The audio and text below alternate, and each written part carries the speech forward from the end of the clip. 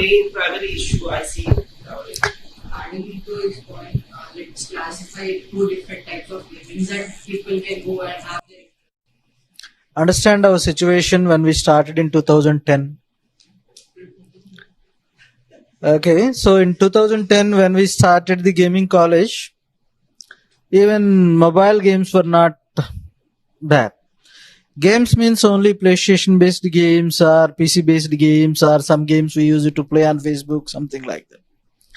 So at the time when we do the marketing, sir, I'm very much interested. Please talk to parent. Please convince them. And when we call them, simply they used to say that, what are you talking? We don't let our kids to play the games. How dare you ask us to let them to do a gaming course? We started with that kind of situation, and we struggled a lot for the initial 4 or 5 batches, almost up to 2016, means almost around 4 or 5 batches, 3-4 batches something. And till then, we also don't have the solid answer to answer them, because everything is assuming it will be like this, it may be, it's something like that. But by seeing the achievements of our first 3-4 batch students, by seeing their success stories, by seeing their placements, then if some parent is asking, then now at this particular moment, confidently we are able to convince the parents by saying only one thing, that if the student is interested, if the student is passionate about gaming, it's a super one. Career opportunities are good. Now I am able to give the stats to them. No way the engineering stats are comparable to gaming stats at this particular moment. Engineering jobs are more, but how many colleges? How many lakhs of graduates are comes up, ask about the placements? I can say that an engineering graduate or some other graduate can start their career only after the completion of their graduation, after getting the certificate, after having 3 to 6 months of training. Those are able to work on the project, but my students are able to work from 3rd year, 2nd semester. So if we make the education in gaming like again a traditional kind of education or something where just teachers can teach based on the experiences, they can teach with applications, they can teach with practicals. Very confident. If I have a student, first my question is to the student, that are you interested? Yes. In which domain? Means like whether you are interested in art or design or programming, or yeah, we are. And I can ask my set of questions to know whether really he is interested. Because many of the who are saying that I want childhood, then I used to have my set of questions to assess. Then if I feel that student is really interested, then I'm having my own documents, I'm having my own stats to convince the parents nowadays and to explain them about the industry and to show what we can call everything now with evidence. We are not telling anything by assuming. We are telling everything with proof. That's the way how I am doing that.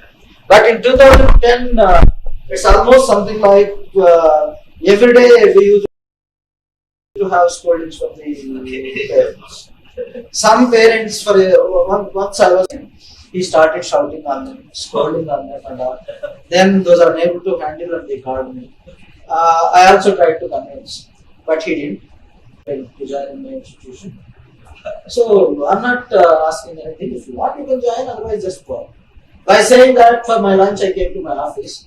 He came quietly to my office, filled the application, paid the fee, took the admission, and just went out. Not even a single word. Okay? Now he is working in EA. Oh. The student is working in EA. Now the parent is so cordial with this. But at that time, that is mainly in south side, convincing the parents who are with that meeting, MBBS in mind is very. But now it's so. Okay, I'd like to add a few things, like all like super points. You answered most of it. One thing you should probably convince like your parents or whoever, maybe not, maybe yes, I don't know what's right or wrong. So let's figure it out, work and all that. Now everybody wants to become a Shah Rukh Khan or a Tom Cruise. That's exactly what the state of this industry is. And in order to convince anybody, you need empirical proof. And guess what? This empirical proof is available. Just go to stateofgdc.com and download the actual report. You'll understand that this industry earns more than movies, TVs, and music industry combined. So there's reviewed by other people in the industry. And like, if that doesn't convince them, then I don't think anything else will. This is going to work out there. There is actual data providing to like this is, and if there will always be folks who are not convinced of it. This is the time where you actually put forward like other people's opinion on it, and you actually say, hey, look at this guy, he can vouch for this, and look at this, you know him, you trust him, he can vouch for this data and all that. That thing is the only thing that will actually give them some confidence. They will never be confident unless you stand on your own feet. No matter what you are doing, even if it's software development, they'll always have their tense like, is this guy going to get a job or something like that. But no matter what, at the end of the day, they want you to be successful, be happy, and be like enjoy what you're trying to do. Yeah, one more thing to add to this is, as this kind of education is new to us, most of the people don't know about this kind of education institutions or courses. For example, if I'm in a village, I want to pursue education in gaming. I can convey my parents. Maybe my parents may be with half accepting. Then definitely they can ask somebody who are educated in the village or in their circle, and they may ask that I want to have my son to join in gaming course.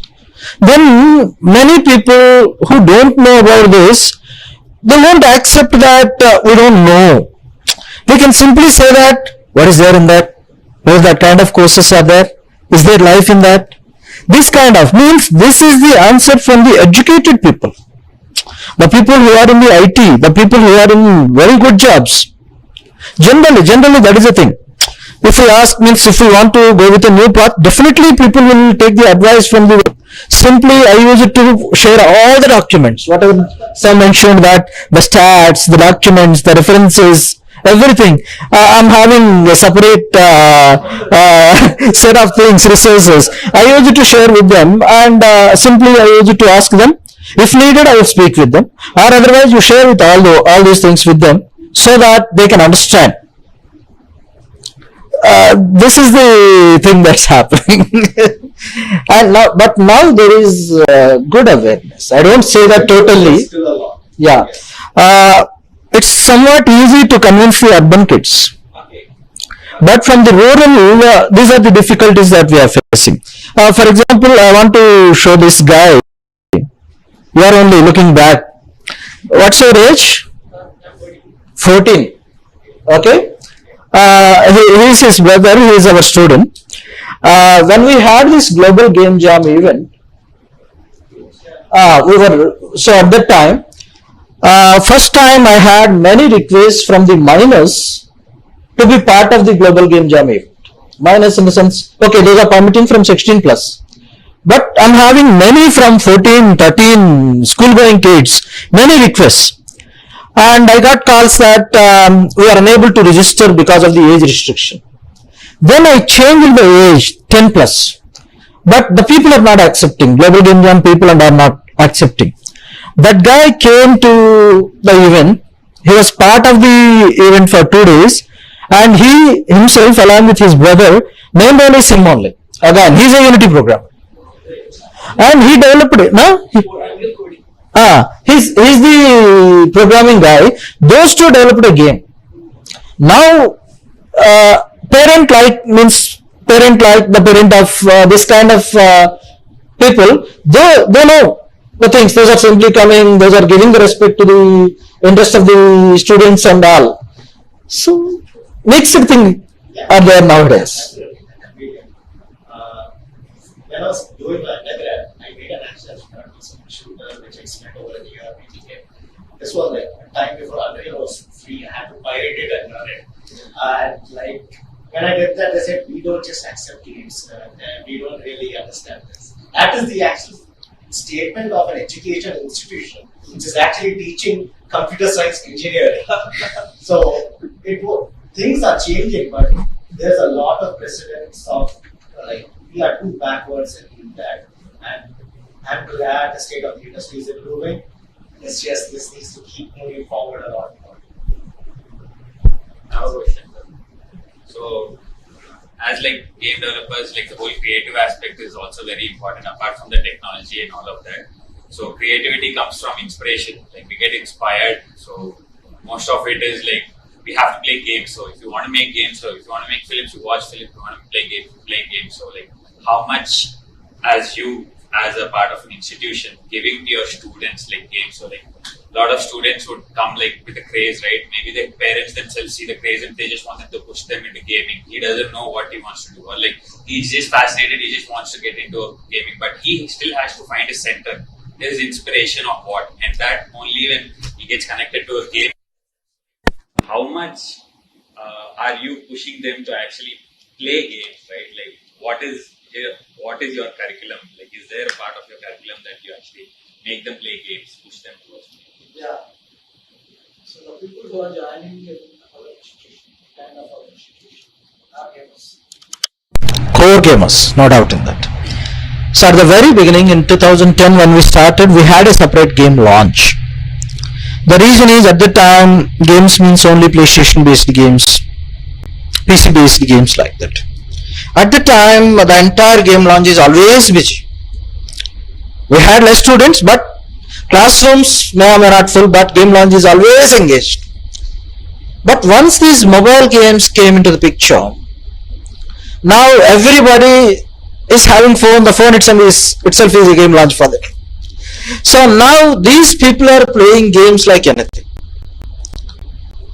If we see our hostel students, for example, outstation students who are staying at one place during the night, if we go to the hostel, if a new guy enter into the hostel, it's something like a den.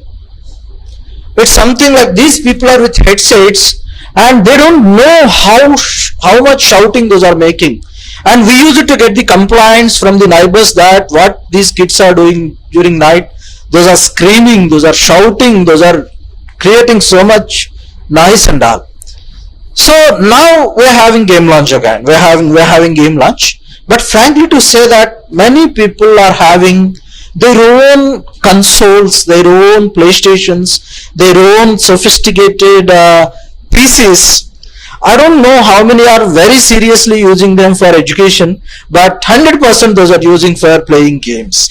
And as part of our curriculum, we are having certain subjects to explore their ideas, to what we can call improvise the existing games, to review the existing games, okay, and all. And at the same time, we are having our in-house incubators. 2 incubators are there. We are having our in-house incubators. Those incubators are to explore the ideas of the students, to polish them, and to make them comfortable with the required infrastructure support, mentoring support, and all. So we are encouraging. It's not something like we teach you listen. No, it's very interactive, and we can encourage our students like anything. That's why only starting from our first batch was started in 2010.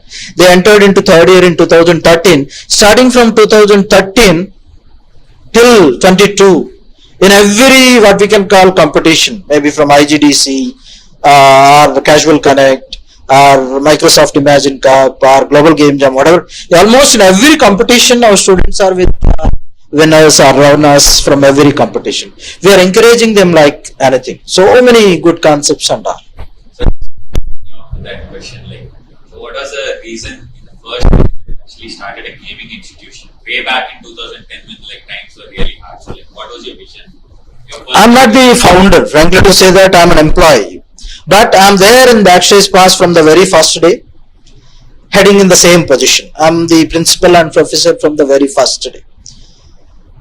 It was founded by Mr. Surya Prakash. He's younger than me. At the time, he's around 22, 23. He's a gamer. And he went to Vancouver. He completed his course there, and then he came to here to establish a game studio. Okay, while coming, he came with 2 UK citizens, 1 USA citizen, and he. All these are from Vancouver. They came to here. They want to establish a studio, and they started searching for the skilled people to work for the studio, but they faced so much difficulty there. Then they thought that, okay, why can't we start training also? But at that time, they were not into this kind of graduation or lengthy programs. Okay, why can't we start short-term courses? With that idea, they established what we can call institution. And this name is also set by those USA and UK citizens. And they started. And for that, they had a good architect, actually, that looking for expansion, because that's a fine arts and architecture university. Those are looking for expansion. They came to know that something is happening like that. Then they offered the affiliation or collaboration at that particular moment. This is at the time there are some people in the university who are with good vision. They had some vision that it's going to happen in future, something like that. They offered what we can call collaboration and affiliation to us. And like that, we started in 2010 with first advanced diploma, and we are very focused only into gaming education. We are not touching any other area. It's not something like animation, gaming, VFX, gaming, not something. We are purely into gaming. In the gaming also very specialized courses, because programming is the technical aspect. Art and design is the creative aspect. Generally, for the programmers, they need to have good mathematics and physics skills. But generally, art people don't like mathematics. That's what I found. So that's why we are having very specific courses. One course is only for design and development, means programming. One course is only for art and design. Recently, in 2019, we started one more bachelor course for AR/VR. That first batch is just this year passed out. So like that, we are having very specialized and very focused courses, and we are having great support from the industry. That's I need to mention, because without their support, we can't do anything. In order to starting from the beginning, starting from the structuring of the course structures, preparation of the syllabus, and helping them for mentoring, because industry is looking for the skilled people. No need to a person to come to us to teach, because those are having good pay, their area of interest to work in the industry. But the industry people are asking, sometimes those are requesting their own employees that go deliver some content there, teach them. We need to, at the end of the day, we need to hire them. So it's something like we are not teaching them, it's something like we are training our own employees. In that way, the industry is really supporting us. Other 2 questions on the gaming institutions versus like self-learner in the gaming institution. Yeah, that's a good thing. So previously, there were no institutions. When these people started the career, there were no institutions many. So they depend upon the available resources, web resources, art tutorials, something like that. Yes, for that, great. If there is no proper path, if there is no systematic approach, we can't sustain that kind of motivation for longer period. We can lose the interest at some time with a lot of difficulties. And even we can't convince the parents that we need to be in that particular industry or approach. Starting from the fundamental. To become, if you want to become a game programmer, what is the foundation that's needed? After that, in a systematic approach, with the required core content, we are in a systematic way we are nurturing the students. And initially, frankly to say that at the very beginning, to convince the parents, we had the first program as computer science and game development. And I used to say that parents used to ask, if the gaming is not going to be there, after 4 years, if there are no jobs, what is the situation? Then I used to say that it's computer science plus gaming. So computer science is there. If gaming is gone, you're having your core. So in that way, but in these 13 years, 9 batches completed the graduation. From those 9 batches, maybe around 1 or 2 students who are in IT. Almost all those people are also because of their family constraints. One guy is there, he's a good programmer. He started his career in gaming only, but finally settled in Calcutta. But there are no good many game studios at that time. It's long back story only. So he's in IT. Except that kind of candidates, all the remaining are in gaming only. That's the thing. So actually, I was Robert from BCA ARVR. Like it's a first of kind in the President's University in the southern part. So I was a dropper there. Before joining the college, I was mentors to the immersive technologies because I had 3 years of experience there. So I eventually my team, my friends who has been graduated recently. So compared to them, I had more skills because I was a self-learner at the time. And how do you justify? Because I was running my own company right now. So still they are stuck with the unskilled, which is not equivalent to for the industrial requirements. That's true. That's only because of your motivation, your self-interest. I can say that in every batch I can find the candidates like you, but not all the students like you. Okay, I'm having students who started their own studios, who are with millions of downloads of games. Teapot Games is one game studio from our student. Seven Summits is one game studio from our student. Raunak is our student. So there are many. And at the same time, we are encouraging our students 10% who are exceptionally good. But I can't say that everybody are like that. Like many of them even surely like interested to get into the institution, but I think it's just too expensive, like cost of 1 lakh or 2 lakhs. I think they just refer the YouTube videos. How can you even have like advice, because they're gonna be interested, guys, has to be give somewhat of support from your end for the institution. See, one thing from the institution, what kind of support means, we used to encourage them with certain what we can call workshops, guest lectures, that kind of thing. Some open workshops, guest lectures, that kind of things are there. And we are having what we can call, we are visiting the colleges, we are conducting the workshops, we are conducting the guest lectures, that kind of thing. But when it comes to the material, that's one big problem that I'm facing, because there is no systematic approach. For example, for one particular subject, if for this batch, if I'm the mentor, I can teach that subject in my own way, in my own style. My material is different. Next batch, if the same subject, for that, if I have a new mentor, that approach is again different. So even here, facing lot of difficulty to prepare the material, to prepare the what we can call video lectures, to record them and all. But in somehow we are streamlining, and we are giving multiple versions of what we can call materials, documents to the students, and we are asking them, these are the different approaches. By going all those material, you can prepare your own approach. That's the way how we are teaching how we are guiding the students. So add to that, in order to have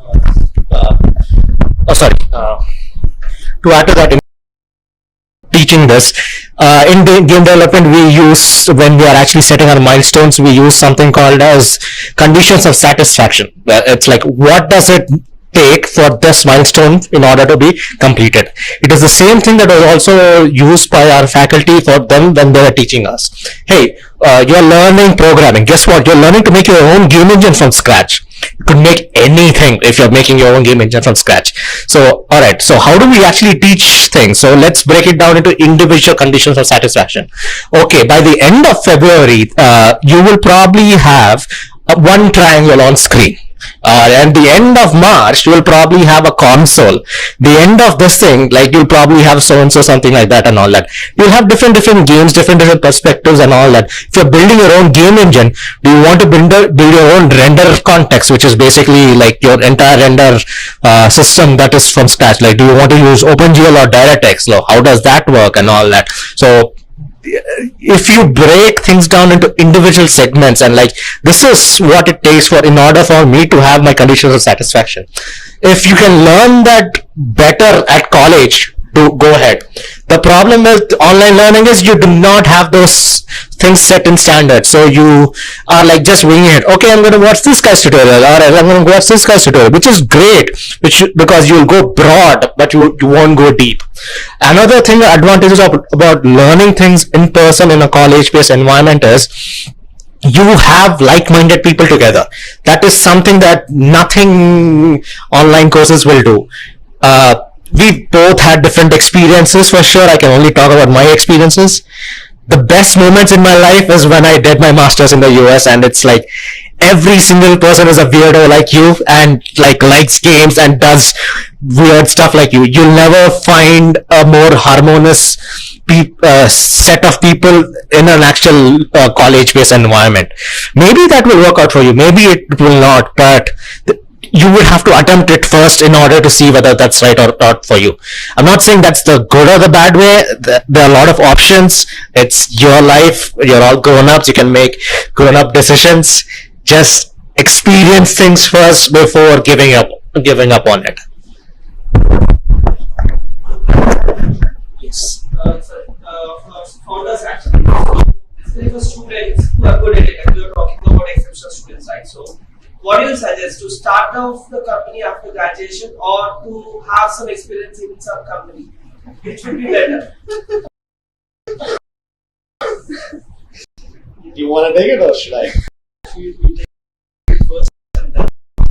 Right.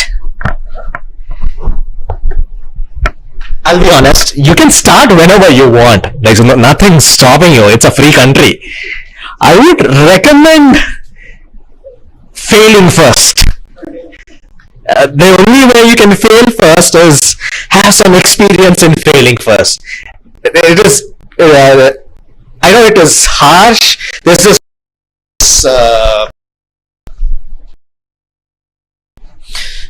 how do I put it? There's this thing that was being taught to me when I was being studied. It's like, it is okay if you fail here. It's better that you fail here than out there. And while I was working, my boss was like, it is okay to break things because we know how to fix things. And then they'll only rely on us how to fix things. So you learn those things. And if you want to start your company, it is great. It's just, there's this saying, like, heavy lies the crown. So it's a lot of responsibility when you're starting your own company, because it's not just you. You have your staff, their livelihoods, their families that are dependent on you. You are responsible for that. And if you go kaput, it's their lives that you're affecting. And so bear in mind that, be confident that, yeah, sure, I can probably take care of this before you actually step into it. VK started straight out of college, and it worked out for him. And there's no good or bad answer. Yeah, it's just be thoroughly planned. Okay, is this what I'm doing? It's like, do not just wing it. It's like, I want to make a game, let's just make a game. That's not a good way to start. Break things down, write it first. Like, if you are unable to write down your thought process in the first place, you can never make it down in the first place. Break it down. This is exactly what I need. This is what I will need. I do not have this. Can I change my scope and see, like, can I do this and try things in baby steps and all that? So the studio that I started and the game that we are making right now, we can know some idea about it, but it's going to be successful. This is just the first game that I know that 2 games afterwards I will get to make the game that I want an option. Think about what smaller baby steps do I need. Hey, if I'm going to make something like an RPG, let's make a small 2D game which has a small inventory system. Like, all of these will build up over the course of time, and all these experiences will add up over the course of time. You can share your stuff. Yep. So yeah, man, you could straight up start from college, so no worries there. You could also start it while you are in college, so that's not the problem. The problem would be the mindset that you have. Are you fit, or are you mentally ready to take that kind of responsibility? So that is what is going to make or break it, because there will be times, and most definitely there will be times when you'll have to wrap up and there's no way out. And yes, yet if you have the mental capacity to move on, right, make the right decisions, sacrifice few fishes to save the ocean, stuff like that. If you have that kind of mindset, you could start your company or startup, whatnot, at any point of time. But there's a saying, a very general one: if you fail to plan, you plan to fail. So make sure that you're planning everything that you're going to. If you're starting a company, definitely have the runway for at least a year, because if you're doing product, you need at least one year worth of runway to have that headspace to kind of have a team together. If you're a solo dev, then there is no point in even having a startup, right? Just make your game. If it works out, then start out having I know people right now who had multiple successful games, and yet they are not a studio. They're just indie studios, indie people who are not registered anywhere, sole proprietorship and whatnot. So the idea is, you'll definitely know if you're capable of maintaining a bunch of people right out of college. If that is not something that is a skill set to you, then probably you're going to fail. So make sure leadership is not exactly a skill that can be taught. You'll have to pick it up. Obviously we could say these are necessary, but you'll still have to pick it up and naturally be good at it. So point number one, if you are ready for that kind of responsibility, if you are ready to deal with not making a game for 6 months and just dealing with people, stuff like that, because founders do have to do that a lot. You would say, no, I don't want to deal with people, I just want to make game, then you probably are not a good fit to be a founder. So make sure that because even in any field, right, like even superstars or movie stars, right, they don't deal with acting on the daily basis. Their entire 6 months would look like 70% negotiating with scripts and directors and whatnot, and just 20% of acting and whatnot. So that is how even a founder schedule is going to be. You're not going to sit on the game every day, and if you are comfortable with that kind of mindset where you're not a game developer, you're probably running a studio, you have to play both a business guy and a creative guy. If you think that's your jam, then you could start right out of college. But definitely just don't start blindly. I've seen a lot of startups fail without experience. Few people think that hiring a bunch of people together and putting them in a room will make a game and start earning money. So definitely don't be naive. Do your research, and if you think you're confident to make something exciting for people, jump, trust your gut, but always don't fail to plan. I want to add a point.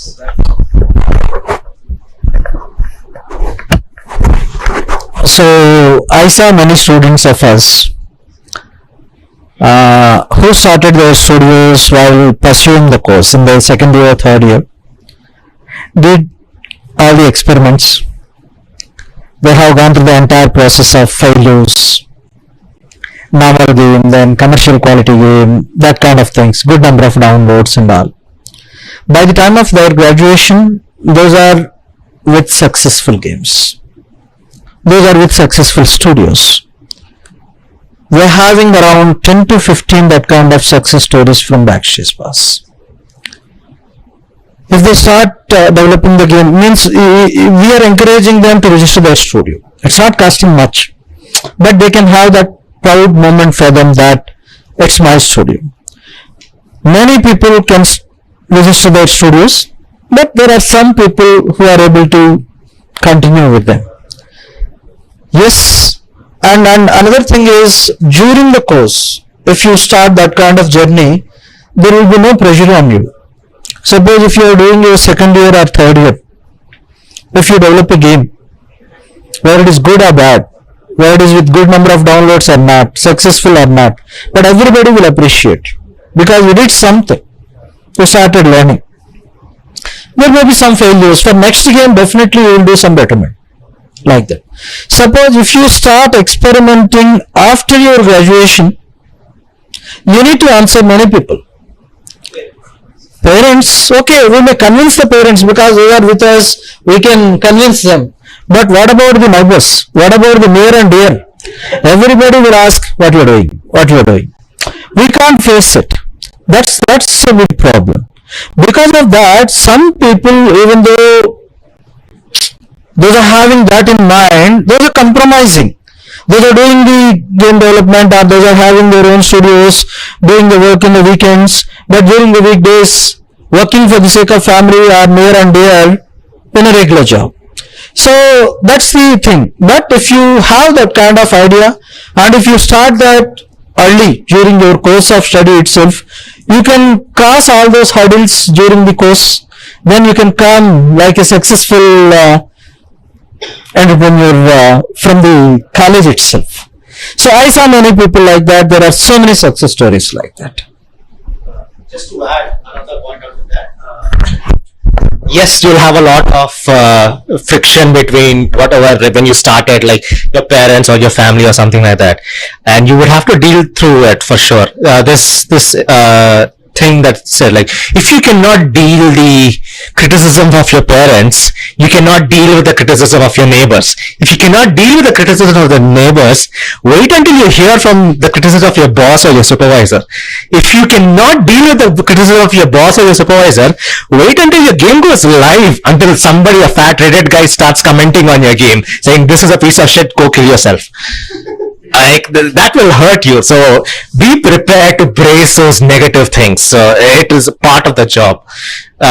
If you are very sensitive to those things, wait, gain some experience, gain some hate, do some like stand-ups or something like that to gain some confidence, then start.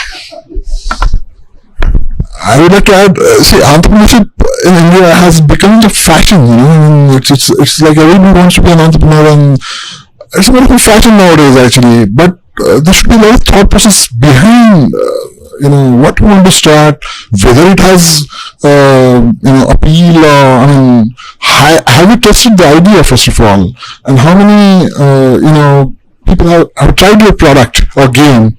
So it all depends on what is the idea. If it is a product market fit, have you tested it before? And of course, how can you manage the show? So it's not a fashion. It's more of a pretty serious thing you're going to enter into actually. So you have to have a lot of responsibility to sell further. So take it seriously, test it first, start small. There is something called Google Springboard, where you can like Google Springboard, right? Right. So what they do at their end is they just have Google Sprint, they call it. So Google Sprint, you can identify, let's say, 5 potential customers, and then you can show the screenshot of your personal product, and then you can analyze. So that sort of mechanism have you done for your product, and accordingly you can take a call that okay, this is what it stands. So that's the thing actually I would like to put, in terms of taking it more seriously. And it's not a fashion; it comes with a lot of responsibility.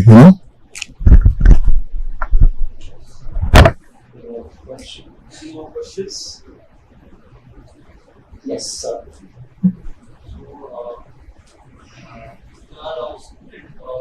Any person who is passionate about it, they obviously have a big family of people. Like this, sometimes they can say proud of being a proud key. So I've seen a lot of people, lot of passionate people, and honestly some very skilled people. So they want to start their something more like a company. So when they start, they're very excited. There are some people, there are some friends or something from similar like-minded people. They start something for a family. They start a studio in a very small place. They are very excited.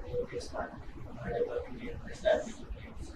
So they have a dream of building a studio from the future.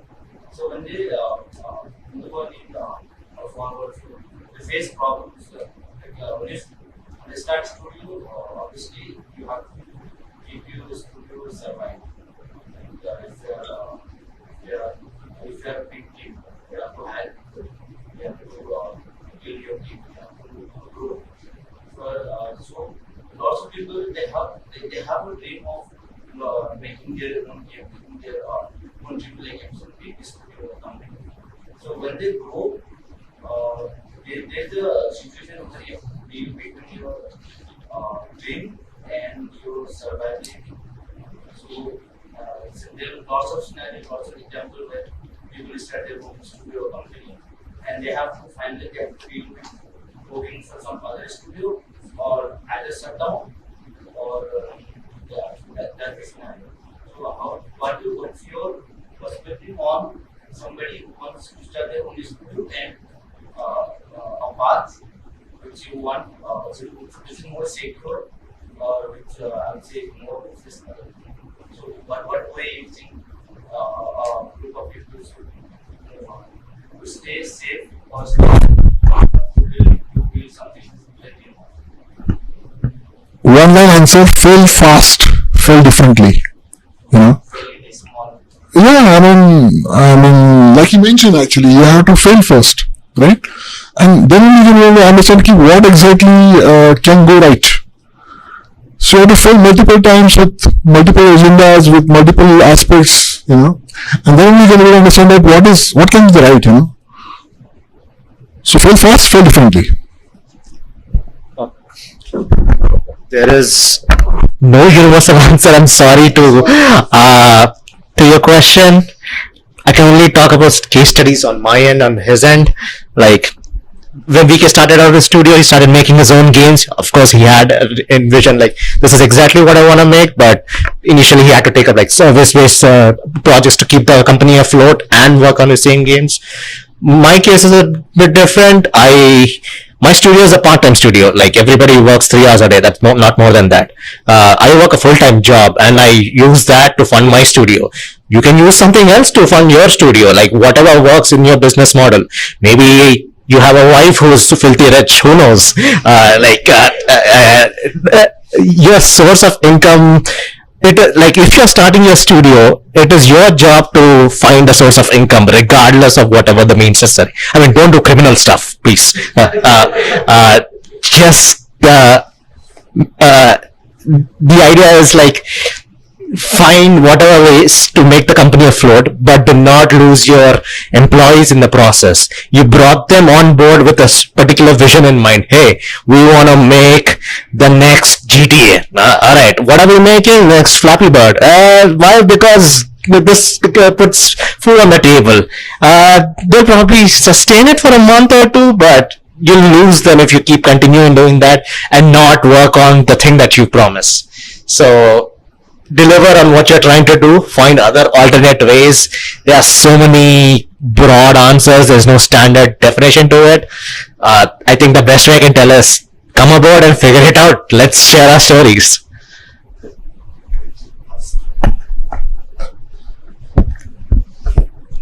Yeah, so starting a studio in the right way, there is no right way to start a studio, but if you're talking about financials, right, as I said, you need to have a runaway. If you're having a baby, you need to make sure that you have money to make sure you're supporting it.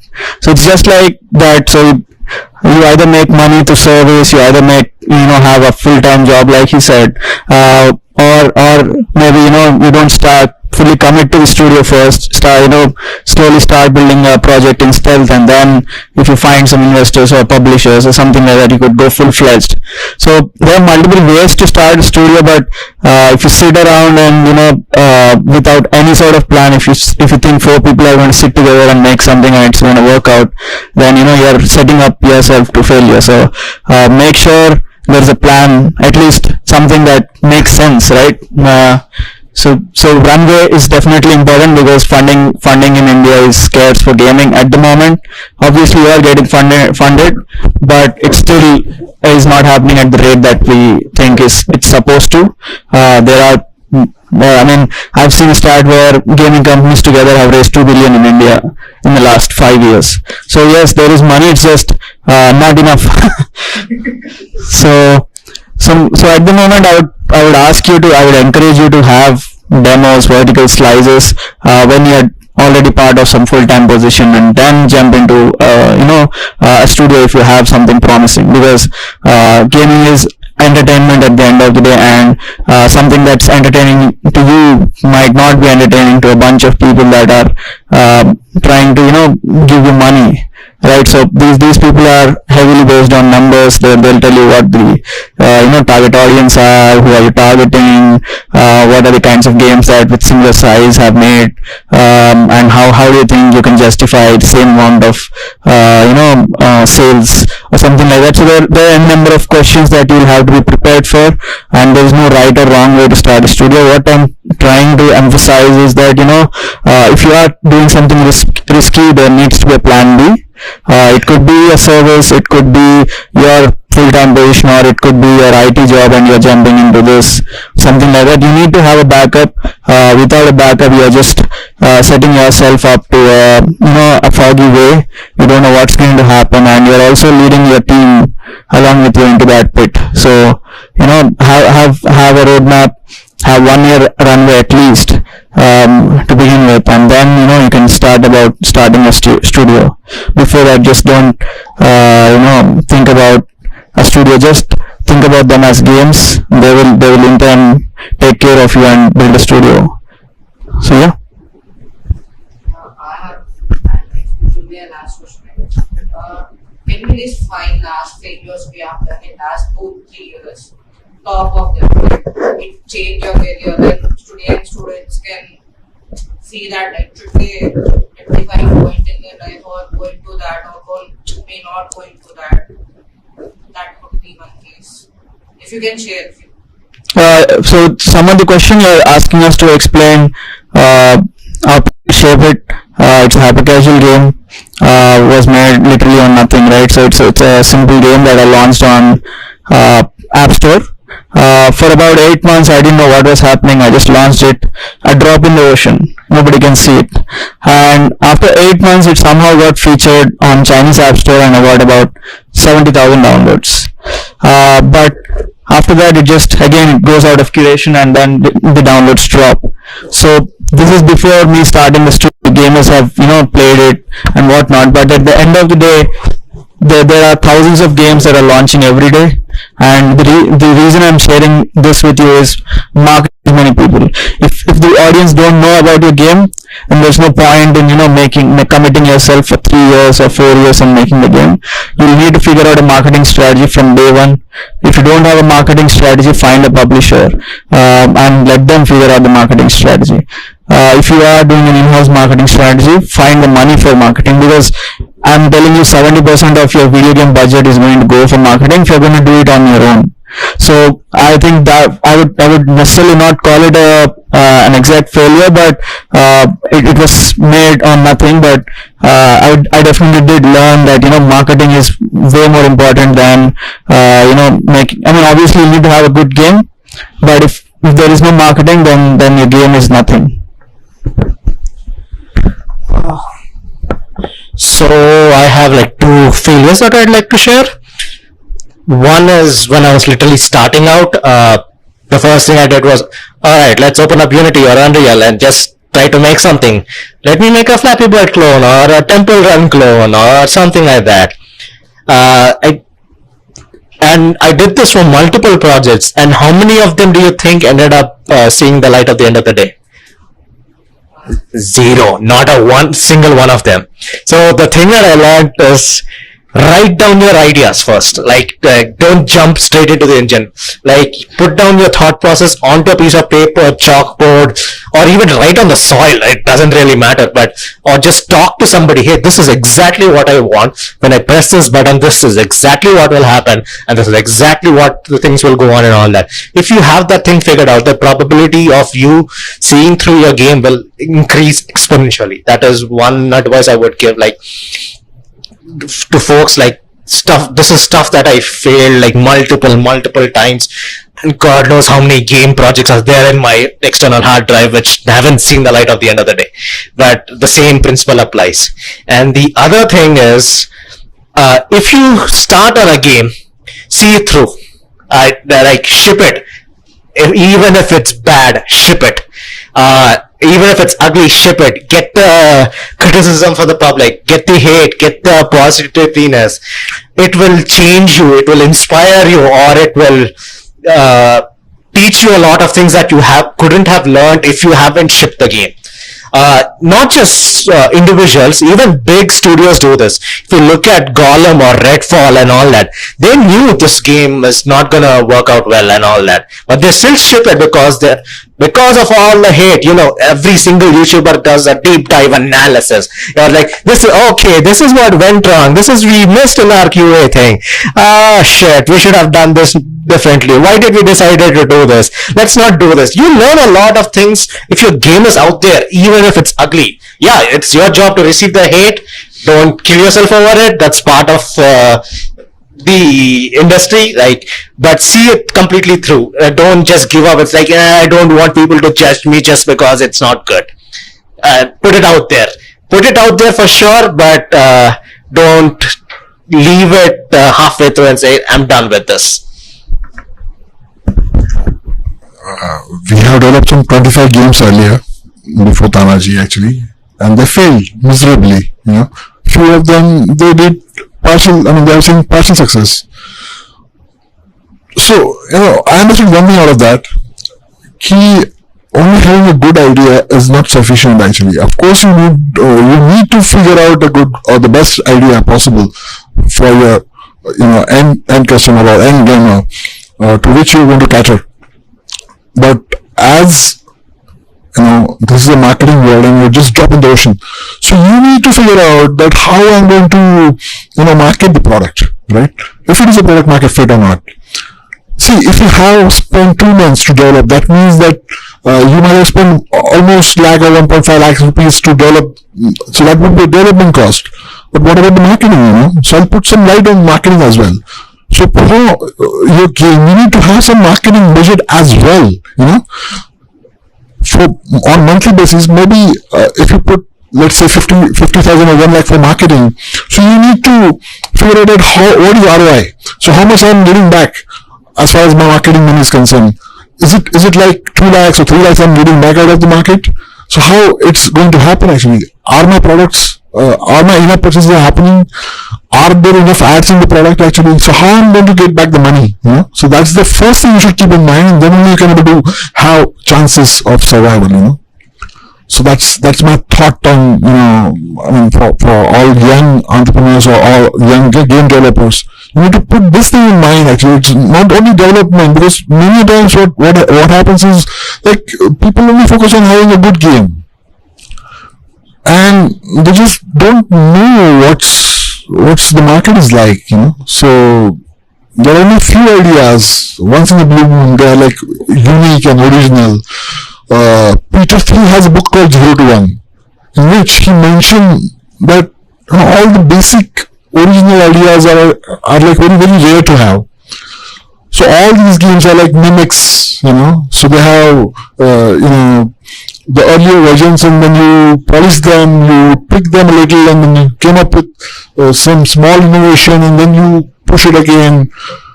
For example, if you have, let's say, Super Mario, you can have Jai Hanuman, that is an Indian version of that, but that's not sufficient, So you need to have basic genuine ideas to create a product actually, and it will take a while. It's not happen, out of the blue actually. And if you don't have them, so don't fake, don't fake it actually. So that's the suggestion I can give to you. Thank you. Because my phrase.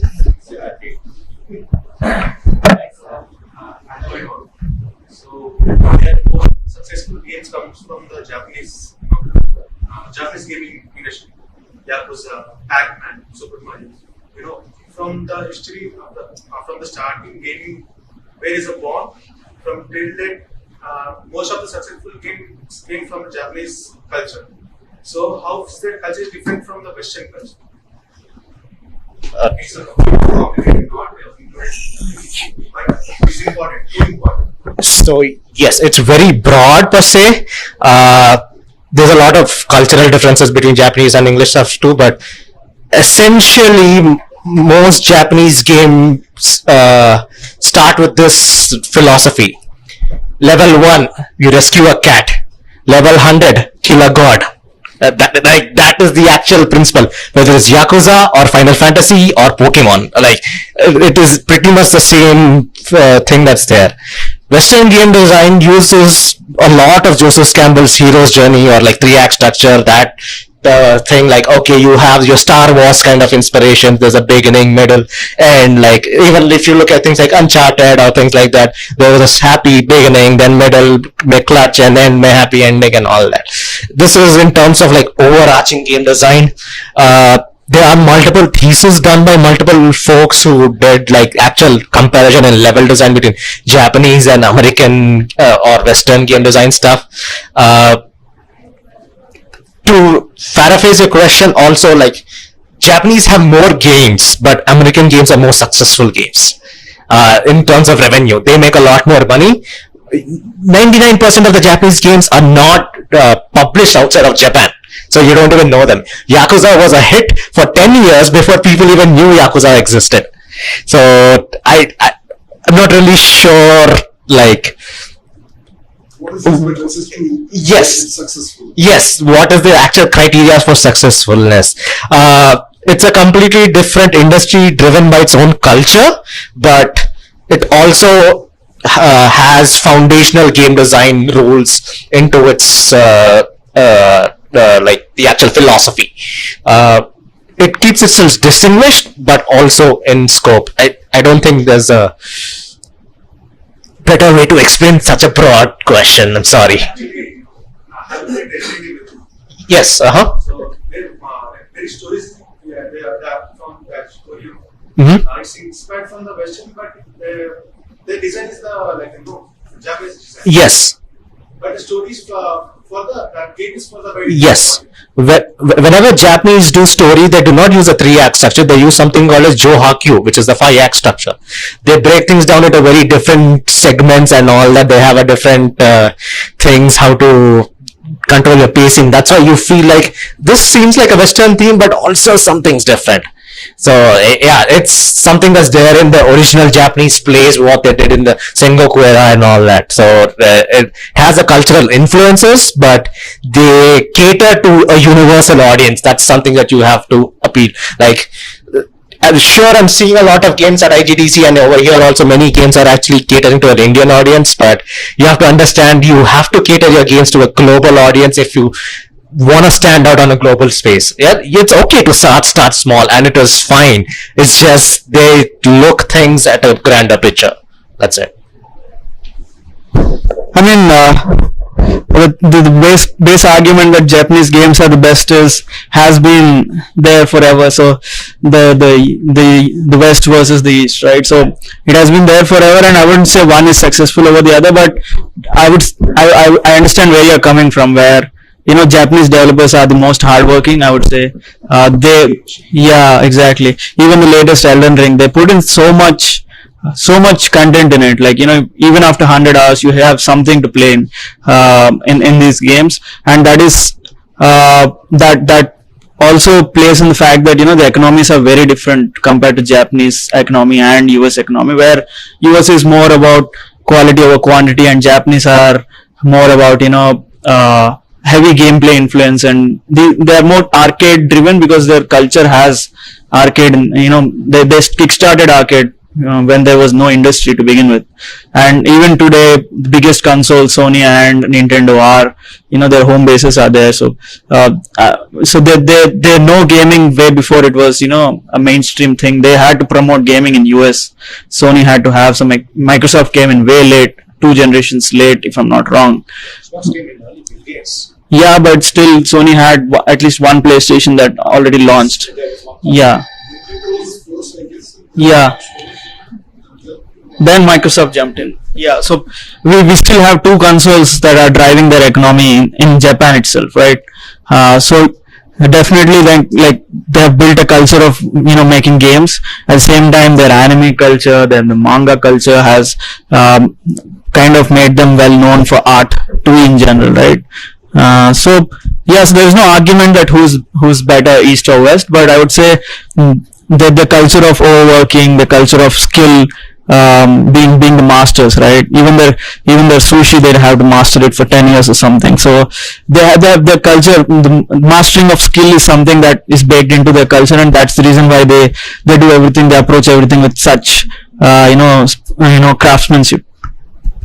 If you publish a game to a Japanese thing and all that, and you say like, hey, play our game, the first thing is like, what happens when I press this button? Okay, I'm gonna leave this and do this. What's gonna happen? They care about the actual moment-to-moment interaction, what exactly happens when I do this, compared to most Western games like, oh, this is the same third person this thing. What, like, you do not pay much focus into that and all that. It's, as VK said, it's a huge cultural thing and all that.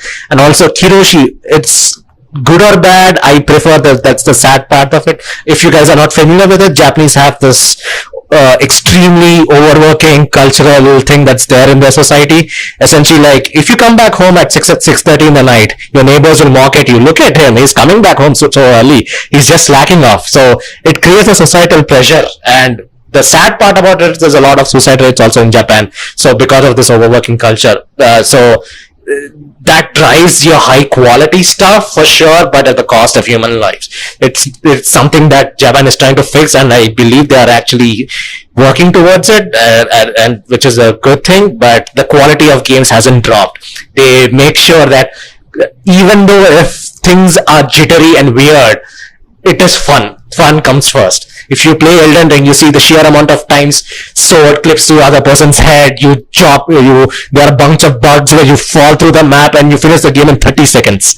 So like, there are all these errors, and they're like, screw it, it's fun. So that is their primary sense of motivation. Most of Western studios are story-driven stuff because of Hollywood influences and all that. So add your cultural influences into it, but explore it to a worldwide audience. He hasn't mentioned about the Korean games. Korean games. Oh well, those are MOBAs, and like the arcades, like they get stuck in the gaming zones. Yeah, that's like, there's a saying in industry, like, if you think you're good at something, remember there's always a Korean who's better than you. Like, scary people who are so good at their job, you'll actually be terrified. Like, hands on, if you ever meet a Korean developer, no, he's miles better than you. I mean, Seoul is the possible capital of the gaming in the future. That's what I feel like, actually.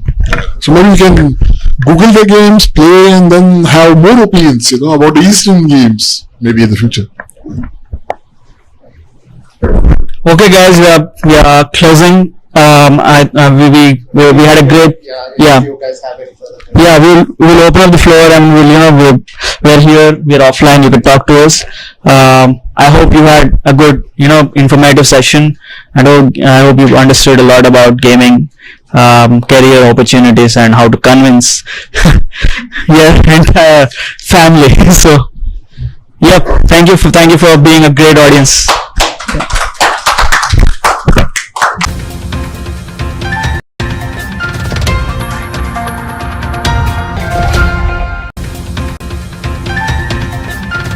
To begin with, may I request Mr. V.V. Ramaraju, Co-Chairman, FICCI Telangana State Council, to deliver the formal welcome address. A very warm welcome to the Northeast Roadshow here in the beautiful city of Hyderabad, in the vibrant state of the Telangana. I am truly privileged and honored to have this opportunity to welcome such an esteemed gathering for this initiative. We are here today in anticipation of the upcoming Northeast Global Investor Summit. This summit, organized by the Ministry of Department of the Northeastern Region, shortly called DONOR. This is aiming to showcase the tremendous business potential that the Northeastern states possess. And it also presents an incredible opportunity for all of us to explore and capitalize the tremendous prospects that are available and possessed by the region. I am also delighted to announce that FICCI, the Federation of Indian Chamber of Commerce and Industry, is proud to be a partner of this ministry in this unique initiative. The region, Northeast region, with its 8 states boasting immense cultural diversity, and in the breathtaking landscapes. It's a treasure of trove of untapped potential. It is also a region where tradition and modernity blend seamlessly, creating a unique and vibrant business environment. The business location of the Northeast, sharing international borders like Bhutan, China, Myanmar, and Bangladesh, provides a unique advantage for trade, connectivity, and investment. It serves as a gateway to the Southeast Asian markets, opening up avenues to cross-border collaborations and economic growth. To add to this, furthermore, the Northeast is blessed with abundant natural resources, ranging from hydrocarbons and minerals to fertile agricultural lands and pristine forests. These resources present a tremendous avenues for growth, particularly in sectors like energy, mining, agriculture, food processing, pharmaceuticals, textiles and handlooms, tourism, and infrastructure development. These opportunities within the sectors. Today we are honored to have the presence of these esteemed guests who have graced us with their distinguished experience and presence. Mr. Moses Chalaya, Secretary of the Northeastern Council, brings with him the wealth of knowledge and experience in driving this development of this region. We also have the privilege of welcoming Harpreet Singh, Joint Secretary, Minister of Donor, with his expertise and dedication for this initiative has been instrumental in advancing the goals of the Northeastern region. In addition to, we are joined by senior officials from the 7 northern states who have been working tirelessly to create an enabling environment and ecosystem for the business and investment. Their presence here today gives us and shows us that government is commitment in improving, supporting and promoting the Northeastern region as a thriving business destination. It is also a testament to the vision and determination of our leaders to harness the vast potential of the Northeast region and create a robust economic environment and ecosystem that fosters inclusive growth and development. Ladies and gentlemen, we have a unique opportunity before us today. By exploring business opportunities in the Northeast, we can also expand, not only expanding it, but also venturing into other joint ventures, but also to contribute to social economic development of the region. The Northeastern region states eagerly waiting to welcome the investors, entrepreneurs, and collaborators who can help unleash their true potential and create a win-win scenario for all the stakeholders. The roadshow here today serves as a platform for dialogue, collaboration, and knowledge sharing. It is also an occasion to connect and engage with the key stakeholders, understand the investment climate and environment, and forge meaningful partnerships.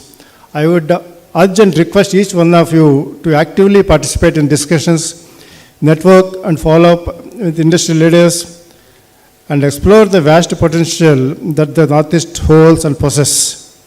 Let us all seize this opportunity to create lasting partnerships and continue to the growth of the Northeastern region. Once again, I extend my heartfelt welcome to all the distinguished guests present here today. Your presence here signifies your belief in the immense opportunity that the Northeast offers. Thank you for being part of this Northeast event, this momentous event, and I wish you all a fruitful discussions, valuable connections, and a memorable experience and takeaways. Thank you very much. I would now like to invite Mr. Harpreet Singh, Joint Secretary, Ministry of Donor, to kindly make the theme presentation. This by way of introduction to the Northeast. Most important guests of today, the captains of industry, business champions, prospective investors in the Northeast. I stand before you just to give you a sort of overview of what the Northeast is all about in terms of the potential that it holds for investment. Not many of us may know as much about it as one should, I guess. You will, of course, have a chance to listen to all the states who are present here today, talk about their own states, the potentials, their areas of priority, etc. Let me first start by putting before you, sharing with you, two very important comments in speeches that the Honorable Prime Minister of India made about the Northeast. In the first, he described the Northeast of India as having the potential to be the new growth engine of the country. In the second, he described the 8 states of the Northeast India as the Ashtalakshmi of India. And these are with good reason, as you will see in the subsequent slides. So what is it that the Northeast offers by way of something that is unique, something different, and then as an advantage that it possesses over many other states? Let's look at the demographic of the states. It has a very favorable land to population ratio. 7% of India's land and only 3.7% of India's population. By 2030, it is expected that 37 million will join the working age population. Almost around 82% of the population is literate.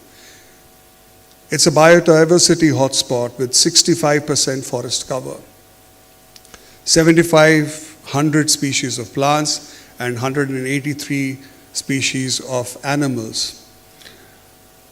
It has huge mineral resources, the largest onshore reserve of petroleum and natural gas, followed by coal, limestone, sandstone, granite, iron, and silicon. There's abundance of water, essential for any industrial activity. The network of rivers offer great potential for navigation. There's in excess of 50,000 megawatts of hydropower potential, which is there to be tapped. Perhaps the best known Northeast resources are its agricultural resources, tea, rubber, bamboo, and the horti produces. By way of industrial and trade infrastructure, it offers 125 industrial parks. There are 4 notified special economic zones in the region, 38 land custom stations, 5 integrated checkpoints, and 12 border huts, 10 across Bangladesh and 2 across the border of Myanmar. So, when we look at the Northeast, how does it fare in terms of the infrastructure, its connectivity? Well, it has 17 operational airports, 2 of which are international airports, extensive road network. The road density at 144 kilometers per every 100 square kilometers is higher than the national average of 115 kilometers per 100 square kilometers. Huge network of national highways, state highways, and district roads. The trilateral highway, which starts in the northeast, going down from Myanmar to Thailand, is also a work in progress. There are 20 national waterways. There exists a protocol on inland water transit with Bangladesh. We have access to Mongla and Chittagong seaports in Bangladesh.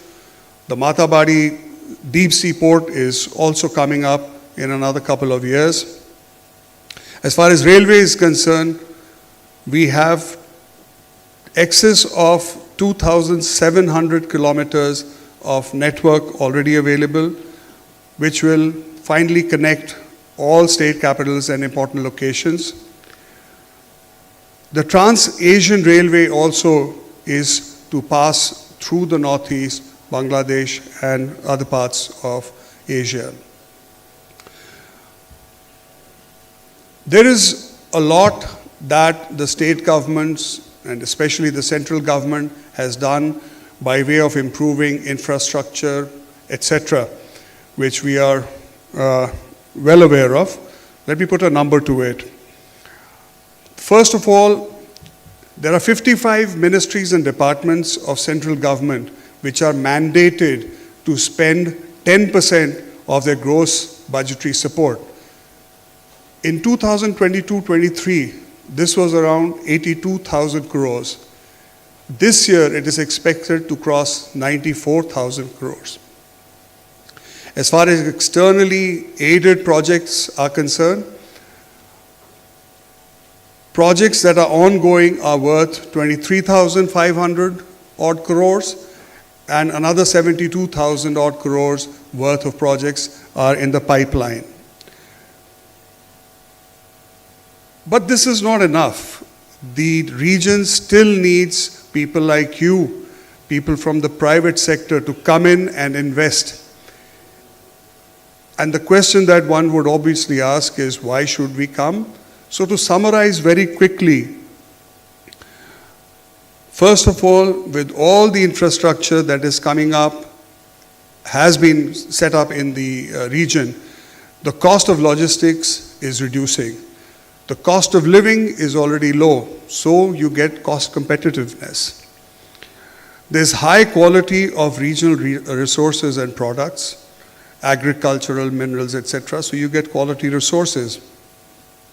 Like I mentioned, by 2030, 37 million are expected to join the working age population. It's a working age population, and it's a population that is aspirational, eager to work, so you get a young, talented workforce. And of course, it is the gateway to the Southeast Asian markets, so it is very strategically located. Based on our assessment and detailed discussions that we've had, priority sectors for purposes of investment.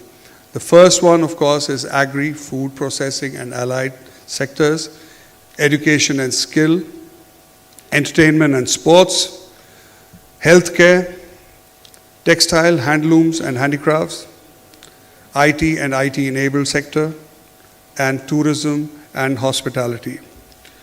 I'll quickly go through the sectors one by one. Agri and allied sector, 50% of the country's total tea production comes from this region. That's 1/6 of the total world production of tea. Sikkim is the fully organic state, and in their presentation, I'm sure they're going to talk about this. There's skilled manpower available with so many agricultural universities in the region. There's a huge pool of skilled manpower available. Infrastructure, medicinal plants with over 40% of India's total endemic plant species available in the region. And produce, of course, like bamboo, rubber, tea, spices, flowers, fruits, etc. So what are the opportunities that these offer?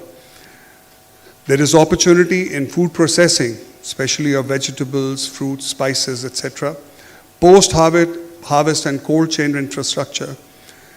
Agricultural inputs, rubber and bamboo processing, breweries and distilleries. So the challenge here is to how best evacuate the produce of the region to other parts of the country and beyond.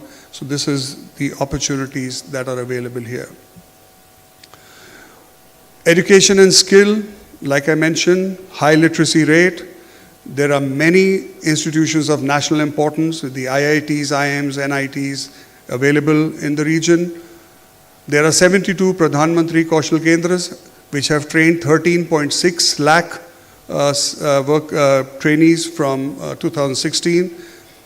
There's a Northeast Skill Center that has been established in Assam. There's an Assam Skill University, and another one I believe that is being set up in Tripura. The opportunities are in the areas of setting up private school with international curriculum, etc. Like I said, this is an aspirational population. Demand for high quality education, vocational and skill training, finishing schools, etc. With all of this, the region actually has the potential to be an international education hub.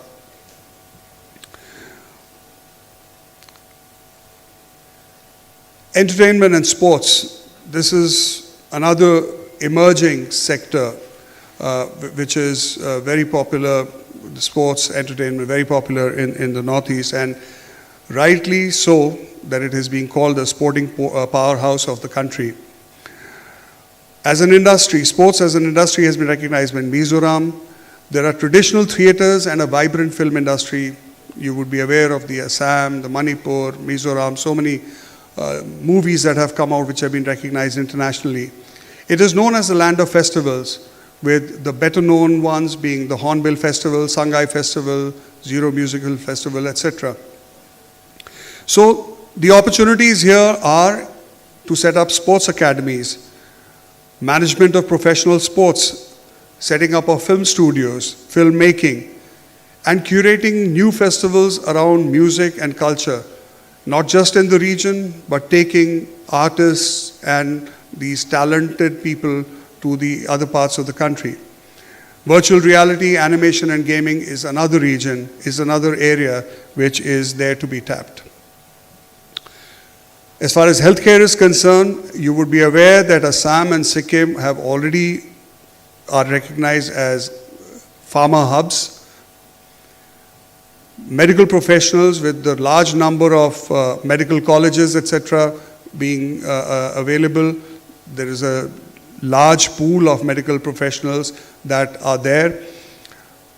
There are over 2,000 facilities of public health care systems, private health care systems available in the Northeast region.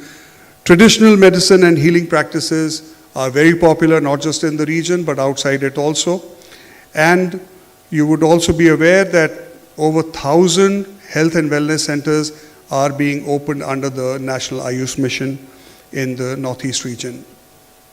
So again, pharmaceuticals and medical manufacturing devices is one area where opportunities are available. Medical value tourism, telemedicine, medical education, hospitals and diagnostics, and critical care facilities. IT and IT-enabled sectors, you would be aware that the third international internet gateway has been set up in Agartala. There are IT parks available in Assam, Meghalaya, Tripura, and Manipur. There is a special economic zone for IT coming up in Imphal. The Ministry of Electronics and IT has launched the Northeast BPO promotion scheme, which provides huge incentives in this sector.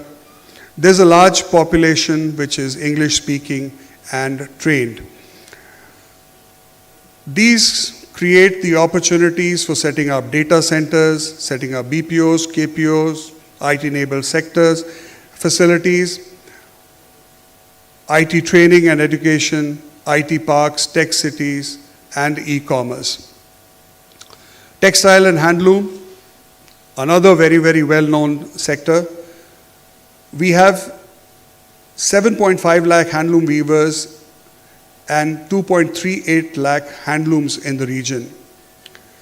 22.86% of the total silk production of India comes from the Northeast region. And you have the well-known varieties of Eri and Muga silk. The largest importers of the silk is USA, followed by UAE, UK, and Italy. There is traditional jewelry that is made from bamboo, feathers, and beads, and bamboo and cane handicrafts, furniture, etc. All this lends itself very well into the global demand for environment-friendly products. Demand for design centers of handloom is there in the country, in this region, to tap into the talent that is there, the resources that are available there. Textile manufacturing. There has been a recent upsurge in use of specialty fibers like banana fibers, water hyacinth, pineapple leaf, etc. Setting up of apparel and garment factories, branding, marketing, and retail. The last sector, which is tourism. Like I said, it has a unique biodiversity. The natural beauty is brilliant. For those who've been there would understand what I'm saying. The tourist fall is now picking up. Post-COVID, data shows that tourist footfall is picking up in the Northeast region. It has 19 national parks and 65 wildlife sanctuaries, including 2 World Heritage Sites. Adventure and ecotourism are very, very popular here, trekking, camping, rafting, etc. And Northeast region is the home to many historical and religious sites. The opportunities for setting up of hotels, resorts, and especially homestays is tremendous. MICE tourism is picking up tremendously, and they're looking at newer and newer places to visit. Adventure tourism, the potential is enormous. Opportunities for destination development, river cruises, etc. So these are the sectors that I have briefly outlined. More detailed presentation on this will be made by the states, and then discussions that will follow in the B2B, B2G meetings. Just like to quickly update the House on what we've done so far. For the Hyderabad Roadshow, we've had, I think, close to 350 registrations, and many of you who are present here, so thank you for that. In Bombay, we had, I think, close to 400 odd registrations and about 300 attendees. So the going is good, the momentum is building up for the Northeast Global Investor Summit. At the state level, we've had participation of over 290 investors. Thus far, before coming to Hyderabad, we've got a commitment of over 40,000 crores already. The states have identified a shelf of investable projects, which they will talk about. We've held state roundtables. I want to emphasize here that this is not a Ministry of Donor show. This is Ministry of Donor acting just as a catalyst, as a facilitator. It is actually the states which own these projects. It's the states which will be talking to you and telling you about the opportunities a little more. During the state roundtables, we've actually had an opportunity to share learnings about investment promotions with the states amongst themselves. There has been policy benchmarking, etc. Ease of doing business. 6 out of the 8 states already have single window systems. The other 2 are work in progress, which will be completed very shortly. Industrial promotion agencies are being set up, and industrial land banks have already been identified for the purpose of industry. So that brings me to the end of my presentation. I would once again welcome all of you to the Northeast. Thank you very much. We have some people here who are from Hyderabad, who have invested in the region, and I thought it would be a good opportunity to listen to them.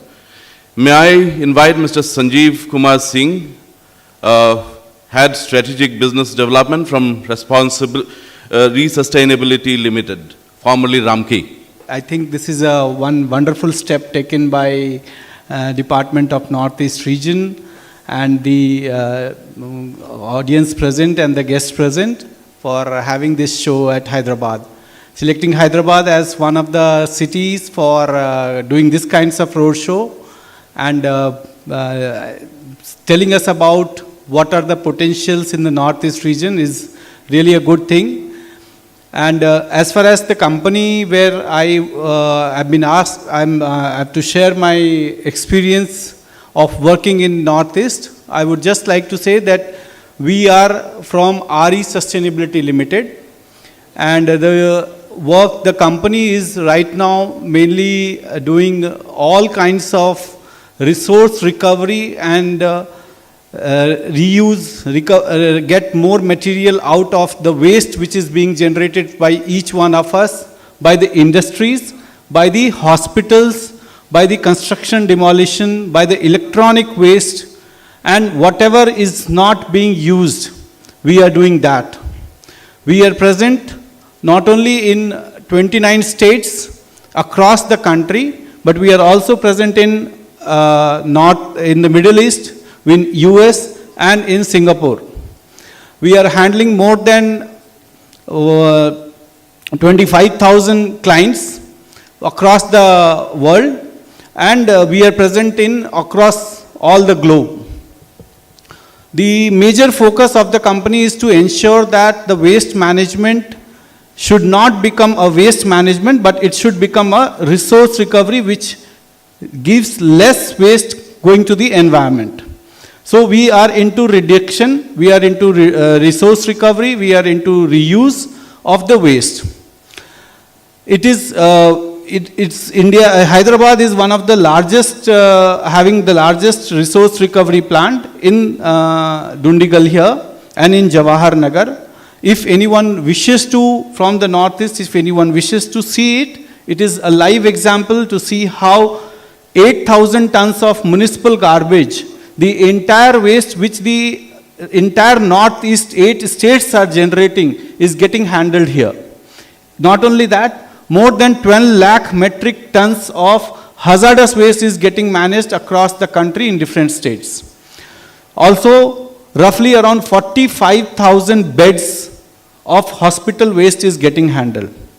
So when it comes to Northeast, what we understand, and it was a very clear understanding that what is the potential of the states.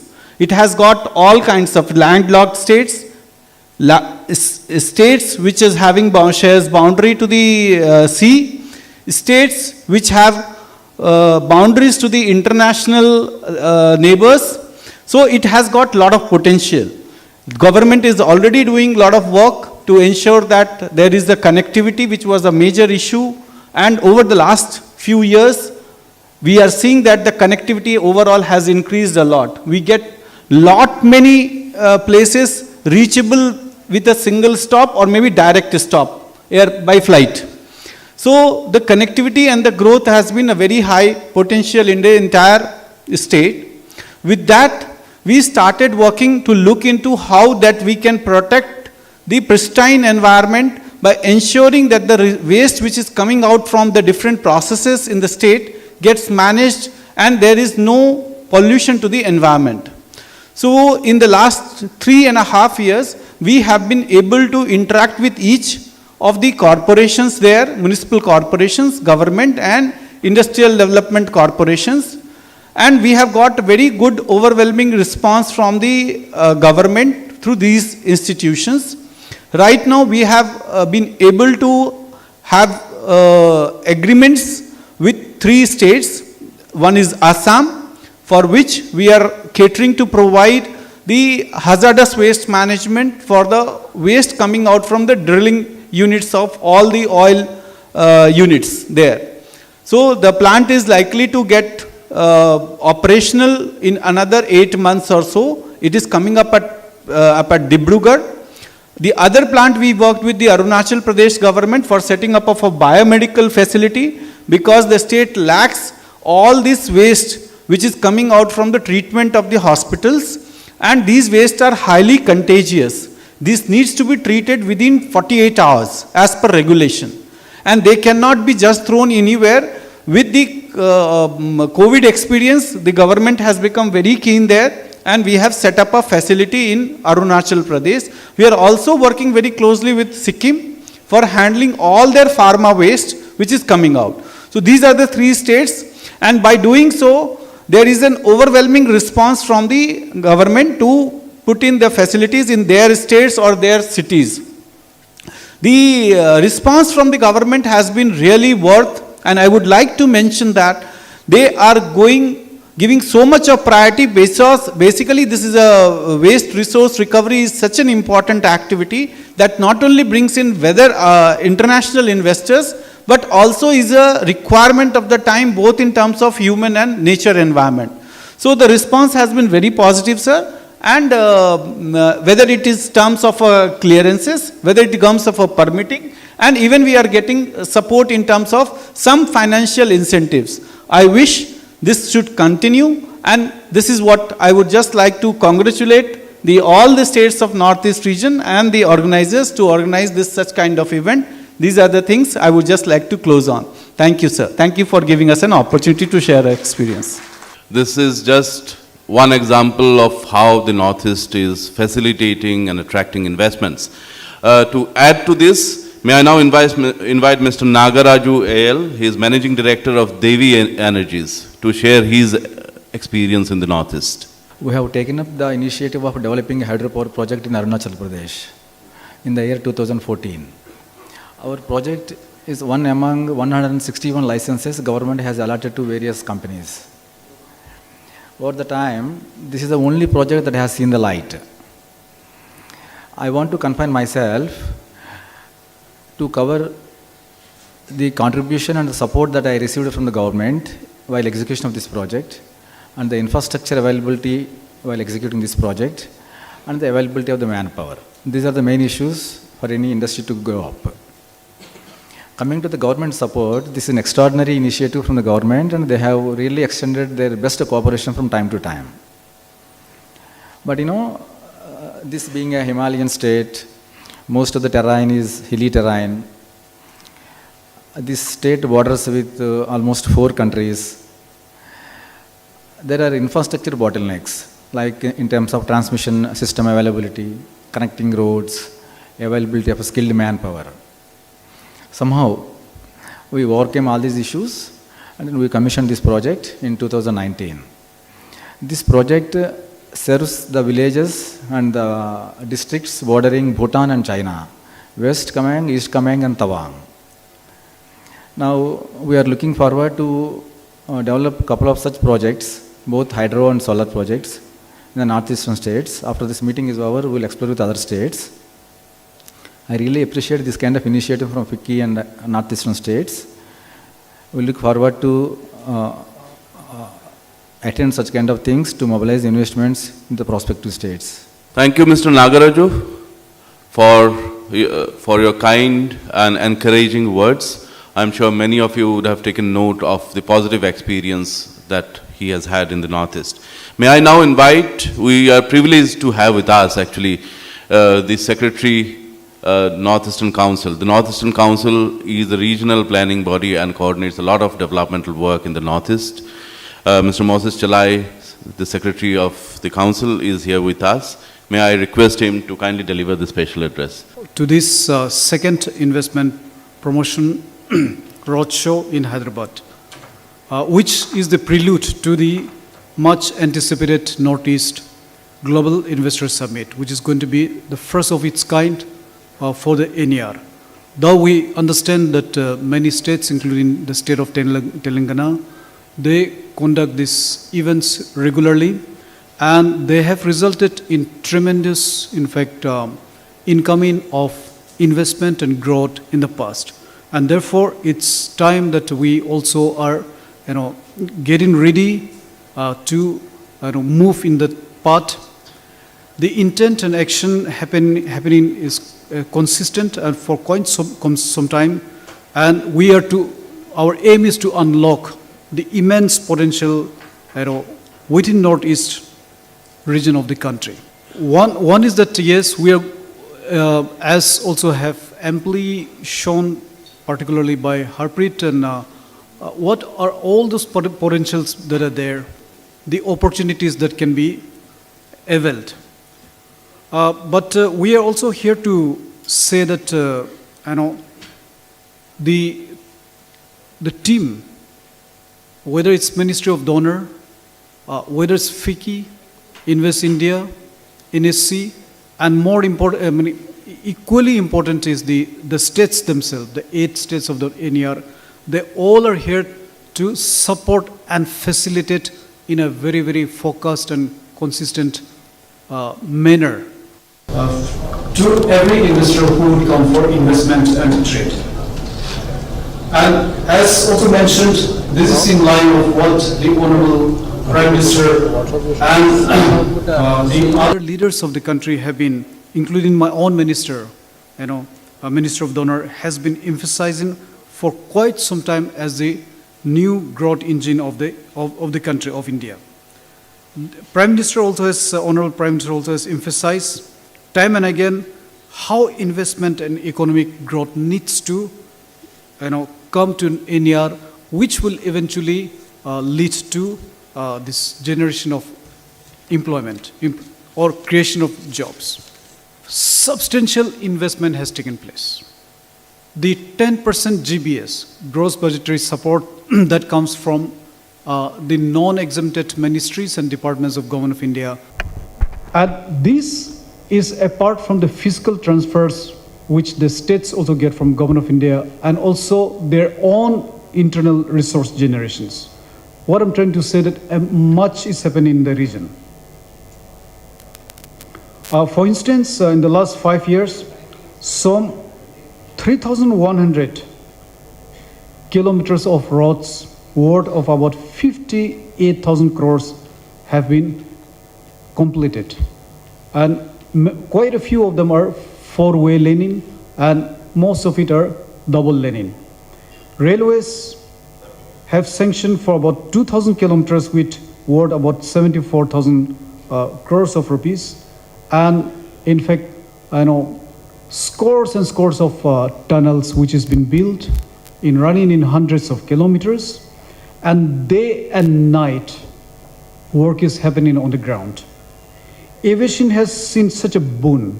I mean, the last few years, we all who come from Northeast will bear testimony to this fact.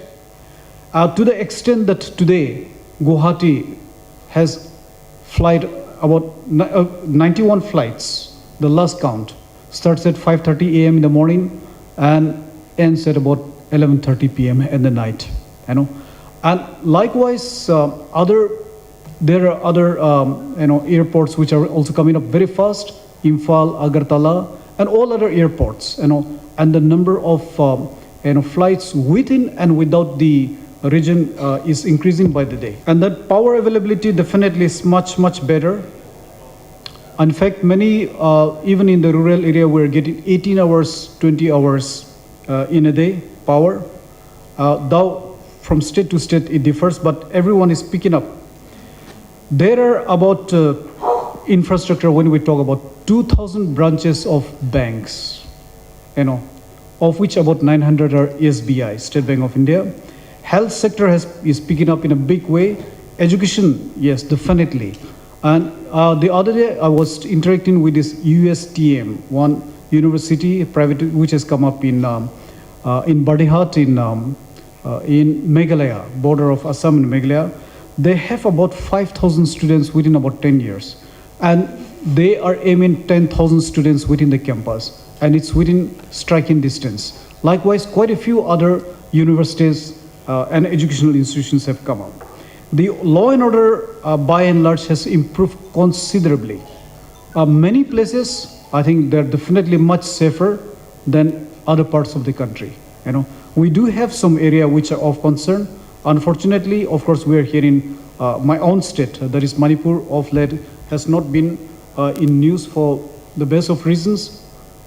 But I know overall it has improved, and which means that, of course, we are in a climate of, which will support good business.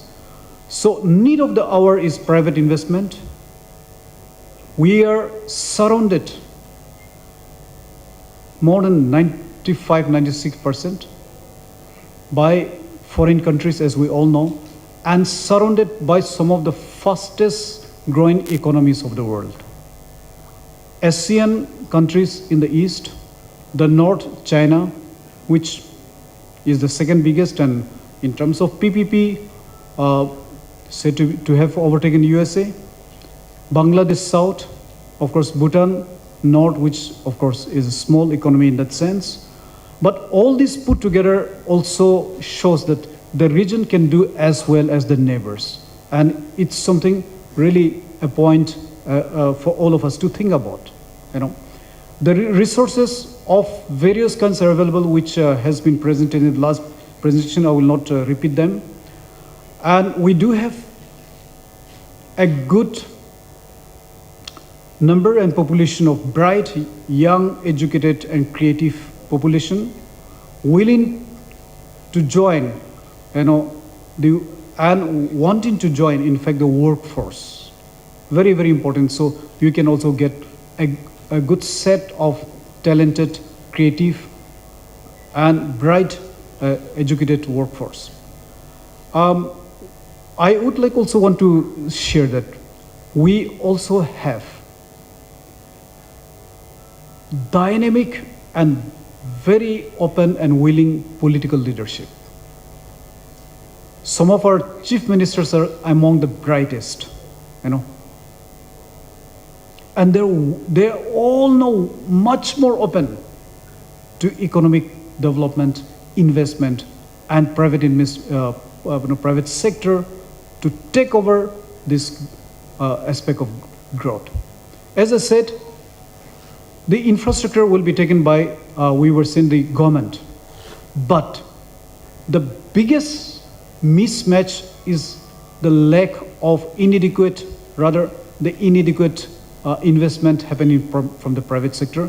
And that's where we would like to urge and plead with you that you need to come, and that the environment, the overall, that ecosystem is gearing up to receive the investment, unlike even in recent past. And we also have got very bright, very knowledgeable, and passionate team of officials and bureaucracy. That's also very, very important. Very quick to catch up.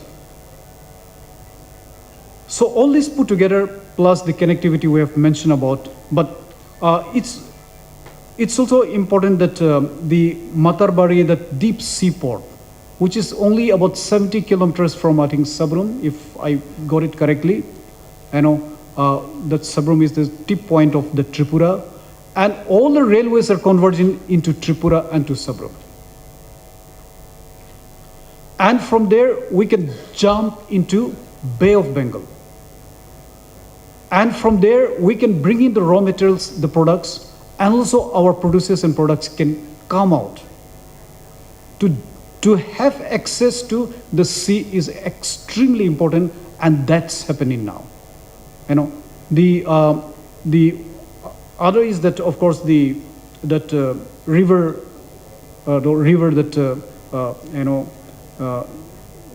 waterways, which a lot is happening, and the ministry himself is from the region, and so through Brahmaputra and Ganga, we can also link up to the Bay of Bengal and to the rest of the world and the country.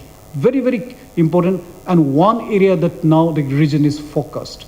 Therefore, that landlocked and that disadvantage that we have will be to a good extent overcome by this development. And Matarbari, that deep seaport, which will be able to house and anchor and bring the biggest of sea vessels, ships. We should be ready by 2027. The Japanese team, the Japanese government is fully into that and very, very focused. But apart from that, we also have got a population of about 5 crores within the region. That itself, don't you think, is a very good market? So, in fact, I know that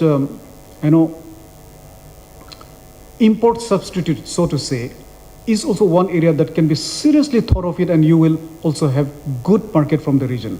Very important. And also I'm about to conclude, the IT is one area that can really, really come up. We, of course, have got the agro-based industries, tourism, which can be very, very big, the education, the medical, all of them put together, all very important. But I would like to emphasize on this, that IT, which does not discriminate.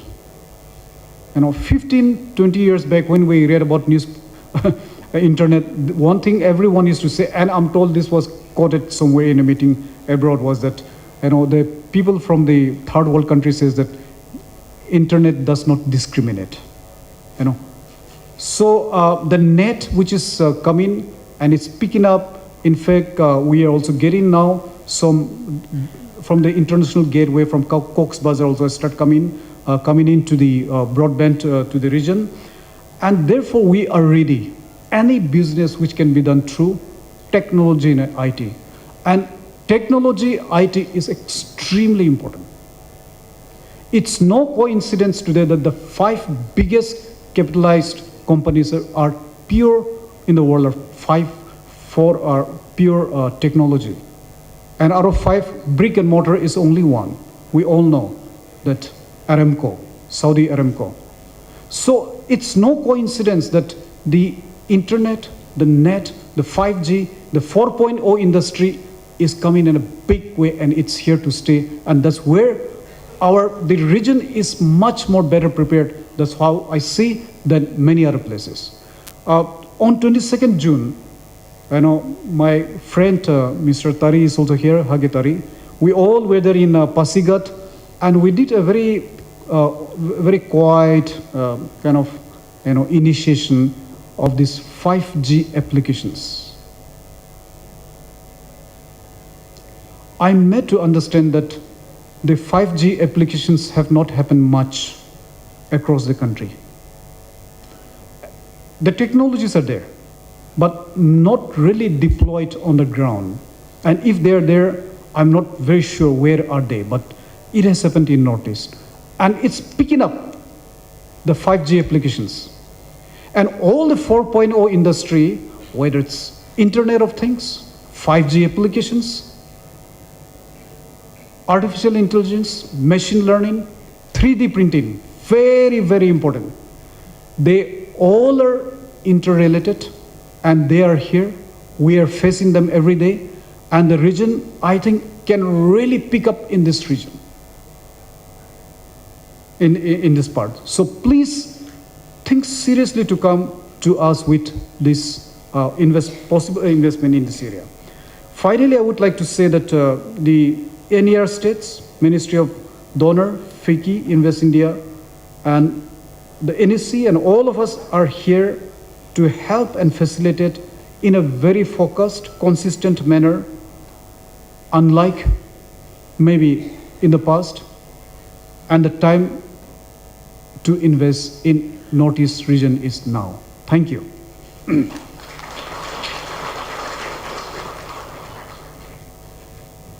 Thank you, sir, for your very insightful speech.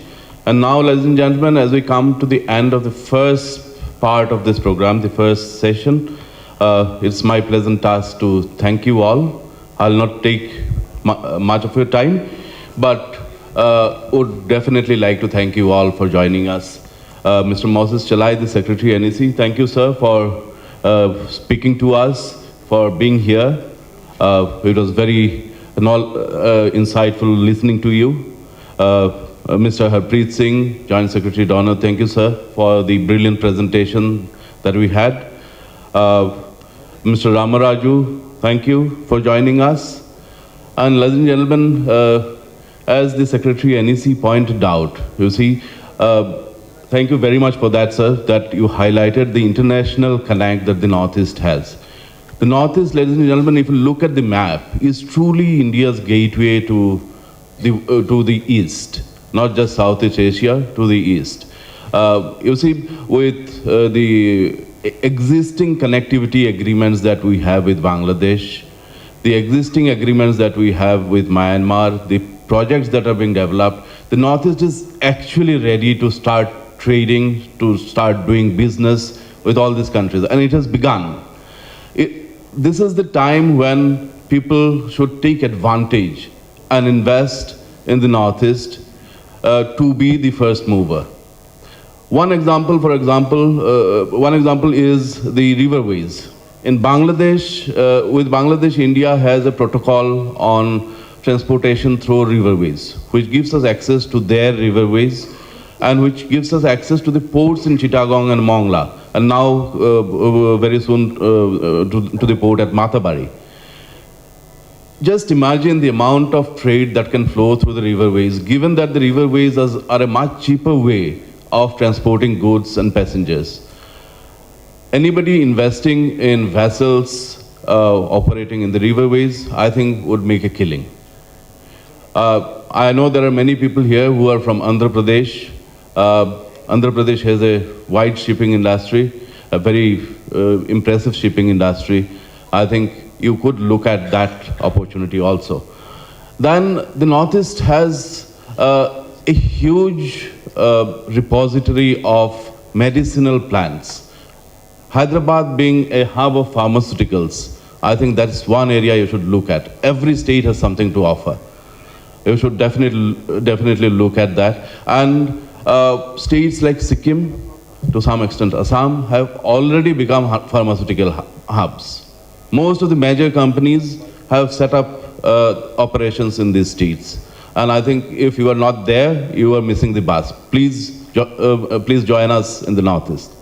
So there are many other areas, tourism, many other areas which have been highlighted. Let me not go into details. You will all be meeting the state governments after this session. And then we have presentations by the state governments also. But suffice it to say, the Northeast is a region which you cannot afford to ignore if you really want to grow your business. So ladies and gentlemen, thank you once again for joining us and welcome to the Northeast. Thank you. Now, ladies and gentlemen, we would have liked to give a short break for tea. But then given that we are a little behind schedule, I think I would like to continue with the presentations. Tea is of course available outside. Anybody feeling thirsty can please step out, pick up a cup of tea and come back inside. We'll move on to the next session. The first presentation we have is from Mr. Nikhil Pant. He is founder of Lakshya and a former chief program executive of the National Foundation for CSR, IICA Ministry of Corporate Affairs, Government of India. So Mr. Nikhil Pant, over to you. I was with the Ministry of Corporate Affairs about 10 years ago when the CSR mandate was initiated and it became part of the Companies Act 2013. As of 1st of April 2014 it started. In fact, this is the 10th year of CSR. The topic of my presentation over the next 12 to 15 minutes is opportunities of investment under the CSR in the Northeast region. The opportunity for CSR to partner the Northeast is never better as compared to what it is today. In fact, in the morning today only I received the latest newsletter from the Ministry of Corporate Affairs where they have highlighted the importance of, and I'm just going to show this to you before I actually even start, that Control L. If you see, I don't know, this is sounding too small, I guess. Is it a little better like this? While you can't read this, I will just read out the newsletter. It says, in contrast, the government has just come out with a circular basis data assessment. And it says that there is very lopsided investment of CSR. There has been more than 1 lakh of crores spent on CSR over the last 8 to 9 years. And if you see that the amount spent on CSR in the Northeast is almost about 1%. So I'm just reading out what the ministry has written to all the corporates. And I thought I would mention this, sir, before I actually start the presentation because I came across this newsletter only in the morning today. It says, in contrast, the Northeast states of Assam, Arunachal Pradesh, Manipur, Meghalaya, Mizoram, Nagaland, Sikkim and Tripura received a mere 0.91% of the funds in FY 2021. Some other reasons could be the lack of infrastructure and resources for implementing CSR projects in the region, for which I believe that capacity building is a major requirement. And in fact, the IDAN team is here. Can the IDAN team please raise their hand? Part of that group took a CSR course that we conducted from one of the CSRs, which is the HCL Foundation. Partly it could be because lack of awareness about the importance of CSR among companies operating in the regions receiving lower funds. This is concerning. Now the ministry is saying, this is concerning as the smaller regions are the most socio-economically and culturally diverse in the country and have a high incidence of poverty and underdevelopment. It is imperative. The Ministry of Corporate Affairs is using the word imperative. It is imperative that there is a balance of local area preference with national priorities to avoid any concentration of CSR funds in specific regions. The board of the corporations may, on their own initiative, be required to take measures needed to augment the CSR funds for areas where development is needed. So this is a very important, I would say, advisory that the ministry has given to all the corporates through this newsletter, which is a monthly newsletter. In my presentation, I'm going to try to mention that this year being the G20 presidency for India, we are all aware that there has been a slowdown because of post-COVID, economic slowdown across the world. It is a great opportunity for corporates to invest in those areas where government is rolling out the red carpet. And as I heard from the morning from the secretary, from the joint secretary and the others who spoke, that the bureaucracy is very welcoming, the people are friendly, and the government, as I have just mentioned, the ministry, the controlling ministry for the corporates, which is the MCA, is exhorting corporates that please take your CSR over there. Don't make it very disproportionate. Now, within the G20 mandate, if you see, green growth development, the red ones, accelerating progress on SDGs and especially women-led development. I can see a lot of women leaders here. Women-led development is being given a lot of primacy. And it has to be kept in mind that if corporates who want to align with the government mandate and if there is a recommendation or an advisory from the Ministry of Corporate Affairs, I would advise corporates here that as a matter of strategy, as a matter of business strategy, whether it is just for the Northeast or it is for their overall operations, they need to keep an ear on the ground, but also an eye on the ministry, which is the controlling ministry. Now, if you see, CSR can play a very, very catalyzing role. If you want to invest in business, if CSR goes in first, you have better relationships with the government machinery, you have better connects with the community, and the stakeholders all come together on the same platform. So what I'm trying to present here, and I met the secretary at the M Donor Ministry about a week ago, and then the joint secretary as well, and I'm so thankful that they've given me an opportunity to speak here, because when the law began 10 years ago, and I was fortunate enough to be a part of that team in the ministry, the clear intent was that CSR fund is not absolute money. It has to be used catalytically. It has to be used to catalyze development in that area. Now, when I go ahead and I see the list of activities which are permitted under Schedule 7, the list of activities which are permitted activities under Schedule 7 are also matching those activities which the ministry is talking about. And I heard the secretary and the joint secretary talk about the various areas where the Ministry of Donor is trying to promote business investment. So if I'm a business investor, if I'm a corporate guy, and I want to develop a strategy, a vision plan, I would like to see that can my CSR with its permitted activities like health, if you see number 1, number 2, promoting education, number 3, gender, number 4, environment, number 5, protection of national heritage and culture, etc. There is a clear overlap between CSR and what the ministry is encouraging business to do. So what is the message over here? The message is that if I want my business to grow, I want to make some strategic investments. And a good, wise strategic investment could be to go with your CSR first in the Northeast and then bring your business in over there. The moment you do that, you will find that the entire system becomes much more engaging with you. Now, what we have done over here is to present some insights. If you see, about 1.27 lakhs crore is the total money that has been spent on CSR from 1st April 2014 till 31st March 2021. Out of this, 1798 CR on the top right is what has come to the Northeast, which is about 1.4%. The ministry newsletter that I just shared with you says that in one of those years, which is the year 2021, it was only 0.9%. So on an average, it is only 1.4%, with Assam getting about 80% of that, and Mizoram, very little amount, 0.2%, 0.28%. So the Mizoram team, which is here, will maybe have to more proactively, promote their businesses and also take their CSR thought process with them. If I look at sector-wise, if I look at health, eradicating hunger, poverty and malnutrition, safe drinking water, sanitation, the total amount spent in these 8-9 years is 25,274 crores. Out of that, only 550 crores has been spent in the Northeast, which is just 2.1% that you see on the red. Only 2.1% of the CSR allocation in these key areas of health, hunger, poverty, malnutrition, etc. is coming into through CSR to the Northeast. If I see education, differently abled and livelihoods in the Northeast, 32,095 crores is the money that has been spent from 2014 to 21. Out of that, only 845 crores have come to the Northeast, and which is about 2.6%.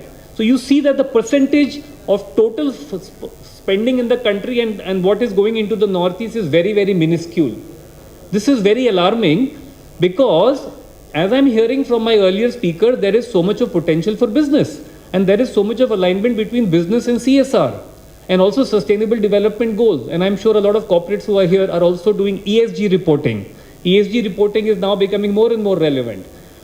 If I see environment, animal welfare, conservation of resources in the Northeast, 6,183 crores have been spent from 2014 to 21. Only 111 crore, 111 crores have come to the Northeast, which is only 1.8%. So improving agriculture, environment. So if you see in all of these earlier ones, if you see the bottom right, these are key mandate areas where the ministry is wanting corporates to come forward.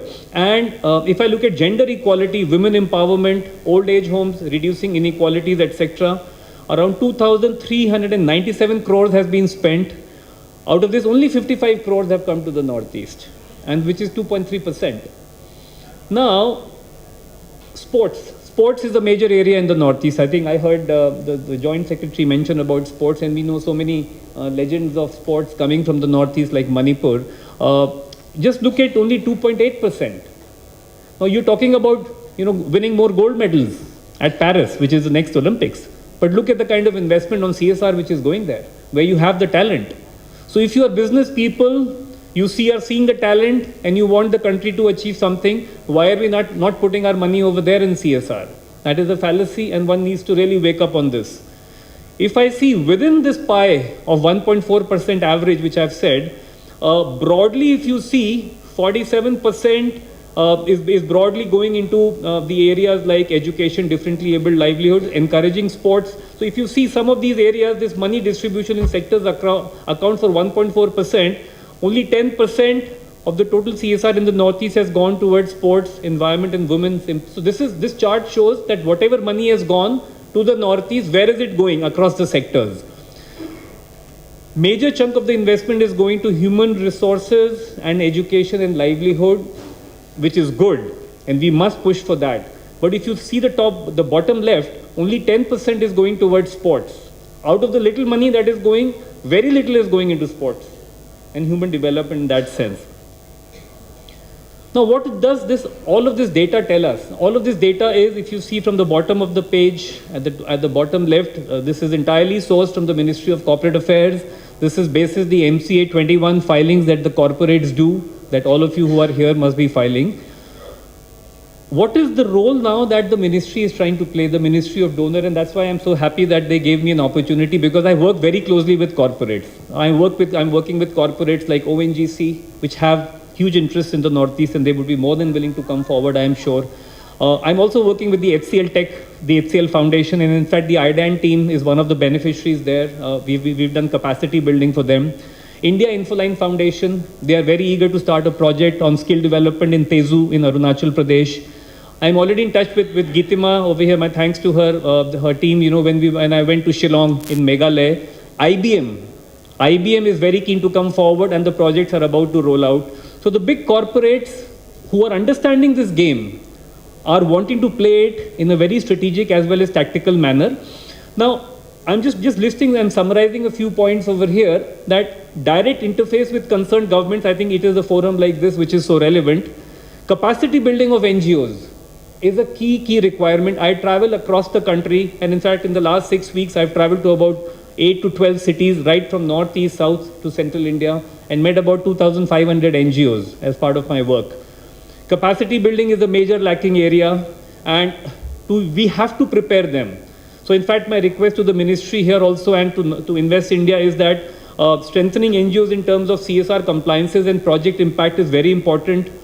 It is also important that we develop a shelf of CSR projects, because if a corporate wants to go but the NGOs are not ready, I think the IDAN people, when they speak next after me, they will share their experience. I think they have been early movers in this regard, and they are having some good experiences on CSR to share. Assisting NGOs to develop a business case for their corporate CSR partners. Also, we have to teach the NGOs in the Northeast, because if you do good CSR project, the brand grows. If the brand grows, the business also grows as a corollary. Also aligning CSR outcomes to achieving SDGs for corporate as part of their ESG strategy. So somewhere I would request all the stakeholders here that when we are looking at the Northeast, we have to see the kind of engagement models that we can create. We have to capacity build the NGOs, and CSR partnerships, if they get engineered, they will lead to the development of a conducive business and investment environment. Strategically, lot of big business. In fact, I was there when in Meghalaya last year. Somebody from the Reliance Foundation, the chairman's office was there. So a lot of corporates are sending their representatives to the Northeast to scout as to how fertile the land is for CSR investment, because that for them becomes a testing ground for business investment to come in. So my request to all who are here is this, that if we are able to very closely understand this dynamics, we would appreciate that if we want the Northeast to grow and if we want our businesses to grow, Northeast is a great place. And to begin there, if I begin my venture there through CSR by testing the waters, by creating my engagement with government, with civil society, because the same government and the same civil society will also be the consumers of your goods and services as you want to expand your businesses. The circular or the newsletter from the ministry which has come out today, I would request the FICCI team to share it with all of you. I did share it over here. This is, if you go to the MCA website, you can download this newsletter. I foresee that all the companies who are here, that you may very soon get a letter or maybe a circular or maybe a gazette notification from the Ministry of Corporate Affairs mentioning and stating that you please prioritize these areas where money needs to grow and needs to go in terms of CSR spending. So it may be wise for all of us to be a little ahead of the curve, and I think roadshows like this prepare us for that. Thank you, Mr. Pant, for the wonderful presentation on the CSR opportunities that the Northeast has to offer. And thank you also for sticking to the time.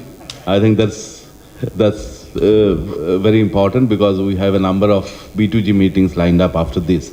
Now, ladies and gentlemen, as Mr. Pant mentioned, we have the IDAN team, the Investment Development Authority of Nagaland. They have had a lot of experience in terms of CSR investments and other investments in the state of Nagaland, and they would like to share their experience with all of us. May I invite the IDAN representatives to come and make a quick presentation, please. Like our previous speaker has mentioned, our state, we were unable to attract much of the CSR spendings in our state.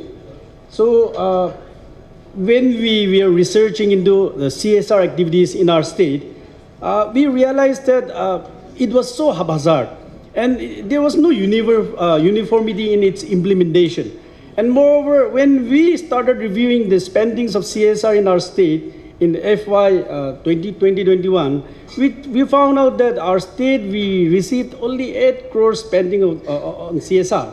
So we started to have a thought process on what we should do as a state entity, what we should do in order to attract CSR investment on social investment into our state.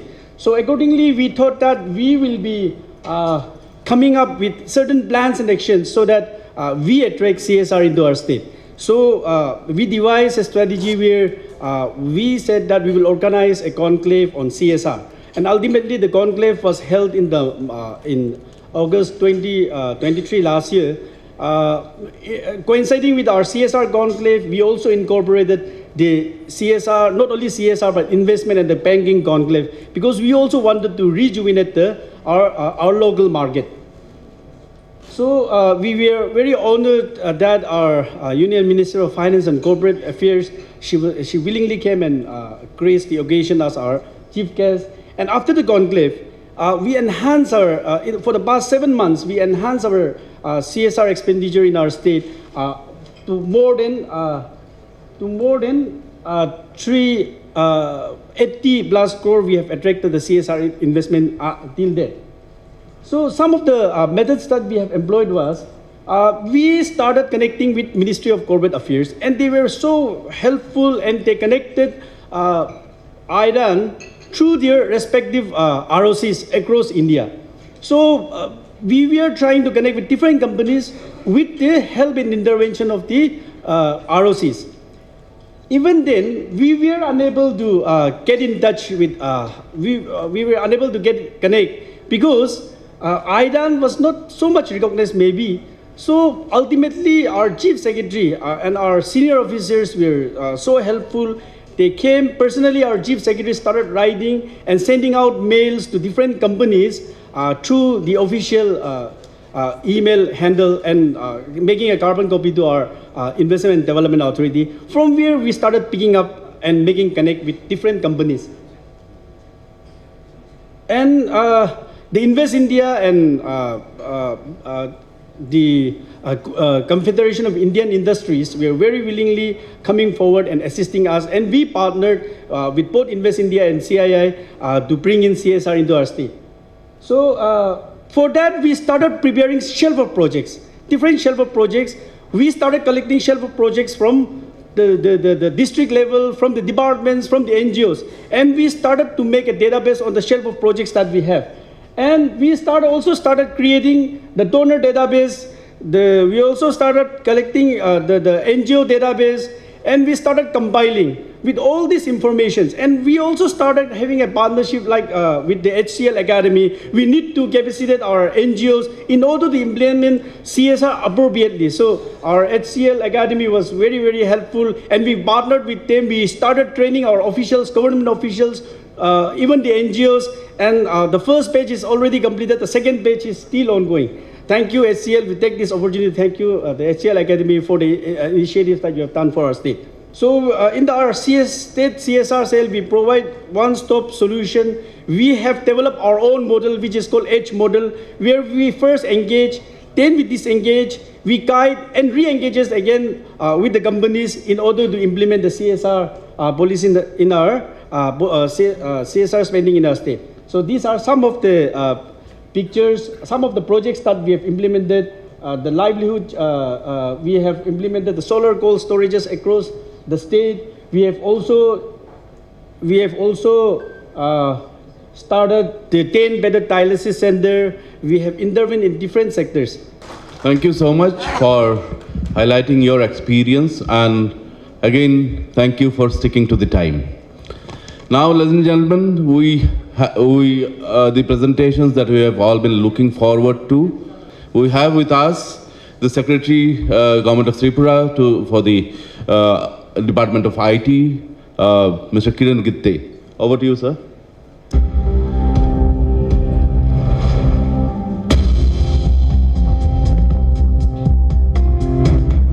Tripura is located in the southwest part of the northeastern region of India. The state is strategically located with close proximity to Bangladesh and access to the entire Southeast Asian market. Blessed with rich natural bounties, Tripura, an erstwhile princely state, is a pristine haven of bewitching natural beauty. The state wields abundant natural resources and a claimed potential for international trade. During the last few decades, the state has started transforming towards inclusive growth.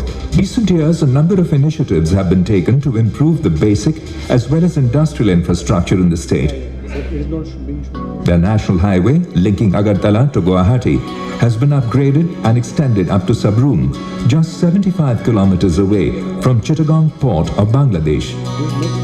Riverine connectivity from Daudkandi in Bangladesh to Sonamura in Tripura for movement of ships by dredging of Gomti River is being explored, which would link the Chittagong, Haldia and Ashuganj port.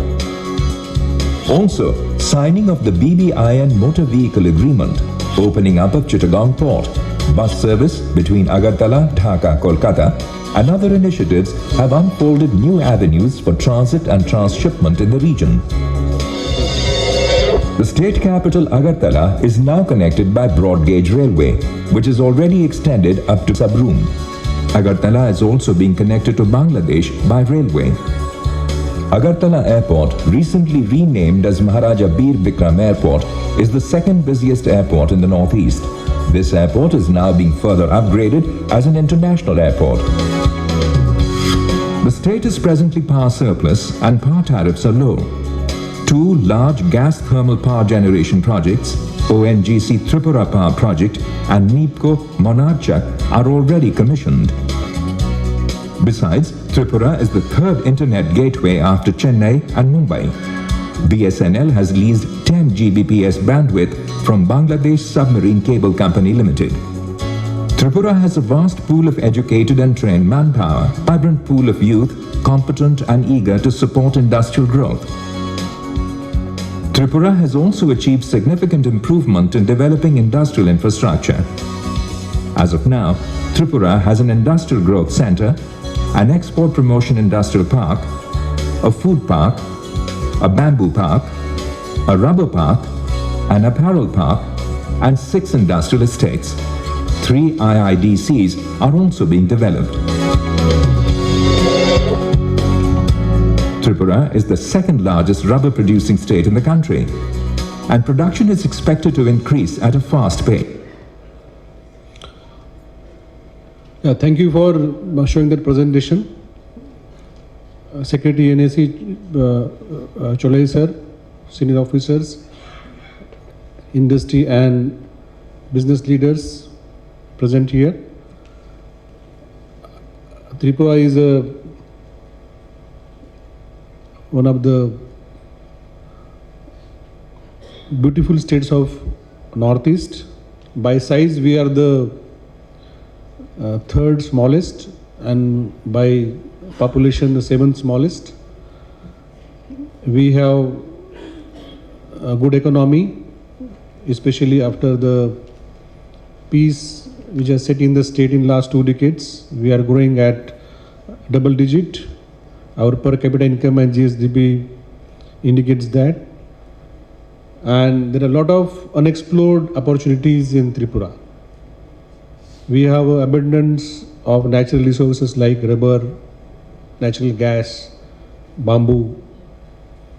We have a very good access.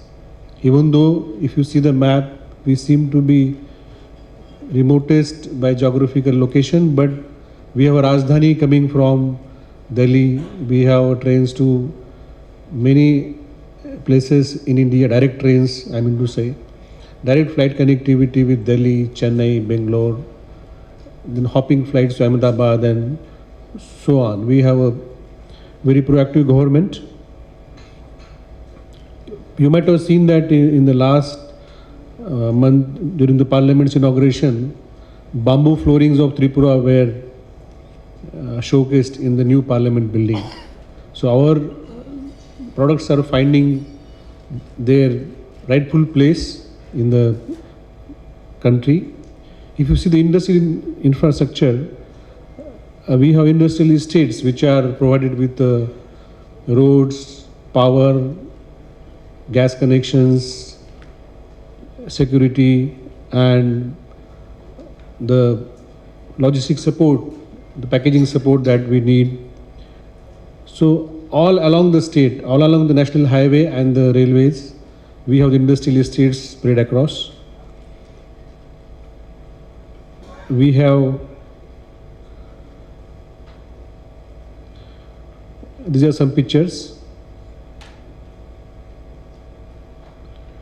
So if you see the infrastructure, we have national highway, which is a lifeline for Tripura, and there is a one parallel national highway which is being constructed, which is this year we will complete it. So we'll have redundancy to two national highways.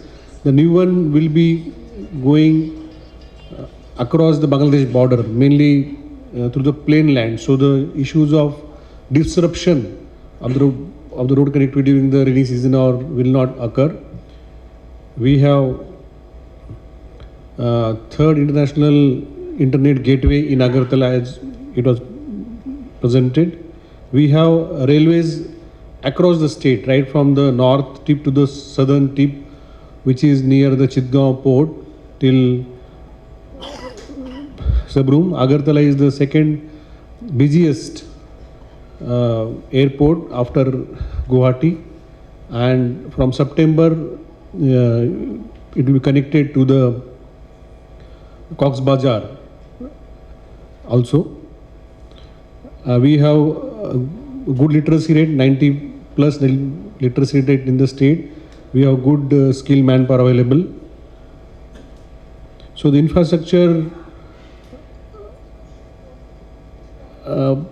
this I would like to highlight that we have framed a Tripura Industrial Investment Promotion Incentive Scheme 2022. This is in addition to the Government of India's incentive scheme.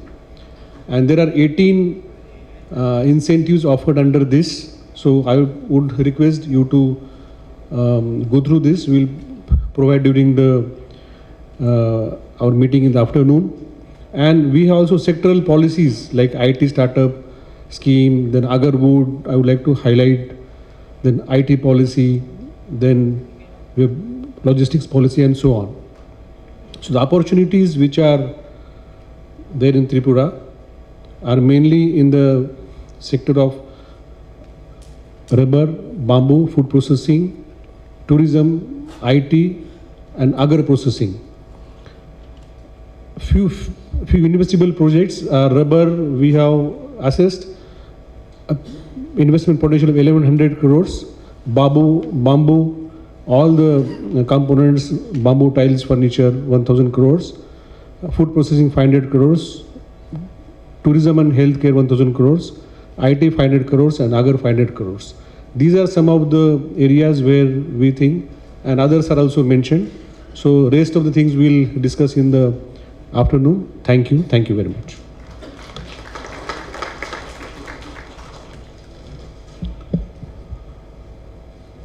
Thank you, sir, for the insightful presentation on the opportunities in the state of Tripura. I think this would have encouraged many of us to explore further, and the government of Tripura will be available in the B2G hall today after this session. Please take advantage of their presence. May I now invite the beautiful Himalayan state of Sikkim, and we have with us Mr. M.L. Srivastav, the Additional Chief Secretary to the Government of Sikkim, and very aptly he looks after the tourism department also. Over to you, sir.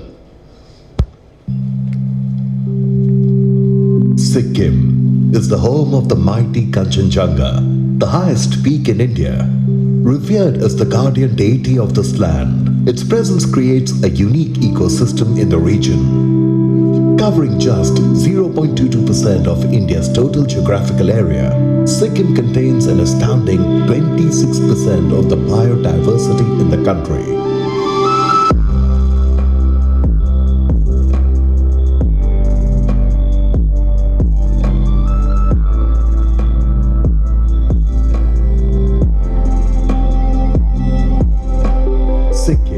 The first organic state in the world.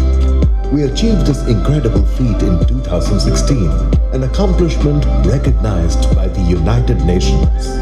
21 distinct communities that live here, the shared cultures and history have woven all who live here into a robust fabric of peace and harmony. Sikkim is young and educated. The literacy rate here is over 88%. And ranks first in the country for enrollment to higher education. There is a large pool of skilled manpower in the state ready to be tapped. Sikkim is a power surplus state and ranked second in the country in the field of generating power from renewable resources. Sikkim is connected. It has one of the highest road density in the country, connecting every corner of the state with a newly established greenfield airport and a railway line due to be completed in 2023. The state gears up to get connected to mainland India like never before. Sikkim is the land of beauty, bounty, and boundless possibilities.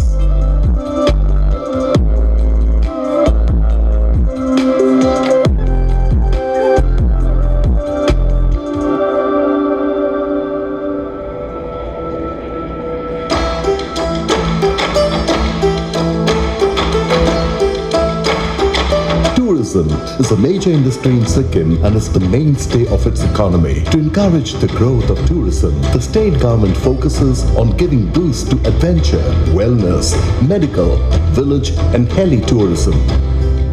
Sikkim is the world's first certified organic state. By 2025, the organic farming in India is estimated to be worth around 75,000 crores. Setting up of organic food processing unit and cold chain storage facilities are a priority. Very good morning to you all. Secretary NEC, Mr. Moses, the Joint Secretary Donair, M. Donair, the whole team of M. Donair, Fiki, my colleagues on the dais, captains of the industries, ladies and gentlemen. So I will not repeat what has already been shown in the video. Because of the paucity of time, I had to stop the video. Most of the things had been shown, more or less, the SUPs of the state of Sikkim. Sikkim is a very unique state, very wide biodiversity, 0.2% of the total geographical area of the country, and 1/4 of the biodiversity, 0.2 and 25%. It has many firsts in the country, in the northeastern region. I will not repeat that. There are 6 districts and very small state, of course, 7096 square kilometers. Literacy rate is 81.4%, but now this is as per the 2011 census. Now it has crossed 90%. GSDP per capita, it is highest in the country. And other things are there. We are improving on the connectivity. Peace is our SUP, because Sikkim we got last year only the national award for the law and order situation. Most improvement, highest improvement in the law and order and the environment. These 2 awards we got. Connectivity, I mentioned that because for any investment you need to have very good connectivity. Peace I mentioned, law and order I mentioned. We are going to have our railway link, rail BG, broad gauge, entering into Sikkim and will be operational from next year. We are under international UDAN and we are improving connectivity with other parts of the country. There is a direct flight from Delhi to Pakyong. Pakyong is very close to Gangtok. And of course, nearest airport is Bagdogra, which is connected. It's an international airport. And why to invest in Sikkim? I have already mentioned the SUPs. It has very high strategic locational advantage, connected with having boundaries with 3 international boundaries, you see, Nepal, Tibetan, China and Bhutan. And very diverse climatic conditions, environmentally very progressive and proactive state, I mentioned earlier also, and world's first certified 100% organic state. So a lot of opportunities. And around 543 wetlands, 315 glacial lakes, a very plethora of these natural endowments. hydropower capacity, we have already 23 hydropower projects operational, and under the mini and micro hydropower potential, around 1000 megawatt is still there. So we invite the captains of industries, particularly in the hydropower sector also. Highest per capita and literacy rate I have already mentioned. Can you switch from here? I mentioned about the enabling infrastructure, connectivity, I will not dwell upon again. Education and skilled infrastructure. We have a number of universities now, 1 central university, 3 state universities, and a number of private universities have come up. And we have a very strong technical manpower available in the state of Sikkim. We have technical graduates, BTechs, medical graduates available, and we have other institutions like I have mentioned here, SICB, SIRD under Education Department, and technical institutes, ITIs. Social infrastructure, I have listed here. Around 52,000 keys per day are available for tourists to come there, and we can sustain them. Around 1.8 million tourists are coming in a year, and projection is around 2 million. So you can make it out around 7 lakh population and 2 million tourists coming per annum. We have around 1,200 homestays already functional, and 1,000 more homestays are being added up. Industrial infrastructure I have already populated here. Approach roads, government and private land banks available. Existing industrial parks, these are two, there are 2 already there, and proposed are 2 more are proposed. Yeah. So policy and regulatory support. Under the policy regime, the Sikkim industrial policy has been framed up, and it is being formed up for government approval. We are working on the sectoral policies like tourism investment policy, MSME policy, power policy, labor policy. Somebody was asking in the morning. That is also part of the overall this investment policy. So these policies are firmed up and sent to the government. These will be components of the overall industrial policy. Sectoral policy, as I mentioned, already there. So these are also, these are already done. I mean, these are in place. State priority sectors, tourism, as you see, it is the mainstay of the Sikkim economy. And we have a number of new areas under the tourism.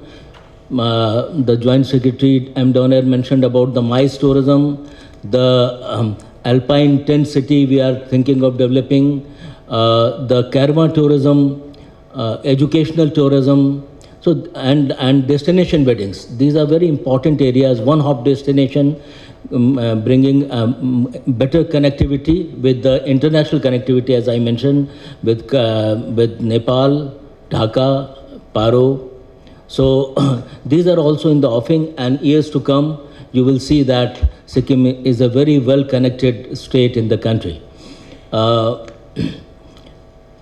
IT and IT-enabled services, hydropower, a lot of potential is still there, and aviation, animation, visual effects, gaming, and comics. That is what AVGC, Naxar, this area is also very much upcoming.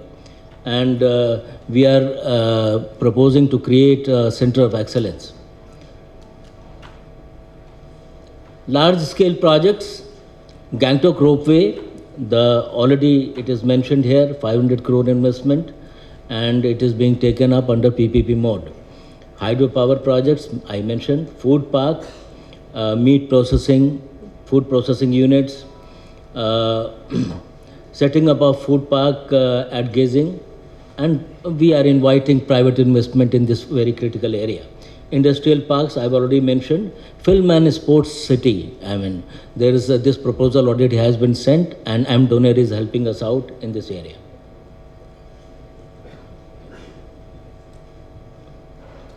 It takes time in switching. Okay. So other potential projects, I will not read out every project. These are populated here. We will have better interaction in the afternoon, G2B interactions. So these are the primary focused areas, priority wise, and we are working in these directions, in these domains. I will not again read out all these awards and accolades. We have won more than 30 national and international awards in tourism sector. Only the first fully organic certified state. And Gazing district in India was categorized as the best cleanest district in the country in rural category. So you can go through them. We have handouts also prepared. So we'll be sharing with all that. And Sikkim is ecotourism. Sikkim, one thing I would like to mention here, Northeast has 25% of the total forest cover of the country. So you see, the area wise it is hardly 7% of the country, and now it has 25%. So this particular aspect, particularly in the areas of certified emission reductions, or we call carbon credits, carbon financing, which is the very prospective area. The Green Fund already has been created under COP 15, Paris Agreement. So this is the area where a lot of opportunities are there. And in Sikkim, we have already very much advanced in this area. So I would request the captains of industries to look into these aspects also. So with these words, once again, I thank you all for patiently listening. My time is up, of course, because there was a video clip there. Thank you all.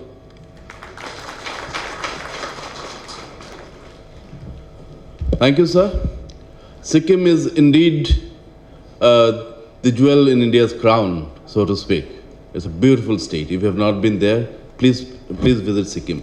And now we would like to invite the representative from the land of festivals. Nagaland has many tribes, many festivals. It has many opportunities. May I invite the Principal Secretary and Development Commissioner from Nagaland, Mr. R. Ramakrishnan. Over to you, sir.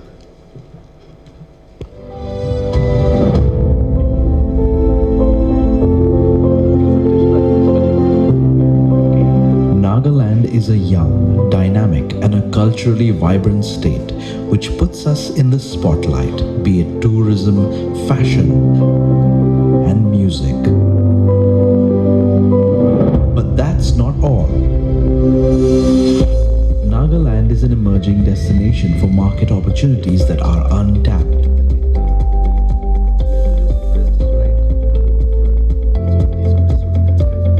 Over the last decade, the state has evolved beyond just a tourist and a cultural hotspot into a hub of creativity, innovation, and enterprise. As reflected in the GSDP, there has been a steady annual increase of 10.46% between 2011 to 2020. The Agri and Allied is one of the major contributors to the GSDP and is the largest employer of the workforce in the state. Nagaland's crop cultivation and production has paved the way for a growing export market. The state has also adopted a balanced mix of technology and indigenous technical knowledge.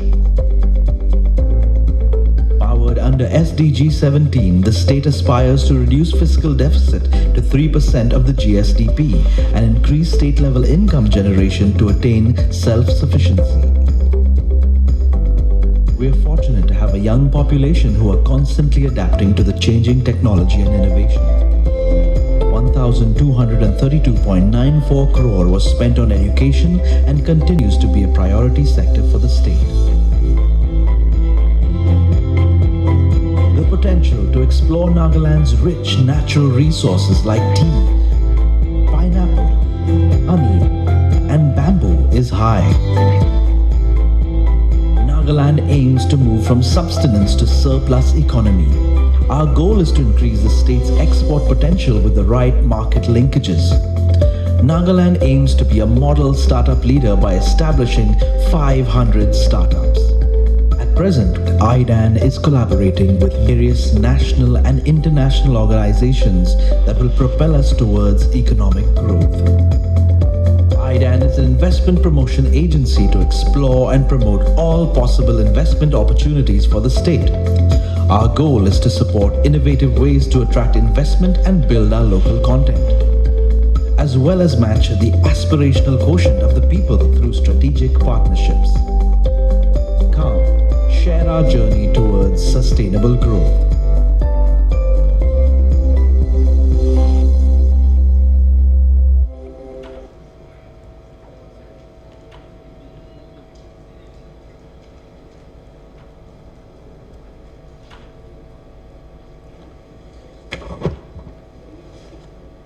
Good afternoon to everyone. Respected Secretary ADC, JS Donor, members from FICCI and Invest India, distinguished invitees, esteemed colleagues from northeastern states, ladies and gentlemen. Very good afternoon to everyone. At the outset, I thank FICCI and the organizers, Donor Ministry, for giving us an opportunity to talk about our state in the investment opportunities.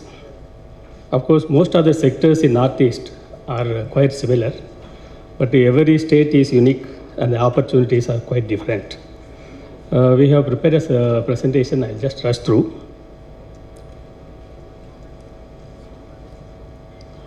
This one. This one.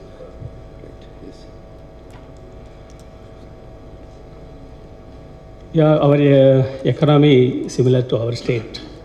Our contribution is from the three sectors. Primary sector is 55%, secondary sector 28%, and tertiary sector it is 16%.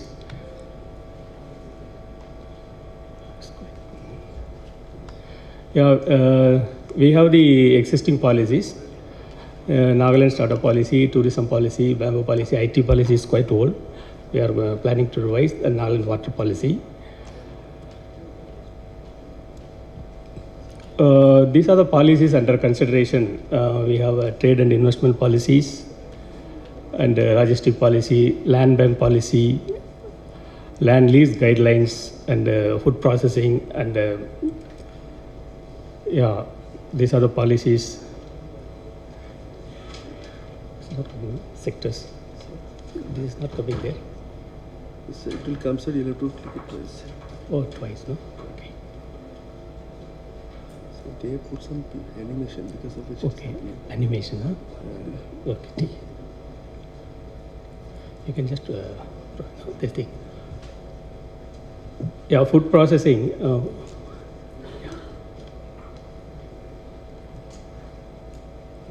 I think I'll just rush through, no? Better. I'll go through the slides, no? Yeah, I was mentioning about the sectors. Most of the sectors in Northeast are quite similar. Agree, of course, we have a main source of livelihood. We have a lot of horticultural producers like pineapple and kolar and Naga king chili. And floriculture, we have producers like roses, coronation, anthurium, and lilium. We have a lot of potential in medicinal plants. We have citronella, lemongrass, geranium, aloe vera, and great potential for export. In sericulture also, we have variety of eri, muga, mulberry, and tagar. Bamboo also, we have identified 45 species, and in the state, we have more than 70 species of bamboo. Beekeeping, a very important area in Northeast, Nagaland. We have a potential for good export. People are, the investors, potential investors are welcome to invest in the area of beekeeping also. It has got a medicinal value. And minerals, we have a lot of mineral resources like coal, limestones, and cobalt and chromium. Tourism, of course, you are all aware of the Hornbill Festival. We celebrate from 1st December to 10th December. It's about 10 days. Actually, we want to have Of course, Nagaland is known for land of festivals. We have more than 17 tribes, and we have festivals throughout the year actually. Every month we have tribal festivals. We want to have a sustained tourist festivals throughout the year. So we look forward investment in the tourism infrastructure and like other potentials linked to tourism. Of course, handlooms. Of course, the entire Northeast we are famous for handicrafts, cane-based or bamboo-based handicrafts. Of course, we need international marketing and we need linkages in these areas. Power, of course, all the Northeastern states we have potential. In Nagaland also we have at least 200 megawatt hydro identified potential and many unexploited potential available in the state. Healthcare also, of course, we have lots of CSR initiatives in healthcare and education. Of course, Nikhil Pant was mentioning about that. We have the potential in healthcare and education, higher education. We have skilled manpower. Our young youths are very, highly talented, and they have proficiency in English language. Of course, it is common to all the Northeastern states. Nagaland also, we have the potential. We look forward the investment in IT sector, cyber security, as well as call centers.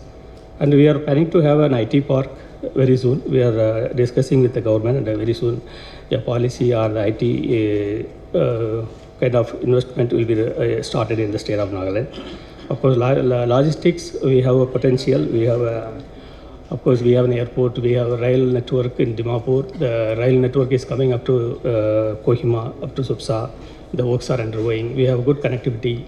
Nagaland is a gateway for East Asian countries.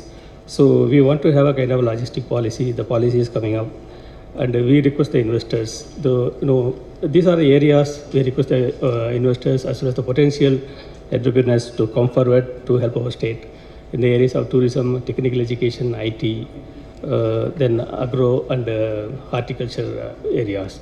So I thank the donor ministry for giving us an opportunity to present our cases and opportunities in our state. Thank you very much.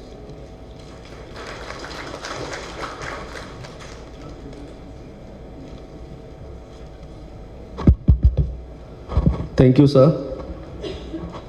Now I would call upon Mizoram to come for the presentation. May I invite Mrs. Florence Jotlong Pui, Director Commerce Industries Department.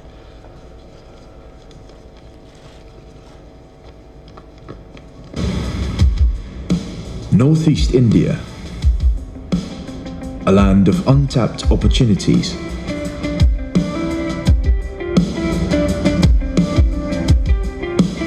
With borders that stretch across 5 nations, which reflects the region's diversity, culture, and untapped potential.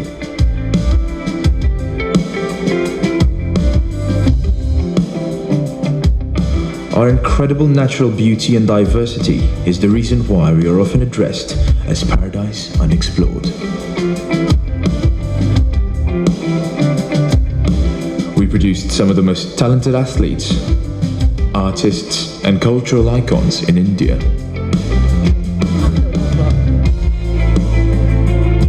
A prominent personality in sports, world boxing champion, Olympic medalist. It's okay. Among all the other states in the Northeast, Mizoram stood out as one of the most heavily forested areas in the country. Mizoram is popularly known for its peace and harmony. We are also known for our discipline. We are highly people-oriented with the Young Mizo Association, which works towards promoting the welfare and development of the people, especially the youth. Our virtue of selflessness, called Tlomena, made us special and stand out among all the other states.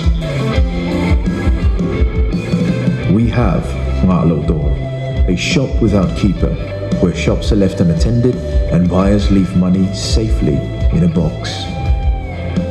This practice reflects the trust that our community has in each other and their unwavering commitment to honesty and integrity.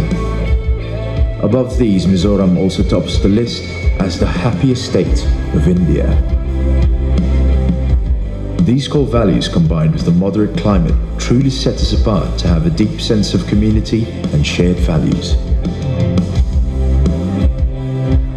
We look forward to the opportunities that the Kaladan Multimodal Transit Transport Project will bring to us in becoming the Indie Corridor to Southeast Asian countries.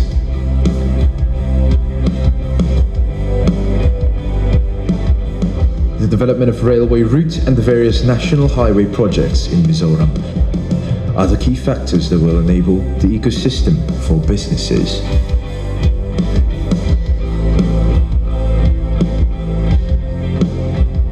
We are simply lying in the sea of immense potential and opportunity. Limitless possibilities of human endeavor. Mizoram, the talent capital.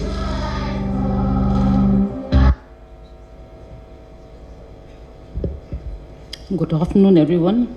Respected MEC Secretary, Sir, Joint Secretary Donor, colleagues and captains of the industry, it is a privilege and a pleasure to be here with you today.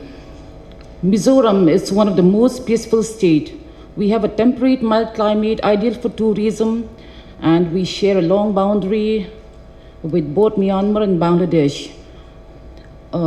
In order to accelerate investment, we have set up a two-tiered committee for investments, the Empowered Committee chaired by the Chief Minister and the Working Committee chaired by the Planning Secretary. We have also initiated a Mizoram Startup Mission to handhold investors and provide assistance. You can see the composition of both the Empowered Committee and the Working Committee on the slide.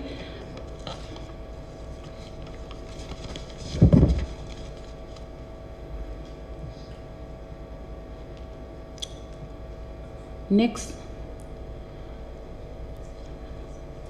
here we are showcasing one of our success stories. Godrej Agrovet Limited has established oil palm processing mill in Bugwani, which is in Kolasip district. It has been shown to be a great success. It has invested in oil palm plantation and extraction of oil.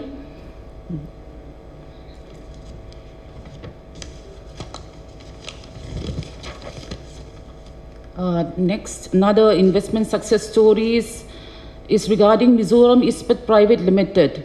This firm has invested in waste management and recycling of scrap metal. Production is going well, and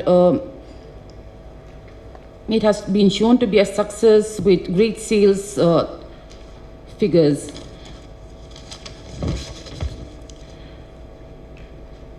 Our state priority sectors are tourism, skilling, sports, food processing, solar power generation, education, IT sector including e-commerce, and transport including inland and railway transportation.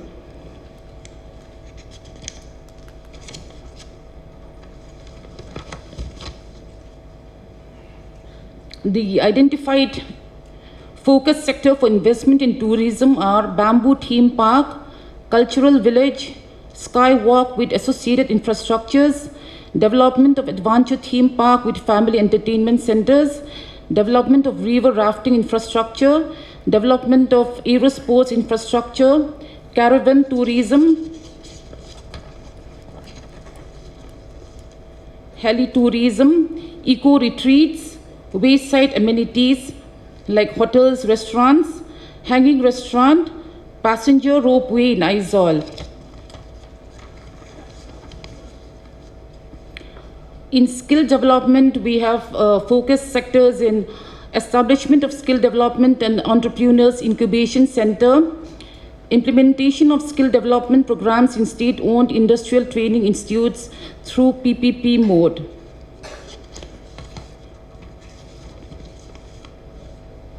We have a very vibrant handloom industry. The textiles of Mizoram constitute one of the most significant arts and crafts of the region.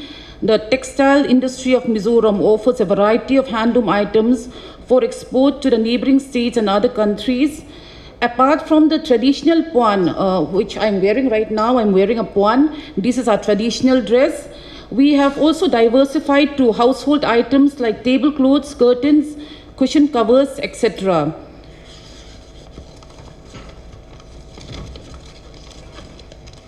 We have talented weavers who are highly skilled in designs, and the uniqueness of our designs and skill can be known through the fact that we have 5 geographical indication tags in handloom designs.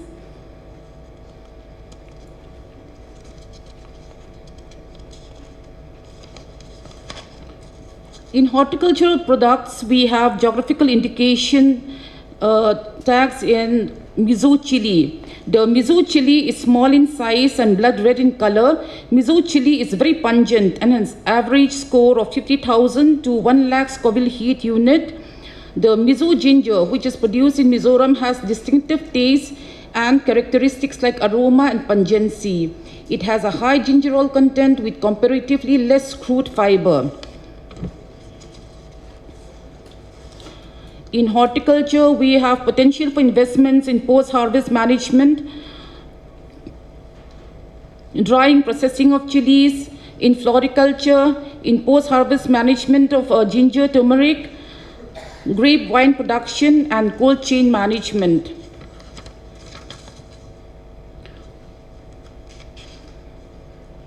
The untapped bamboo resources of Mizoram has huge potential for development of bamboo-based industries, which has great potential for investment, including for biofuel.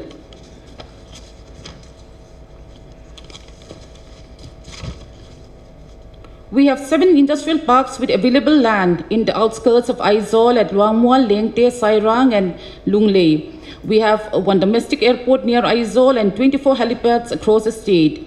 As you must have seen on the video, the Kaladan multimodal transport project is to provide easy accessibility with Myanmar through waterway, which is expected to usher in a whole host of opportunities, both in trade and commerce. The Honorable Chief Minister of Mizoram has evinced great interest in attraction of investments and has assured constant support for all entities willing to work with the government of Mizoram. Thank you. Thank you, Ms. Florence, for the incisive presentation. We now have from the state of Meghalaya, Mr. Alan Walang. He is going to talk about the opportunities that the state of Meghalaya presents to us. He will first have a presentation, which will be followed by a short video. A very good afternoon to everyone here, to the officials and dignitaries on the dais, the co-chairman of FICCI, the Joint Secretary, Ministry of Donor, the Secretary of Northeastern Council. I'm here to represent the state of Meghalaya. Since we are short on time, I will just skim through the slides as quickly as possible.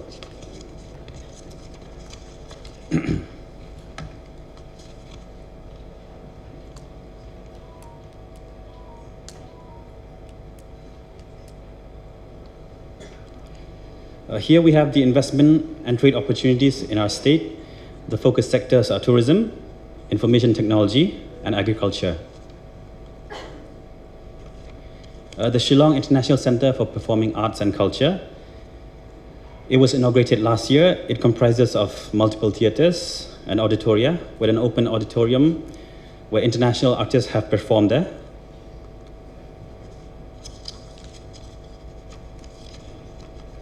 Now coming to the information and technology sector, this is the Shillong Technology Park. It was also inaugurated last year, and it will provide golden opportunities for IT professionals from across the state. This is the Tura Medical College. The construction is underway, and it's going well as of now.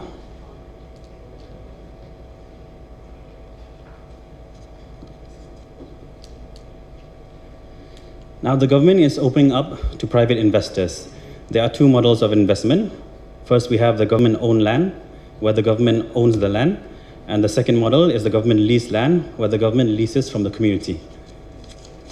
We also have the development of the tourism policy. It was set up as a guiding framework for the state.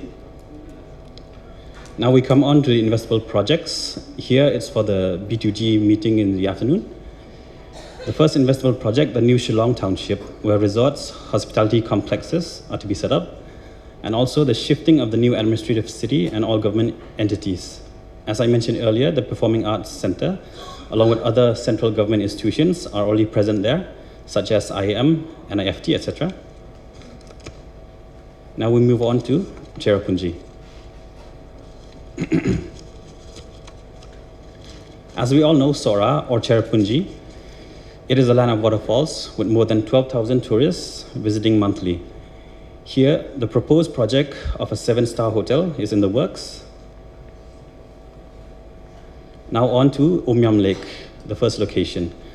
With a scenic view of the lake where thousands of tourists visit daily, there are already existing infrastructure with a focus for major upgrades.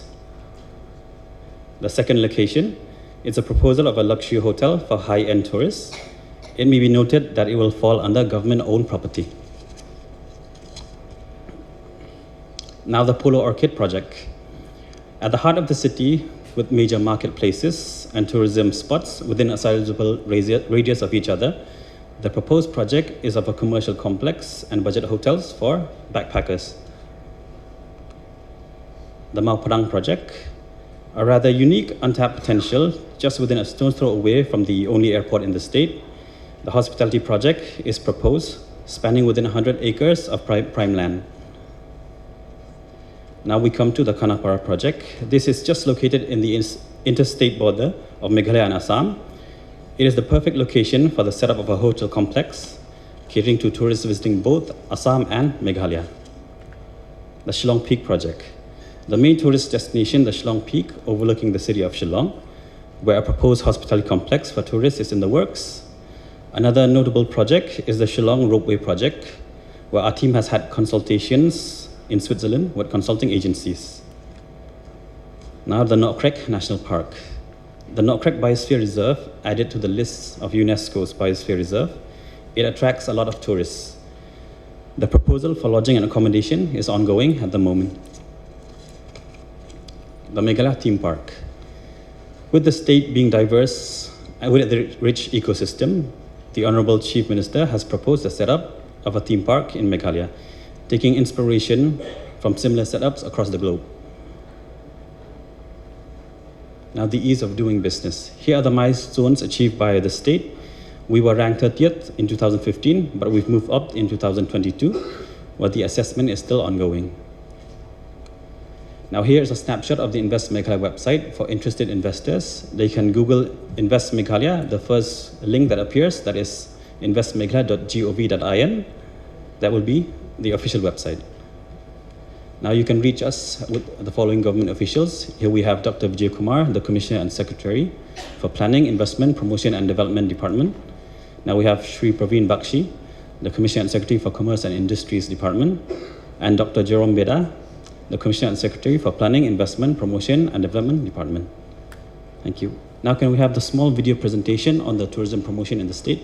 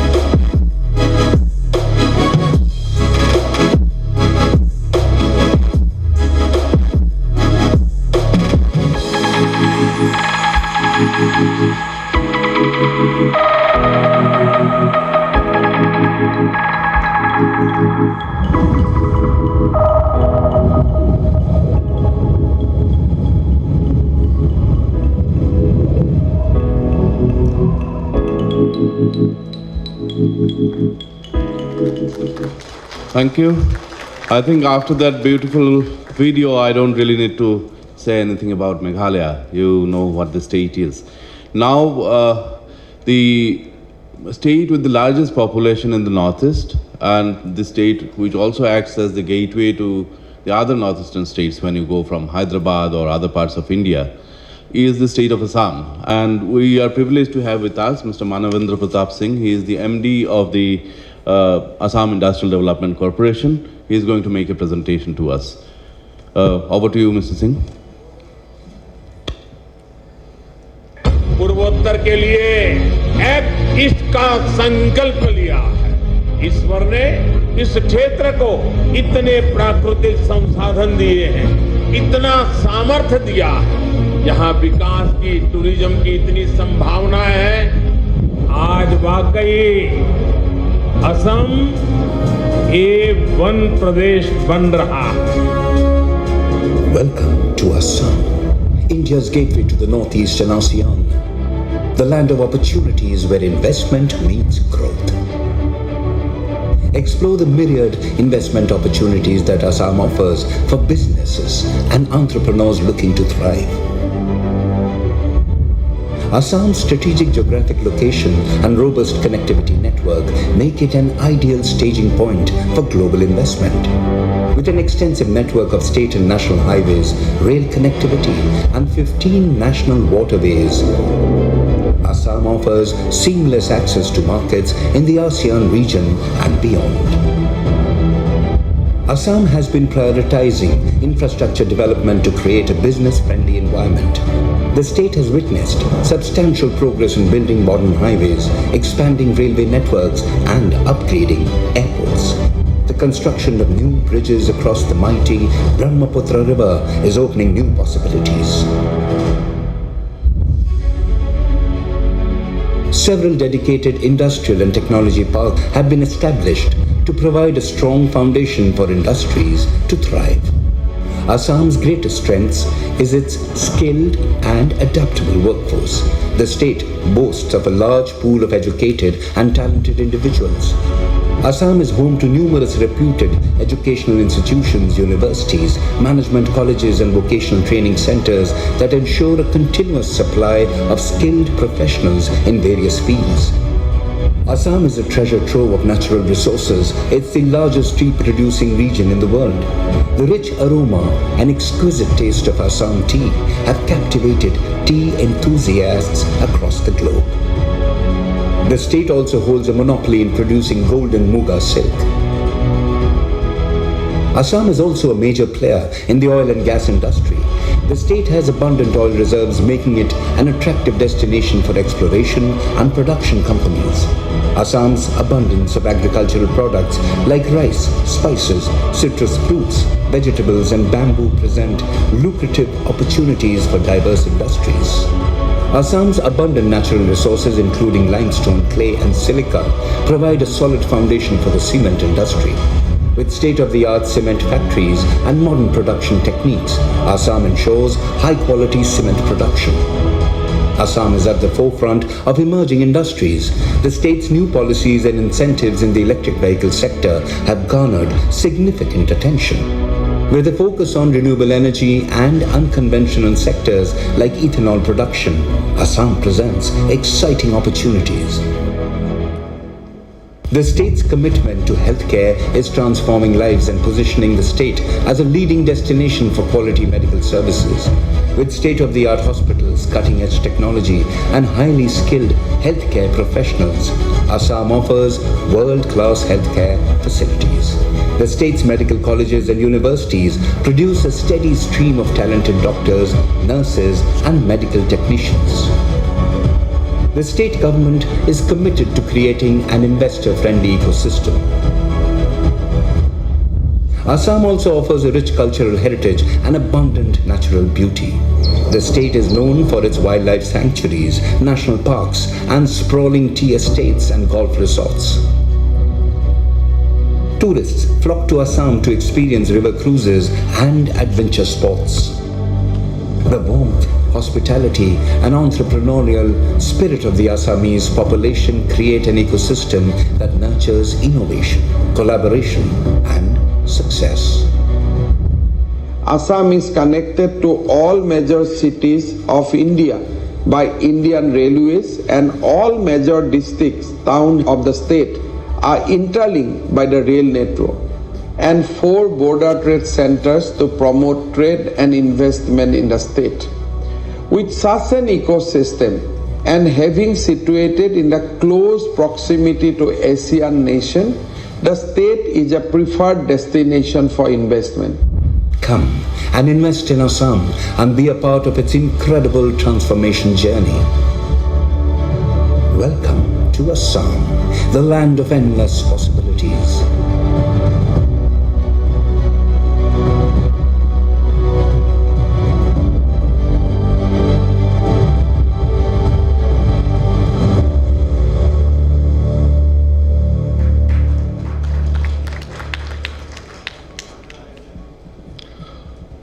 A very good afternoon to one and all. Respected Secretary K. Moses Silai sir, Joint Secretary Harpreet Singh sir, dignitaries on the dais, business leaders, and dear friends. So we have seen in video the immense opportunities which are available in Assam. Assam I define as a land of unlimited potential and untapped resources, with market-ready ecosystem, and we are the expressway to ASEAN. We have very excellent and enabling policy support system and industrial ecosystem. Next. So as we know, Assam is the biggest state of the Northeast, and we are touching 5 lakh crores GDP. And it will be around 5.5 crores in financial year 2024, with 19.5% year annual growth, which is the highest among all the states of India. Next. We have ready to use ecosystem and available market, with the being in the center point of ASEAN, with 1.88 billion consumers available in the region. Tea is the biggest crop in the Assam, with 50% of Indian tea produce is coming from Assam. Oil and gas, we are having 1.3 billion metric ton of proven oil resources and 156 billion cubic meter of natural gas reserves, with lots of opportunities available in upstream and downstream sector of petroleum. Bamboo, we are the one of the highest, having highest concentration of bamboo in Northeast. Large sets of skilled human resource and a plethora of policy ecosystem which enable the industries in Assam. We are at the center point of ASEAN. We are closest to many countries rather than many states of India. So this is the potential which we can leverage for industrial growth in Assam. Next. We are having one of the best airport connectivity in India. We have one of the biggest roads and railways network in Northeast. We are having one of the largest inland waterways network, and Northeast first multimodal logistic park is situated in Assam's Jogi Bhopa Bongaigaon district. So there are many more industrial logistics parks which are upcoming in the region, will be in Assam only. Next. So this we have heard from many of our previous speakers that we are connected to ASEAN in many manner. We are through Bangladesh, we are connected through Myanmar, we are having rail and road connectivity from Sitwe port. So this is the future of economic growth in northeastern region, and we can cater to the needs of most of the ASEAN countries, including Bangladesh, Myanmar, and Bhutan. Next. We are having huge number of skilled human capital.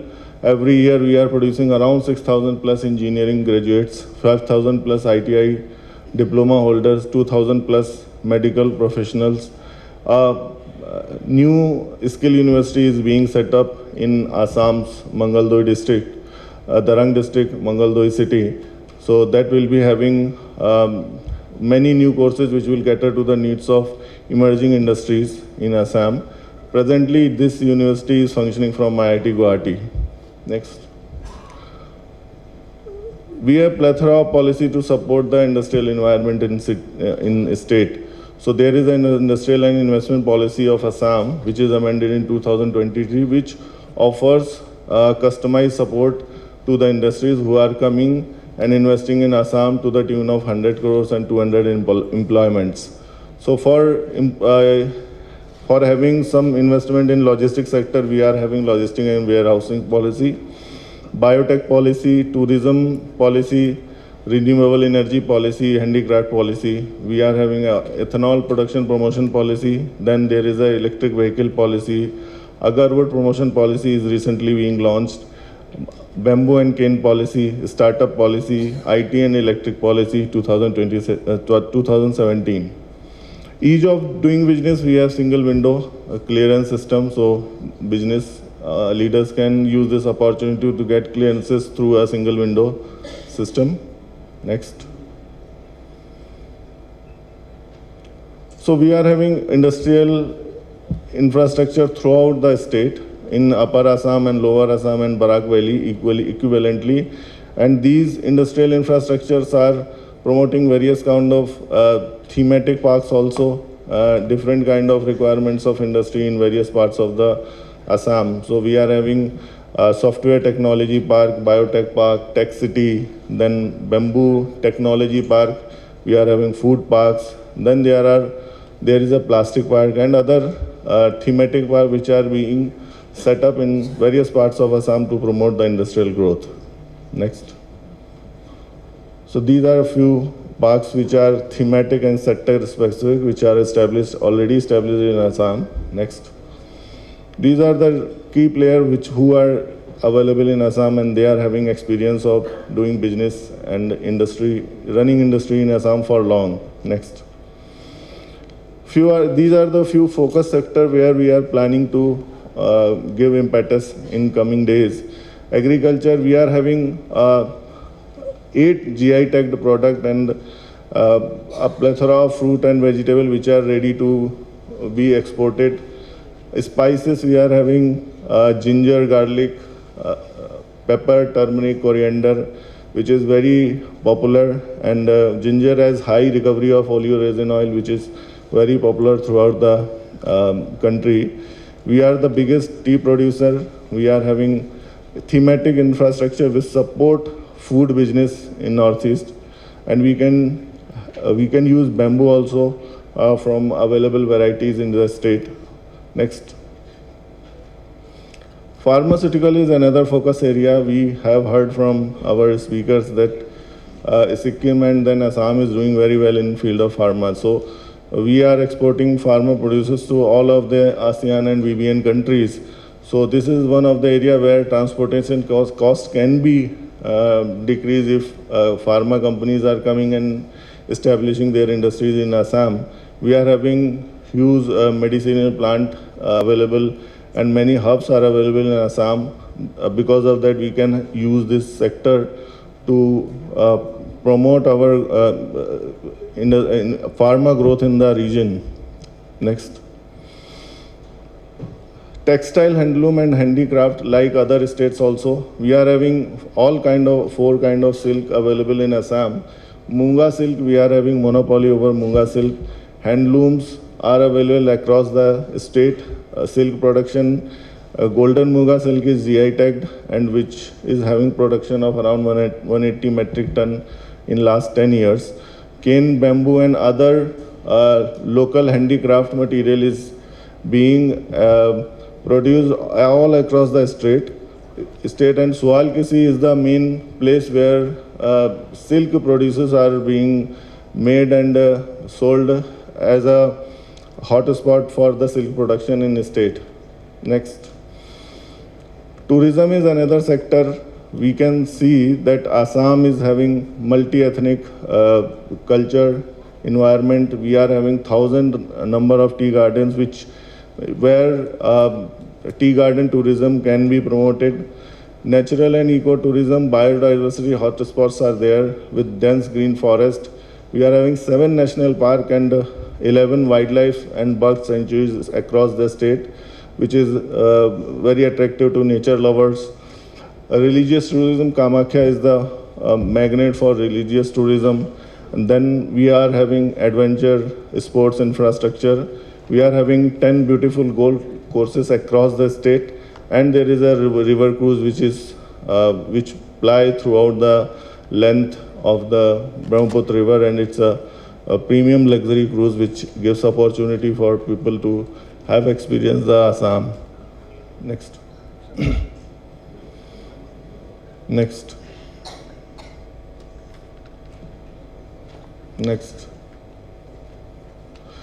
So this is another upcoming focus sector for Assam, where we are promoting shipbuilding and repair in Assam, because we are having one of the biggest network of waterways in Northeast, and 15 national waterways are in Assam.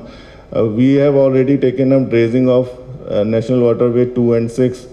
One ship repair facility is already coming up in Pandu Port, Guwahati, and freight we are actually catering to the 4% of the freight movement, but in future we are targeting more freight movement because it reduces the transportation cost and enable transportation at very high speed to many parts of the country, even outside India also. Outside India also we can cater to the many ports of Bangladesh and Myanmar. Recently one commercial ship which carried food grains from Banaras, which traveled across the eastern and northeastern India, and it reaches to Guwahati carrying huge shipload of grains. So this Bangladesh protocol route is already tested, and it is established that we can use this waterways to export the whatever produces manufactured in Assam. So this is very new sector which is very attractive to the people who are having experience in doing this business in this sector. Next.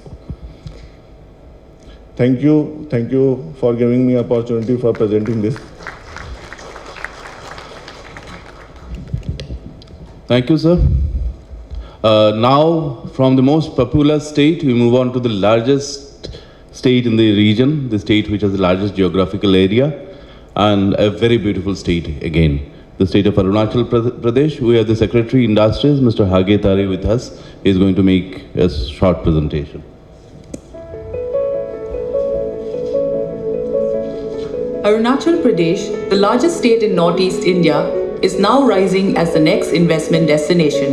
With abundant natural resources, Arunachal has the advantage of a vibrant leadership, young and resourceful human capital, and a huge infrastructure boost in recent years. Arunachal has the largest potential of growth in sectors of oil, gas, minerals, hydropower, food processing and tourism, which are waiting to be explored. Arunachal is the next hydrocarbon destination with about 18% of India's hydrocarbon reserves in the surrounding belt, mostly unexplored. It has about 90 million tons of coal reserve with tertiary coal and coal bed methane. The Kumchai field alone has about 2,800 million cubic meter of gas. A new pipeline of 61 kilometers is under process to transport the gas and oil. The state also has limestones, graphite, dolomite and quartzite. Recently, the process of granting PEL and PML has also been smoothened for investors. With 58,160 megawatt hydropower potential, which is nearly 40% of India's total potential, Arunachal Pradesh is rising to be India's hydropower hub. 43,000 megawatts of projects are being developed by hydropower companies. One of them is Lower Subansiri Hydroelectric Project of 2,000 megawatt, which will be India's largest when completed in 2023. There are ample opportunities for investment in this sector, 27 hydropower projects for cumulative capacity of 1470 megawatts are readily available for investment and many more to follow suit. Arunachal is the agri-horti powerhouse of northeast India with high-quality producers, over 100,000 tons of market surplus and scope of expansion in 86% of cultivable area. The state has immense potential in food processing and allied industries. Kiwi, orange, palm oil, pineapple, turmeric and ginger are the immediately investable producers, whereas apiculture, bamboo subsector, organic farming and contract farming also have immense potential in Arunachal. Arunachal is dubbed as India's wildest and least explored tourism destination and is already on the global tourism map. The state offers exotic wildlife, adventure, and cultural tourism experiences and has large potential of scaling up. Investments in hospitality infrastructure and upcoming sectors such as tribal festivals, film and wellness tourism have immense potential of scaling up and success in Arunachal. The government of Arunachal is committed to serve investors well in the state. The state has established an inviting industrial and investment policy, ease of doing business, and a dedicated Arunachal Pradesh Innovation and Investment Park, or APIIP, under the Department of Planning and Investment to extend all support to investors. Arunachal is rising and we welcome you to be a part of it. Arunachal Pradesh, your next investment destination.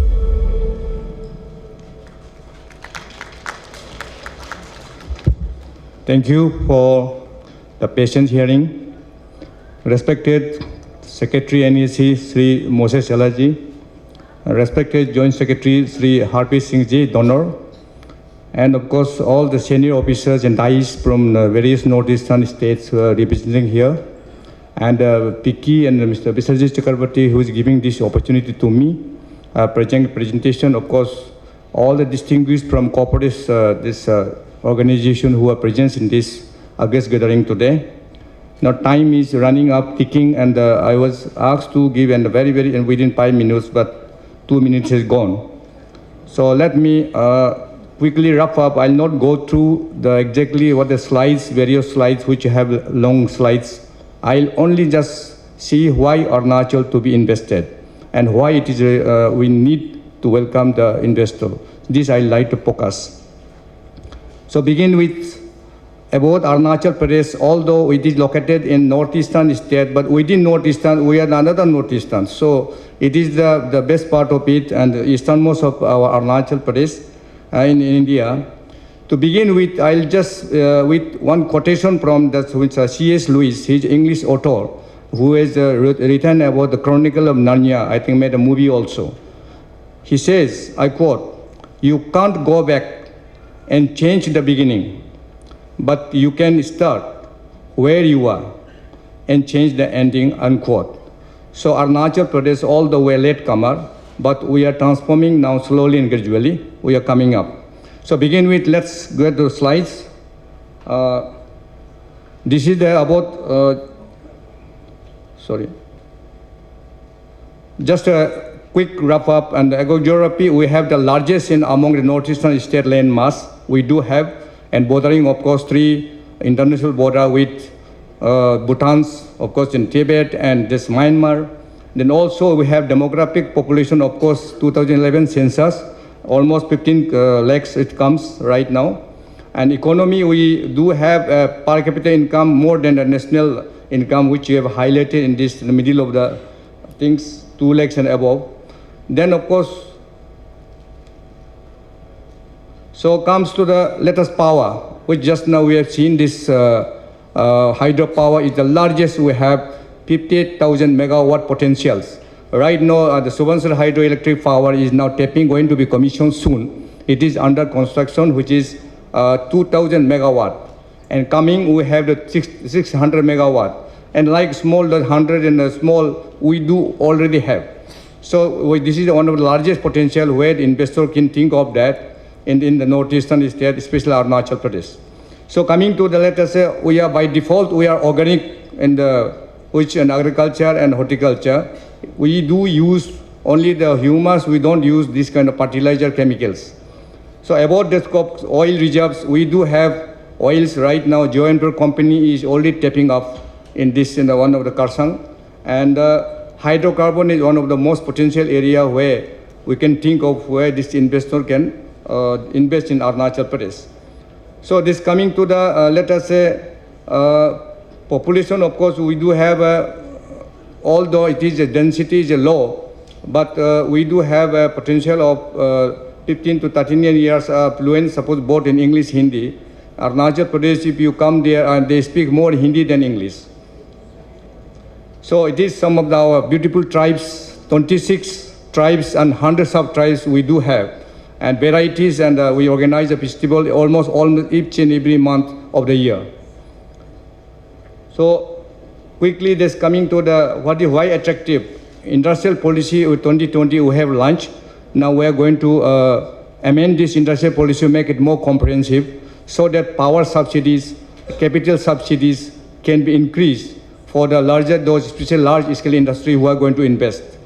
Of course, we do have this single window clearance, especially for the online. First, we have the EODB. We have launched and connected a national portal and EOBD, so that anyone can access for any kind of investment anywhere from the world. You can sit and throw it online. So coming to the just quickly wrap on the road, we do have one of the largest road connection which Trans-Himalaya Arunachal Pradesh, where 50,000 kilometer road is already built, and now 1,800 is already underway. So of course, so far is the infrastructure of the air connectivity is concerned. Donipolo Airport very recently in this last November of 19, Honorable Prime Minister inaugurated. Directly there is a flight from Calcutta and directly connected Itanagar. So New Delhi is soon going to be connected. Also in this we have the 8 advanced landing ground in Arunachal Pradesh. We do have which they can cross section, can transact each other. That is under earlier they used to Defense, Ministry of Defense use, and now civilians also being likely to open. Now of course so far is other water connections in land portals, and it is trying and how we have various river basins, 8 river basins we do have. Apart from hydropower, we are trying how this can be tapped into link into Bangladesh. This exploration is already underway. So coming to this regulatory and compliances, which just now I have already told, we have dedicatedly invest division has been opened where this can be accessed to all over the world. That especially for it is for investor, and dedicatedly we have already investment. The division is established by government. So coming to the tourism is one area where focus, and Tawang-like districts is one of the most sought after the tourism all over the world. And we do have a beautiful place like Mechuka, where the paragliding and adventure tourism and zero music festivals and Dambuk orange festivals and varieties of such festivals we do have as part of tourism calendar. So we do have textiles and varieties of special Ahimsa textile is one of the sought after, where very recently I was in Washington DC, and one of the ambassador herself is she told me that they like to have this Ahimsa, like to see how, and some of the company like OBT, they've even told us to send a yarn. So yes, and it is being covered. This latest agriculture, horticulture, food processing is concerned. Kiwi is the largest in India. Arunachal Pradesh produce, where we do make a wine, kiwi wine, and not only for kiwi, but we also make wine from other fruits, including ginger. So this is one of the sought after, which Nara Aba is very popular, and this kiwi wine we tap, and it is market potential exists. And orange is concerned, it is one of the consignment has only gone to Lulu Group in Dubai, and it is under, I think, available now. So more potential like fine apples, cardamoms, then of course, all these are under part of our Arunachal potential, where especially those who are interested in agriculture, horticulture can come. Then come to the tourism sector, I will cover. Just time is all up. Oh, sorry. So these are circuits you can see from Tawang to this Longding and the Tirap district, tourism can be covered. Okay. So these are the, you can see some of the tourism where people like it, and one of the sought after tourists. Oh. So these are only just to have a glance through. Sorry, this is. So these are some of the handicraft items. We do have the one of the largest bamboo potential in Arunachal Pradesh. We can have right from ethanol onwards. You can think of raw material, how this can be tapped, and including fiber and cloth you can make out of bamboo. One of the largest in the which among India we do have. Then come to the, of course, oil, gas, hydro, I have covered. IT sector is one area where government is focusing, and a special dedicated policy, especially it is a pit case with Hyderabad. Today we are making this road show, and where all the IT hubs and all are sitting here. Now I think this is one area where this kind of, due to connectivity, is the main problem in our northeastern region. 6 months incessant rain and high mountain and terrain and rocky, and some of them. So one of this is the potential area like drone we have launched very recently, and to supply the medicines. And especially we can think of also in the ropeways where Switzerland is connected like Mount Titlis. And this Arunachal Pradesh can also think in that manner. So these are some of the which area where you can focus. I would request each of the investor, and we'll have a more focus on the special G2B, I think session afternoon I was told. It is there, we'll have more interaction with that. So with this little bit, which very quick presentation, I would like to request each one of to have, in case required, you can I can make access to this video and as well as this presentation to each one of you. With this PO, thank you so much for patient hearing, and lunch is waiting, I think so. Thank you. Thank you so much, sir, for a very detailed presentation. With that, we come to the end of this session. The next session is B2G, but before we let you go, we would like to take advantage of the presence of 3 very important institutions from the Northeast. One of the institutions is the Northeast Handloom and Handicrafts Development Corporation. They are a central agency which work with all the state governments in the area of handloom and handicraft. The MD of the Northeast Handloom and Handicrafts Development Corporation is here with us. So may I request Brigadier Singh to come and introduce himself briefly.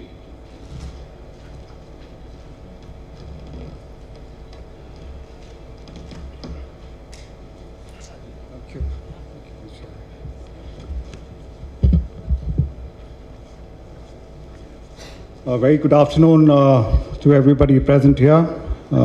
Respected Secretary NEC, Mrs.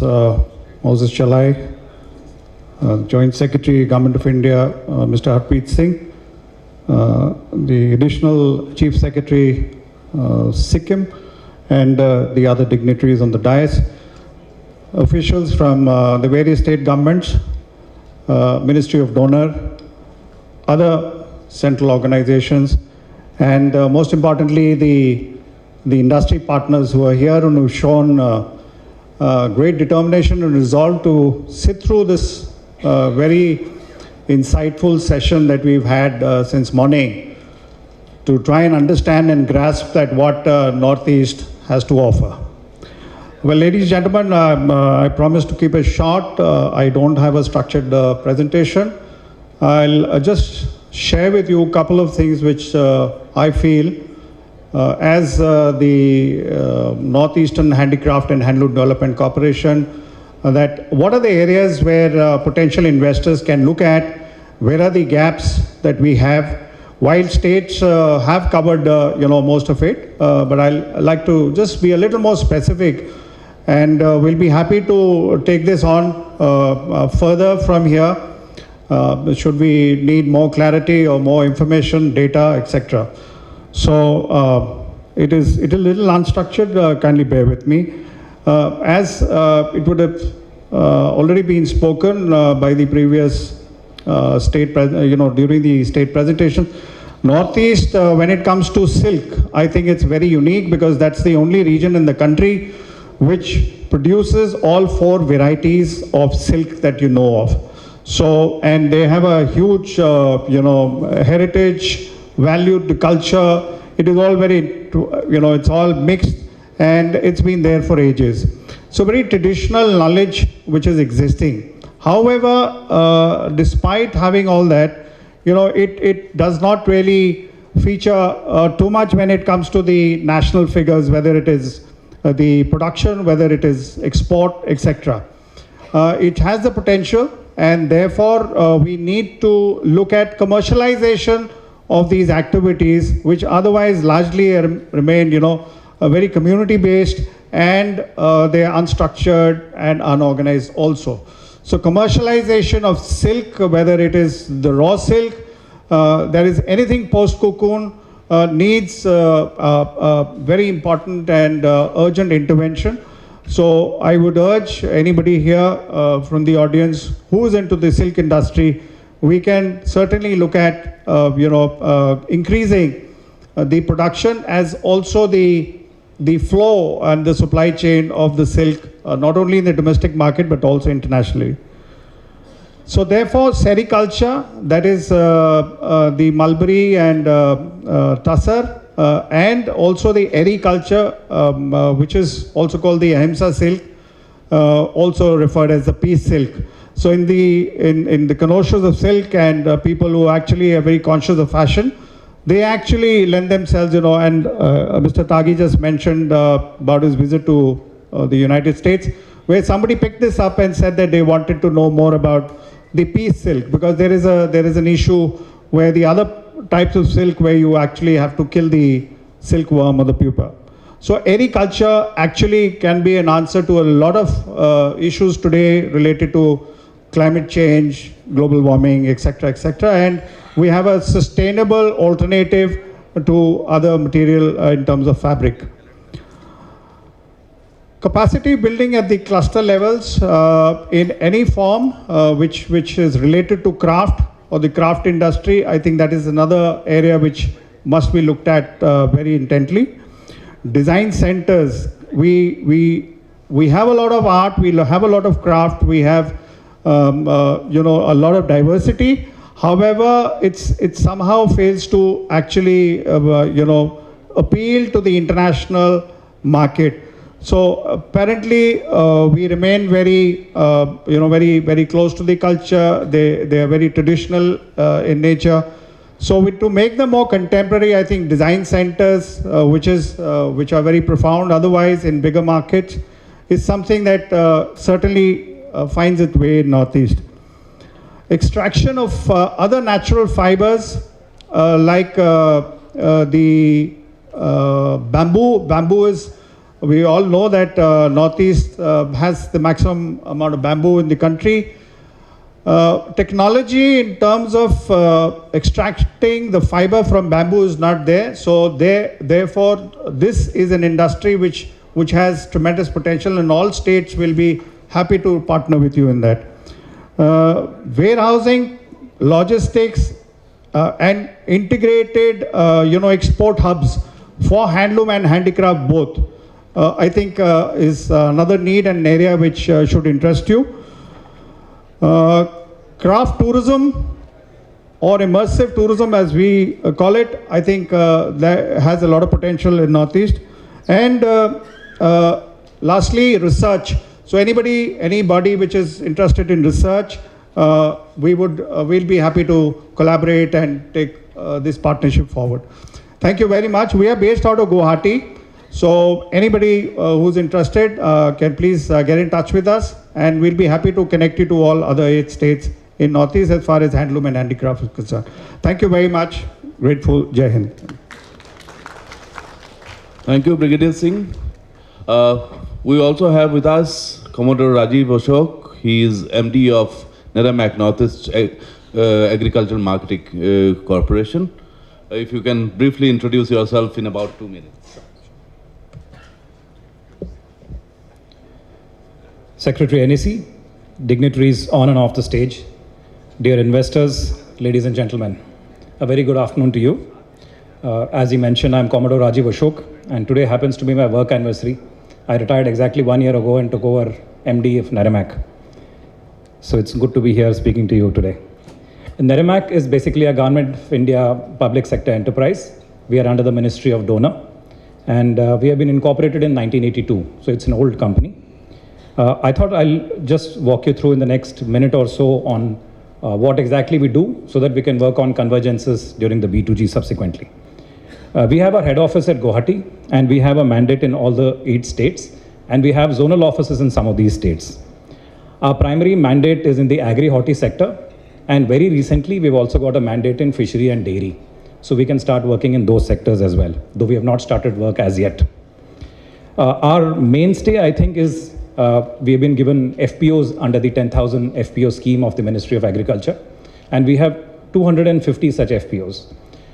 So out of which 55 have been mobilized because they were given a year earlier. The balance, around 200, were given in December last year. So we expect that by August, all the 250 will be functional. So the issue of aggregation of agri products has kind of been addressed, though transportation still remains a niggle. And subsequently, we're going to start working on cold storage and on food processing to ensure the longevity of products. We also work in GI, and we have got 13 products which we have facilitated for GI certification. We are in the process of user authorizing them so that investors like you can utilize that potential and sell the GI products at a better margin. There are 7 more produce that are under certification, and we are hopeful that by the end of the year, we'll reach the figure of 20 GI certified products. This is apart from what the states have processed on their own. This has purely been facilitated by NERMAC. We also have food processing centers which are currently under revival. We have a pineapple processing center in Agartala, which should be functional for the winter crop. We have got a cashew processing center, which thanks to Secretary NEC, we've got funding for that and should be functional by the end of this month, early August.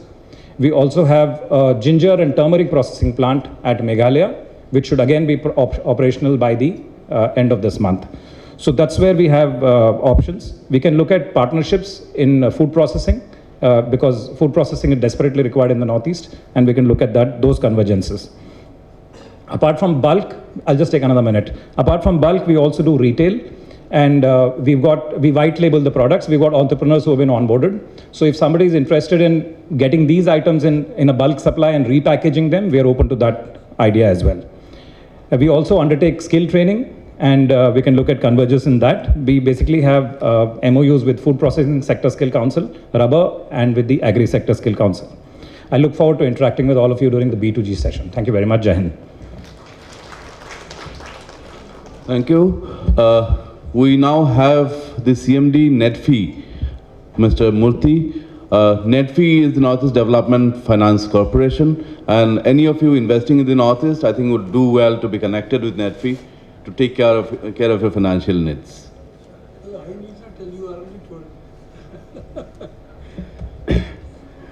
Respected dignitaries on the dais and my dear friends and investors, I am PVSL Murthy. I am Chairman and Managing Director of Northeastern Development Finance Corporation. We are basically into lending to the big projects, MSME and also MFIs to enable them to go to far-flung areas. And we have a venture capital also. We invest in the startups. Coming to project finance, we are financing the rail project from Siliguri to Rangpo and road projects in Mangaldoyal area. So all these industries from Hyderabad, especially Hyderabad, they are coming and taking the contracts, and we are financing them at an affordable rates because we are supported by Ministry of Donor with interest-free loans to us. So we pass it on the benefit to the industries operating in that area. So we work for all the 8 states. Apart from this, we administer these subsidies. For your information, maybe you might have been given the information, there is a capital subsidy scheme from the Government of India, which revised scheme is going to be announced very shortly. And broadly, 30% of capital investment subsidy will be provided by the Government of India, up to 5 crores in certain areas, up to 7.5 crores in certain areas. So this is a subsidy for the capital subsidy. Then there is an interest subsidy in certain areas. There is some insurance subsidy, power subsidy. These are all certain areas, they have the subsidy schemes. An important subsidy is a transport subsidy. Of course, transport subsidy only limited to rail transport and air transport, air cargo. Road, there is no subsidy as of now. We have been requesting Government of India with some safeguards to introduce that also, because this subsidy is very important, especially for the states like Mizoram, Arunachal Pradesh, Nagaland. So we have to transport the food grains. It takes some time, so that it's costly. But still, government is actively considering. Otherwise, air cargo and rail subsidies are available. And apart from this, we also do advisory and consultancy services. Lot of studies we do on behalf of the state governments and also central government. And recently, if you see this bamboo, oil palm cultivation possibilities, processing centers, all that we have had a detailed study which was adopted by Prime Minister's office, and it is now implemented in the Northeast. There is a huge scope for oil palm cultivation and also establishment of processing units. You can just think about it, Mizoram and Arunachal and Assam, they are all actively coming forward because there is a sufficient land available there. So these are some of the studies. If you can just go to netfi.com, if you can just see the site, all these studies are free of cost, that is available. You can just browse that, and you can, whatever subject you are interested, you can see those studies, or you can reach out to us. There is emails are available there, so that we will be giving you at free of cost soft copies. So these some of the studies we have done on the potentials available in this thing. And interestingly, this time, I think hotel industry is also being included in the subsidy scheme. So services are also coming into. So there is a huge opportunity of subsidy from central government. And some of the state governments are also actively providing, especially Assam government recently, large projects, they are giving specially some subsidies they are coming.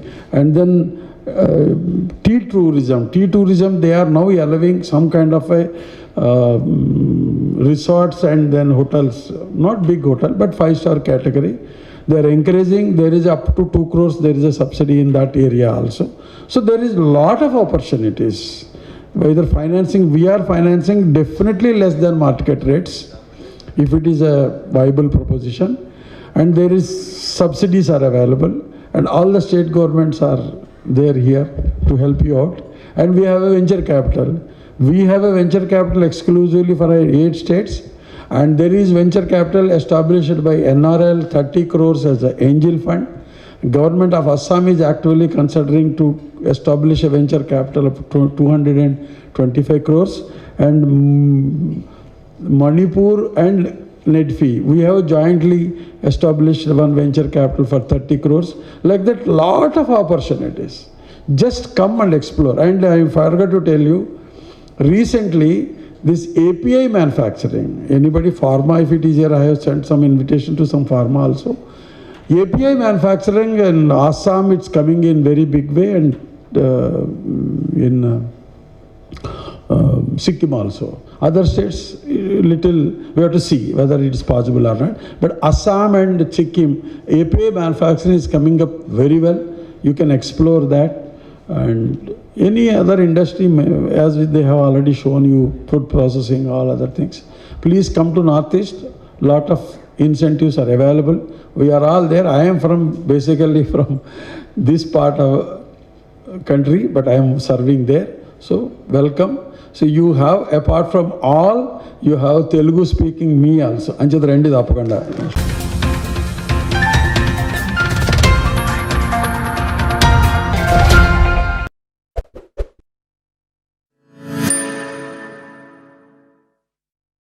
The Hyderabad Gaming Weekend 2023 was an exciting gaming event that brought together gaming enthusiasts, startups, and industry professionals, providing a platform to showcase the latest advancements in gaming and foster collaboration within the gaming community.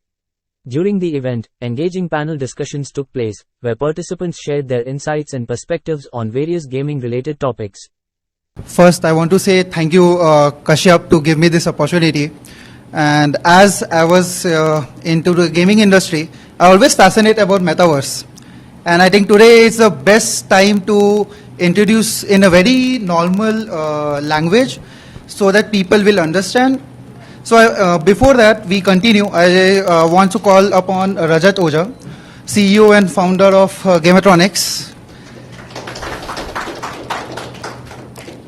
So Rajat, before we continue, I just want to set up some ground. So for that, I want you to explain about what is metaverse in a very general perspective so that everyone can understand. Before that, I'll take the liberty of explaining Hyderabad to people who are ignorant, right? So Hyderabad is the most thriving ecosystem there can be, right from the government level. When we started Metaverse, I'll come to that. The second client I had was the Telangana government.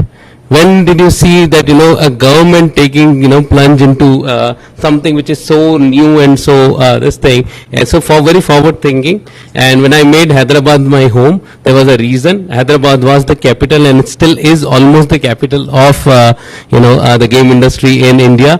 Of course, DSK happened in Pune, and that stole some, shine from us. But Hyderabad is awesome. Coming back to what is metaverse, right? So the question, but Hyderabad is super awesome. Right from colleges to the government to the companies to these ecosystem to T-Hub to people like STPI Image Tower and dedicated Image Tower and everything. So let me sell Hyderabad first. It is done. So now coming to the most interesting thing, what is metaverse? Too much confusion? Even developers, they are confused, or they sell the confusion because that makes the whole world go round, because it's easy to raise fund when you start calling something as metaverse. It's easy to go out and say that you are metaverse hero because it's easy. So we also have our own, definition, just like everybody has. The only thing is we are not out there to raise fund, and we are not. We actually sit at the other side largely. But so our thesis is very simple. People call immersive world as metaverse, right? Gamers are living in that world forever, right? Even if you talk about social immersive world, Second Life has been around for ages, right? 2003 August onwards, right? So that's also done. Even if you say immersive world where you can do certain activities, and then there is a lot of social interaction. Even Call of Duty and other games you can actually talk, like Counter-Strike also. Like you're meeting people, you are in an immersive world. For me, immersive world again, and then people started selling their old dabbas in the name of metaverse with their VR headsets. Put in VR headset, it's metaverse. Like, come on guys, if that is metaverse, that was there since 2006. They're pulling out all their old junk, and bringing it back in the name of metaverses and saying, see, here it is. We made those kind of things in 2006 with Vuzix headset, where we actually delivered to defense forces. And I was talking to Colonel here, and I said, like, we have simulated every single weapon Indian Army uses, every single tank, not every single, but T-72, T-90, BMP, ICVs and all we've done. So then what is the missing element? What is so we have covered the social interaction part, we have covered the immersive world, we have covered VR. All these things they don't define metaverse. For us, metaverse is when there is economy in the center of everything, and the interoperability, which we keep on saying, decentralization part of your assets. Imagine your Hello game, but can you take your gun around in other games and stuff? So it should be on a layer, it should be on a chain where we can actually, it should be interoperable. It's again, we are not there yet, but everybody, whoever is part of some part of the, I'm in the board of World Metaverse Forum, where we are trying to define what is the right definition, and this is the current accepted, this thing, economy. And when KPMGs and people like KPMG, they come, KPMG, Accenture, and lovely PwCs and Deloittes of the world, they come and they say people are going to spend 4 hours in metaverse, right? In next few years. What are they going to do? Why are they coming? Are they coming for just the assets, just for immersive world experiences, just for this thing? No. immersive world experiences just for this thing. No, they're going to live in there, right? And why are they going to live in there? Because that's the place where they're going to make money also and spend their money and earning also. It's the Instagram, how you see like kids, they live in there, right? And there are people who are creating reels, right? They make a lot of money for buying things. They go out the Instagram. Now Instagram shop is also there, is a thing. But they go out, go to their Mintras and Flipkarts and all these guys, and then they do it, right? While in a true metaverse, and we are working with some of the largest possible player in this domain, where we are bringing both the options of earning and burning there, will probably unfold, because I don't want to answer this question such a long one. So, very simply, social immersive world where our assets are interoperable, and at the same time it's completely decentralized, as we say, and economy is in the center of it.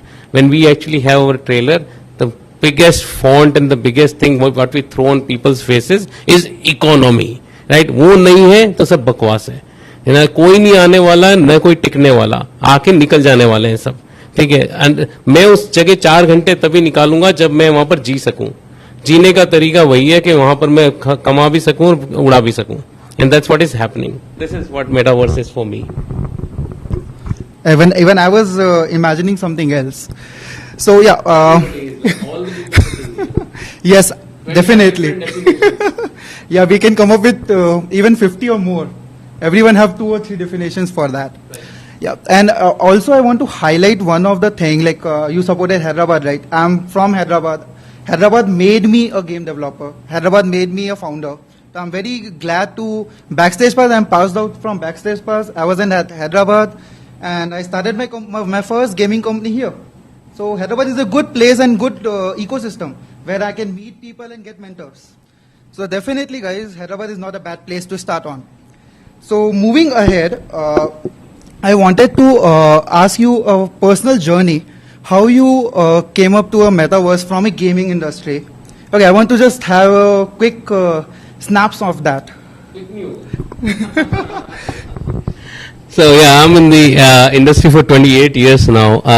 I've been making video games. I still don't see metaverse different from video games and all. So I'm still continuing that journey. I'm not branching out or anything like that. So I started. So some of the games, you guys, I don't know if you're aware, and some of the games I have IPs of Prince of Persia, Resident Evil, Battlefield, Splinter Cell, Asura's Wrath. My name's on it in various forms and factors. I worked with Jordan Mechner for Prince of Persia in the earliest days of Prince of Persia, and very closely associated. You know, so I have been making games. I own the theme park and arcade rights of all the games I named already. So I'm like the global. Even Capcom wants to do it, they cannot. They have to come to me for. And I built a video game theme park in Dubai called Hub Zero, which actually got nominated for Brass Ring Award, which is the Academy Awards of theme park also.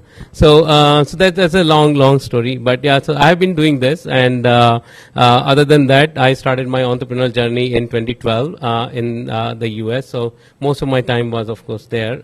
Then only you can work on these kind of titles and stuff. Briefly for a year in Belgium.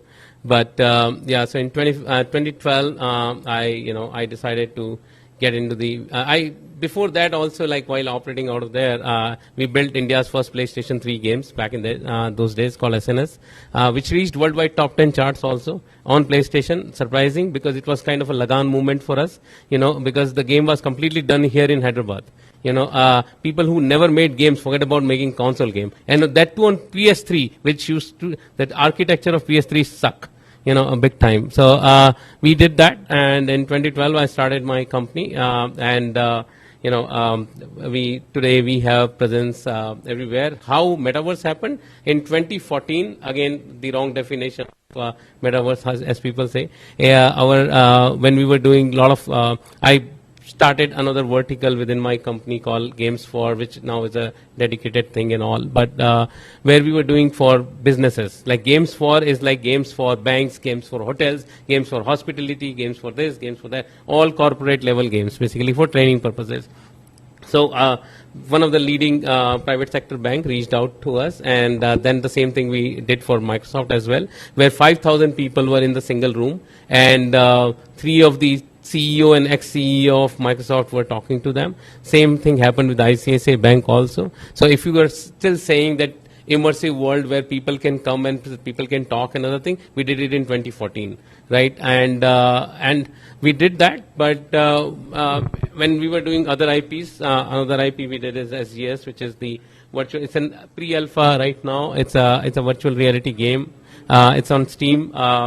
We are going to launch it very soon on all the platforms possible.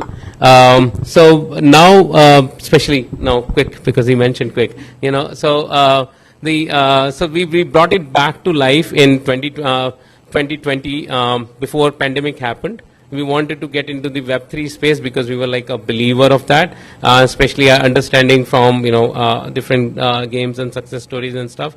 And we built our own chain instead of going after any existing chain and stuff. First step was building our own chain. The second thing is building the game layer on top of that. And all the successful metaverses right now, be it UEFN, which is now getting into the true sense of metaverse also, you know, you can always see that their genesis is games, right? Fortnite is a game, you know, and that gives the reason for people to keep coming back. So I'm still continuing that journey, you know, so, and it's been awesome. If I've spent 28 years in one industry, I'm pretty sure it's a great industry. Otherwise I get bored very quickly and easily. That's amazing, actually. So actually, I also wanted to your perspective to the policies metaverse needs, especially with how the government is going to tackle this, because like that's one of the questions I always have in my mind. Today I think I got an opportunity. Yeah, a lot of, in fact, I have been interviewed, I think maximum number of times this question has come up in all my interviews globally or whatever, you know, even on the TV is always like they are like how the government is going to handle, like, so again it needs to be that big that government takes it seriously, you know. So it's not even, you know, like there is this Biparjoy is coming somewhere, you know, Biparjoy, however you want to call it, I don't know, you know. Then there is election coming, you know, all these things are coming. Is such a minuscule thing for the government to even bother about, you know, at this moment. To be, it's unfortunate, but the thing is, crypto and other things, government will definitely, you know, come with, you know, their regulations very quickly, because it creates the alternate governance, right? Government hates to share power, right? And if you give power to the public, the government power is gone, right? So they don't like it. So first thing, crypto tomorrow, you know, done. Unfortunate thing is most of the people think Web3, blockchain, crypto are the same thing. Crypto is a use case of that thing, you know. So people have a different, you know, again, a lot of confusion is created by developers also. Forget about, you know, in the community. So government is right now, it's taking the only steps government is taking is because Daler Paji Kapil Sharma show पे चले गए और हमारे number जाके बोल दिया उन्होंने कि how much we made money. Next day the government department was sitting in my office asking पैसा कहाँ है, you know. But the thing is that there is, just like we spoke about 50 different definitions of something, how do you regulate something which has different definitions? But we are working closely, and especially our Twaga, you know, which is a very active forum we have in Hyderabad, and we are working with different kind of, you know, policy makers, just like we have policies for our animation industry and other thing. We are figuring out, you know, how we can do that in the blockchain and Web3 space also. In fact, from what I'm seeing is that we are getting tremendous amount of support. You know, I will talk about the regulation, but support wise, when ISRO wanted to do something, they came to us immediately, you know, and like we want to make ISRO cool, right, and especially for kids and all those things, and that has been my pitch. One of the theme park we are making in Bangalore is with ISRO, right, and my problem is always that in India also people wear NASA t-shirts. You know, you ask someone, I want to be astronaut. Oh, really? Okay, what's your goal? Oh, NASA. Like, why? You know, ISRO has 85% success rate compared to 63% success rate of NASA, but NASA has done way too many things. So we are, if we are talking about it in terms of percentage, we have a great success rate technically speaking. So yes, so there has been amazing things. So I think there has been support at one hand. The second side is the NFTs and all those things, because there is a lot of crypto part associated, which I think will take its own sweet amount of time, especially just like online gaming and other things are being regulated. The similar kind of regulations will come. Bigger problem, and the number one problem for me is how people actually treat each other there. You know, all the kind of issues like, you know, like Facebook came up with their capsule system, you know, to protect, you know, harassment kind of a thing and stuff like that. So I think, you know, there has to be some onus is on us at this moment to make it a safer place. Government will not come and regulate this anytime soon. Government will definitely regulate things happening on the NFT front and crypto front, but rest of the things, onus is on developer to make it a safer, good, happy place so people come and spend time. I'm a metaverse guy, not necessarily a crypto guy, so I will not even go down that path. So metaverse is a safe place, and we need to make it a safe place, and we are providing a safe place for people to come and enjoy. I think I agree you more on the path of where everyone has to take the responsibility to make it safe. Because even as a gamer, we used to do online gaming, and there's a lot of toxic gamers around the world. So yeah, nobody can stop that, because it's public. People will, if they have the mouth, they will speak. So it's all about We do KYC when we think the content is sensitive. We had Daruka Adda in one of the events and stuff. So we did, you know, we did KYCs for people coming in, because even though you're having digital Daru, we didn't want you to have that, and we didn't want you to patronize that. When we did Telangana event and ISRO event and all those, every single person had an invite. It was an invite only. So all the checks and other things were done before that itself. And metaverse is much more open than closed events. We are not an event platform. Events happen. You know, people are, even when you go there, you will see people visiting, talking to each other and all those things. So we are like Chalta Firta Facebook, Chalta Firta Tinder, Chalta Firta LinkedIn, however you want to use it. So again, there will be a lot of AI use cases. People say, oh, suddenly all the metaverse guys moved to AI. No. We didn't move to AI. We are using AI to complement whatever we are doing. You know, and to enable things where whatever you are talking, can I actually censor if I want to? Whatever you are texting, can I censor that? If you are putting all those kind of things, can I make your KYC digital? Can I make it? Even the creation of the world, we recently released a tool called Brahmand. Right? So in Brahmand, you can just with a text prompt, you can get the 3D world the way you want. And there has been a lot of news about it and stuff, Money Control and ET Times and all these guys actually covered it. It's still accessible only to people like Atkins and Bangalore Airport and some guys, you know. We haven't openly give it out to everyone, but in October we are handing out to the public. So you want to build your store, you can build the way you want. But there will be a lot of other AI filtering the content which will go there. Perfect. I think this is too much of knowledge. So, so actually, I wanted to specify a very specific use case of metaverse, like working in collaboration. Okay, like what do you think? What's the future of it, and how is going to expand in its own? That's a very simple, easy, immediate use case of metaverse working in collaboration. We learned it, you know, with Zoom, Meet, and all those things, and people like. We had been using Discord, you know, for our internal meetings and everything, you know. People share streams and, you know, that's our everyday review meeting tool also. We have people across the world working with us, you know, and Discord is the, so that is already happening in one format, right? Passing it on it to the avatar systems and all those kind of other things, you know, there has to be, so there is a reason why you'll be doing it. Are you guys aware of Skyroot? Shame on you guys.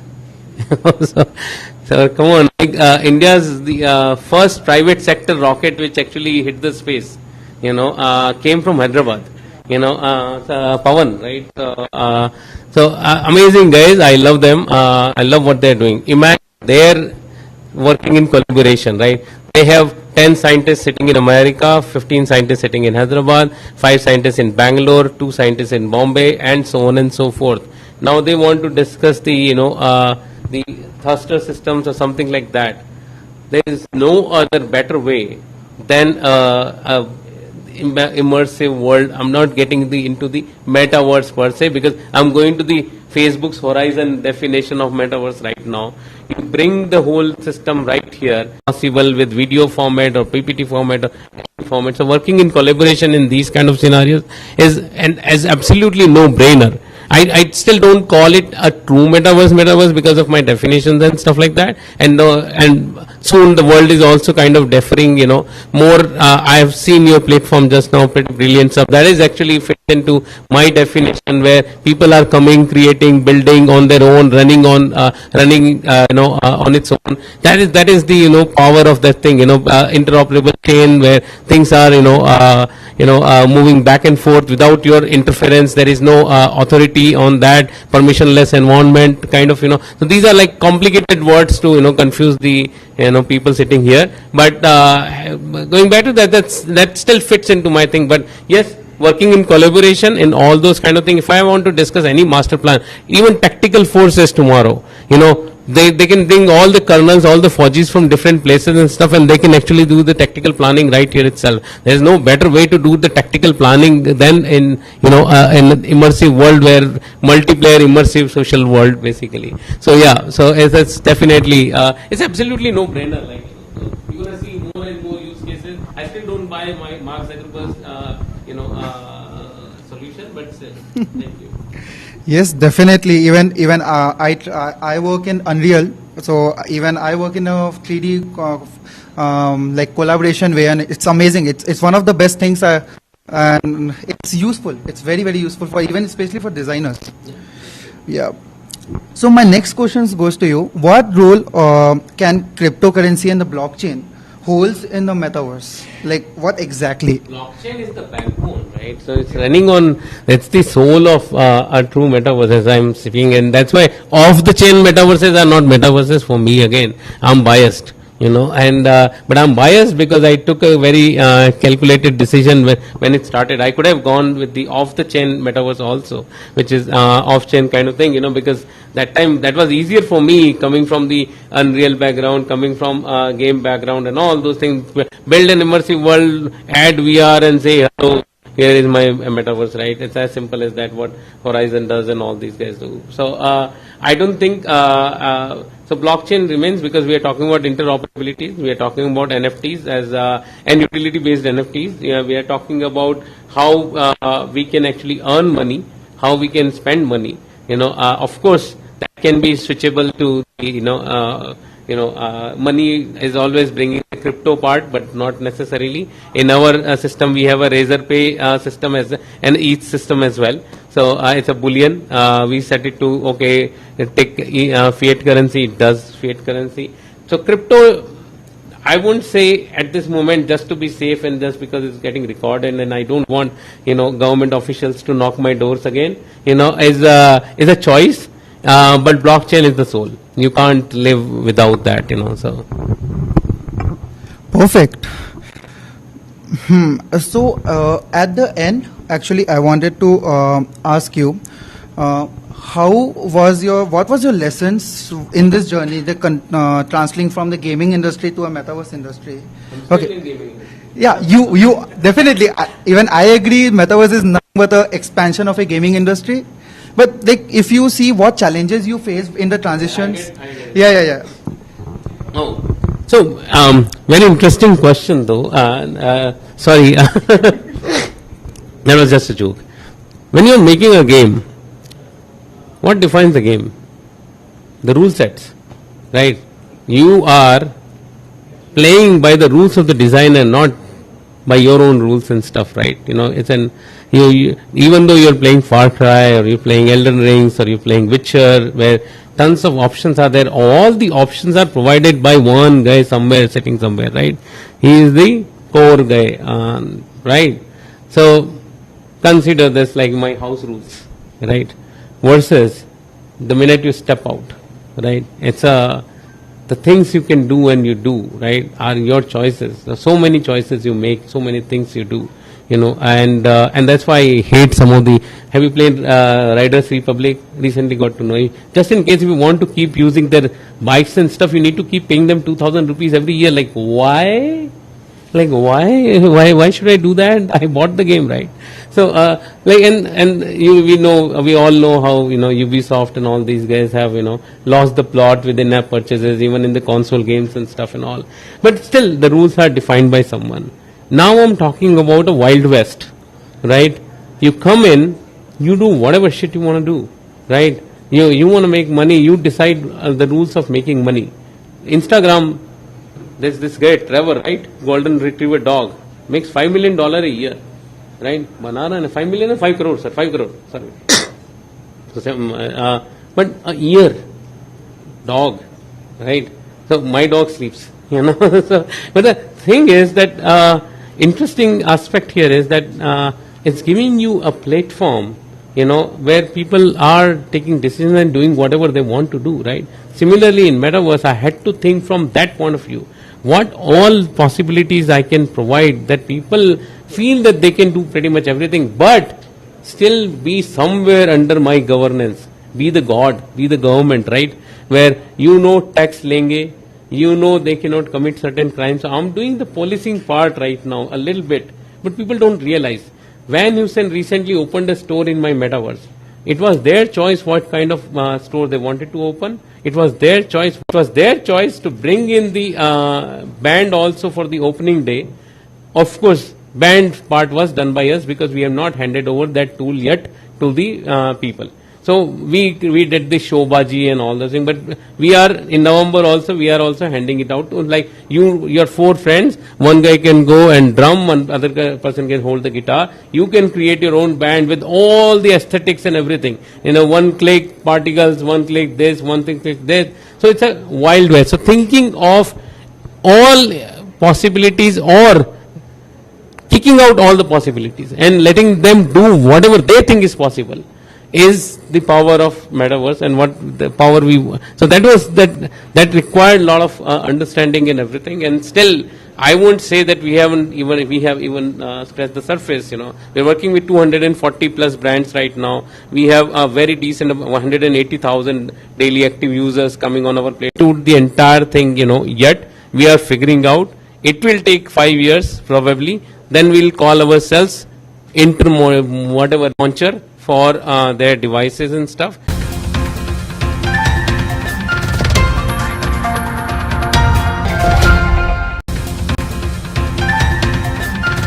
To begin with, may I request Mr. V.V. Ramaraju, Co-Chairman, FICCI Telangana State Council, to deliver the formal welcome address. A very warm welcome to the Northeast Roadshow here in the beautiful city of Hyderabad, in the vibrant state of the Telangana. I am truly privileged and honored to have this opportunity to welcome such an esteemed gathering for this initiative. We are here today in anticipation of the upcoming Northeast Global Investor Summit.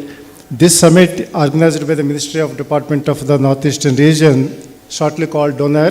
This is aiming to showcase the tremendous business potential that the Northeastern states possess. And it also presents an incredible opportunity for all of us to explore and capitalize the tremendous prospects that are available and possessed by the region. I am also delighted to announce that FICCI, the Federation of Indian Chamber of Commerce and Industry, is proud to be a partner of this ministry in this unique initiative. The region, Northeast region, with its 8 states, boasting immense cultural diversity and breathtaking landscapes.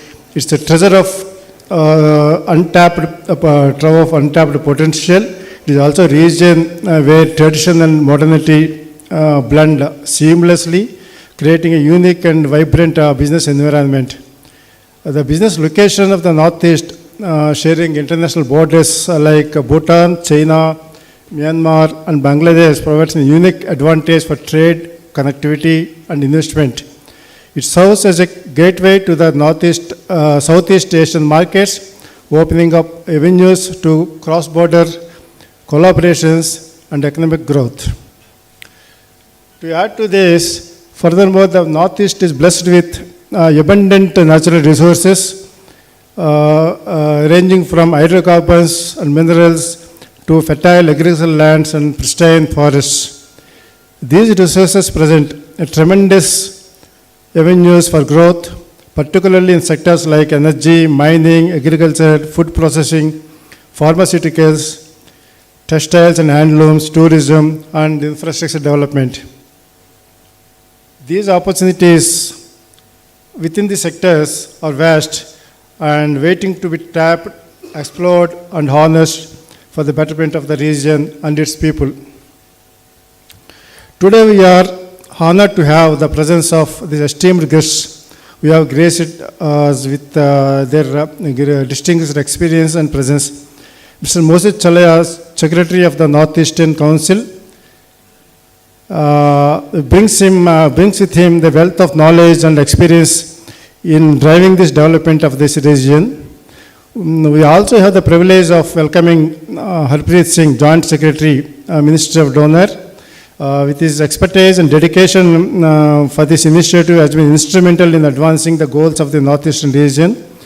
In addition to, we are joined by senior officials from the 7 northern states. We have been working tirelessly to create an enabling environment and ecosystem for the business and investment. Their presence here today gives us and shows us that government is commitment in improving, supporting and promoting the Northeastern region as a thriving business destination. It is also a testament to the vision and determination of our leaders to harness the vast potential of the Northeast region and create a robust economic environment and ecosystem that fosters inclusive growth and development. Ladies and gentlemen, we have a unique opportunity before us today. By exploring business opportunities in the Northeast, we can also expand, not only expanding it, but also venturing into other joint ventures, but also to contribute to social economic development of the region. The Northeastern region states eagerly waiting to welcome the investors, entrepreneurs, and collaborators who can help unleash their true potential and create a win-win scenario for all the stakeholders. The roadshow here today serves as a platform for dialogue, collaboration, and knowledge sharing. It is also an occasion to connect and engage with the key stakeholders, understand the investment climate and environment, and forge meaningful partnerships. I would urge and request each one of you to actively participate in discussions, network and follow up with industry leaders, and explore the vast potential that the Northeast holds and possesses. Let us all seize this opportunity to create lasting partnerships and continue to the growth of the Northeastern region. Once again, I extend my heartfelt welcome to all the distinguished guests present here today. Your presence here signifies your belief in the immense opportunity that the Northeast offers. Thank you for being part of this Northeast event, this momentous event, and I wish you all a fruitful discussions, valuable connections, and a memorable experience and takeaways. Thank you very much.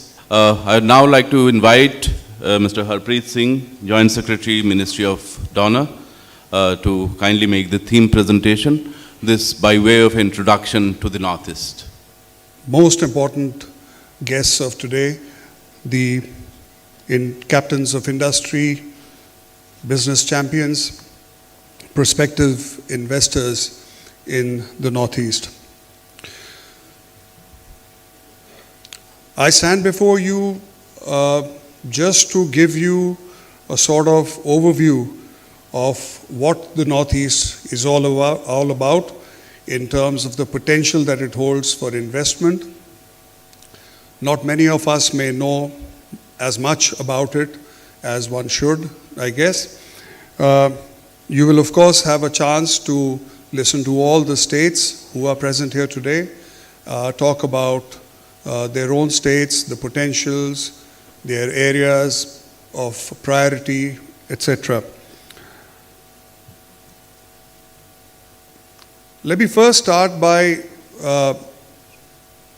putting before you, sharing with you, two very important comments in speeches that the Honorable Prime Minister of India made about the Northeast. In the first, he described the Northeast of India as having the potential to be the new growth engine of the country. In the second, he described the 8 states of the Northeast India as the Ashtalakshmi of India. And these are with good reason, as you will see in the subsequent slides. So what is it that the Northeast offers by way of something that is unique, something different, and then as an advantage that it possesses over many other states?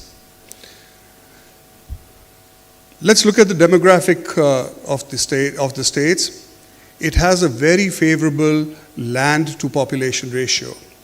7% of India's land and only 3.7% of India's population. By 2030, it is expected that 37 million will join the working age population. Almost around 82% of the population is literate. It's a biodiversity hotspot with 65% forest cover, 7,500 species of plants, and 183 species of animals. It has huge mineral resources, the largest onshore reserve of petroleum and natural gas, followed by coal, limestone, sandstone, granite, iron, and silicon. There's abundance of water, essential for any industrial activity. The network of rivers offer great potential for navigation.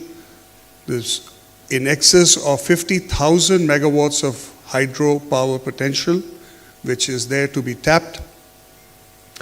Perhaps the best known Northeast resources are its agricultural resources, tea, rubber, bamboo, and the horti produces. By way of industrial and trade infrastructure, it offers 125 industrial parks. There are 4 notified special economic zones in the region, 38 land custom stations, 5 integrated checkpoints, and 12 border huts, 10 across Bangladesh and 2 across the border of Myanmar. So, when we look at the Northeast, how does it fare in terms of the infrastructure, its connectivity? Well, it has 17 operational airports, 2 of which are international airports, extensive road network. The road density at 144 kilometers per every 100 square kilometers is higher than the national average of 115 kilometers per 100 square kilometers. Huge network of national highways, state highways, and district roads. The trilateral highway, which starts in the northeast, going down from Myanmar to Thailand, is also a work in progress. There are 20 national waterways. There exists a protocol on inland water transit with Bangladesh. We have access to Mongla and Chittagong seaports in Bangladesh. The Matabadi deep sea port is also coming up in another couple of years. As far as railway is concerned, we have excess of 2,700 kilometers of network already available, which will finally connect all state capitals and important locations. The Trans-Asian Railway also is to pass through the Northeast, Bangladesh, and other parts of Asia. There is a lot that the state governments, and especially the central government, has done by way of, first of all, There are 55 ministries and departments of central government which are mandated to spend 10% of their gross budgetary support. In 2022-23, this was around 82,000 crores. This year, it is expected to cross 94,000 crores. As far as externally aided projects are concerned, projects that are ongoing are worth 23,500 odd crores, and another 72,000 odd crores worth of projects are in the pipeline. But this is not enough. The region still needs people like you, people from the private sector, to come in and invest. And the question that one would obviously ask is, why should we come? So to summarize very quickly, first of all, with all the infrastructure that is coming up, has been set up in the region, the cost of logistics is reducing. The cost of living is already low, so you get cost competitiveness. There's high quality of regional resources and products, agricultural, minerals, etc., so you get quality resources. Like I mentioned, by 2030, 37 million are expected to join the working age population. It's a working age population, and it's a population that is aspirational, eager to work, so you get a young, talented workforce. And of course, it is the gateway to the Southeast Asian markets, so it is very strategically located. Based on our assessment and detailed discussions that we've had with investors, chambers of commerce, and of course the state governments, we were able to identify 7 priority sectors for purposes of investment. The first one, of course, is agri, food processing and allied sectors, education and skill, entertainment and sports, healthcare, textile, handlooms and handicrafts, IT and IT-enabled sector, and tourism and hospitality. I'll quickly go through the sectors one by one. Agri and allied sector, 50% of the country's total tea production comes from this region. That's 1/6 of the total world production of tea. Sikkim is the fully organic state, and in their presentation, I'm sure they're going to talk about this. There's skilled manpower available with so many agricultural universities in the region. There's a huge pool of skilled manpower available. Infrastructure, medicinal plants with over 40% of India's total endemic plant species available in the region. And produce, of course, like bamboo, rubber, tea, spices, flowers, fruits, etc. So what are the opportunities that these offer? There is opportunity in food processing, especially of vegetables, fruits, spices, etc. Post-harvest and cold chain infrastructure. Agricultural inputs, rubber and bamboo processing, breweries and distilleries. So the challenge here is to how best evacuate the produce of the region to other parts of the country and beyond. So this is the opportunities that are available here. Education and skill, like I mentioned, high literacy rate. There are many institutions of national importance, with the IITs, IIMs, NITs available in the region. There are 72 Pradhan Mantri Kaushal Kendras, which have trained 13.6 lakh trainees from 2016. There's a Northeast Skill Center that has been established in Assam. There's an Assam Skill University, and another one, I believe, that is being set up in Tripura. The opportunities are in the areas of setting up private school with international curriculum, etc. Like I said, this is an aspirational population. Demand for high quality education, vocational and skill training, finishing schools, etc. With all of this, the region actually has the potential to be an international education hub.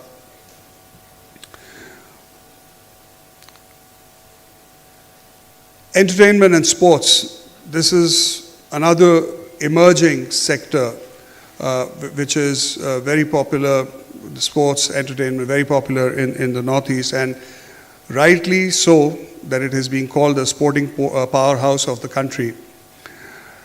As an industry, sports as an industry has been recognized in Mizoram. There are traditional theaters and a vibrant film industry.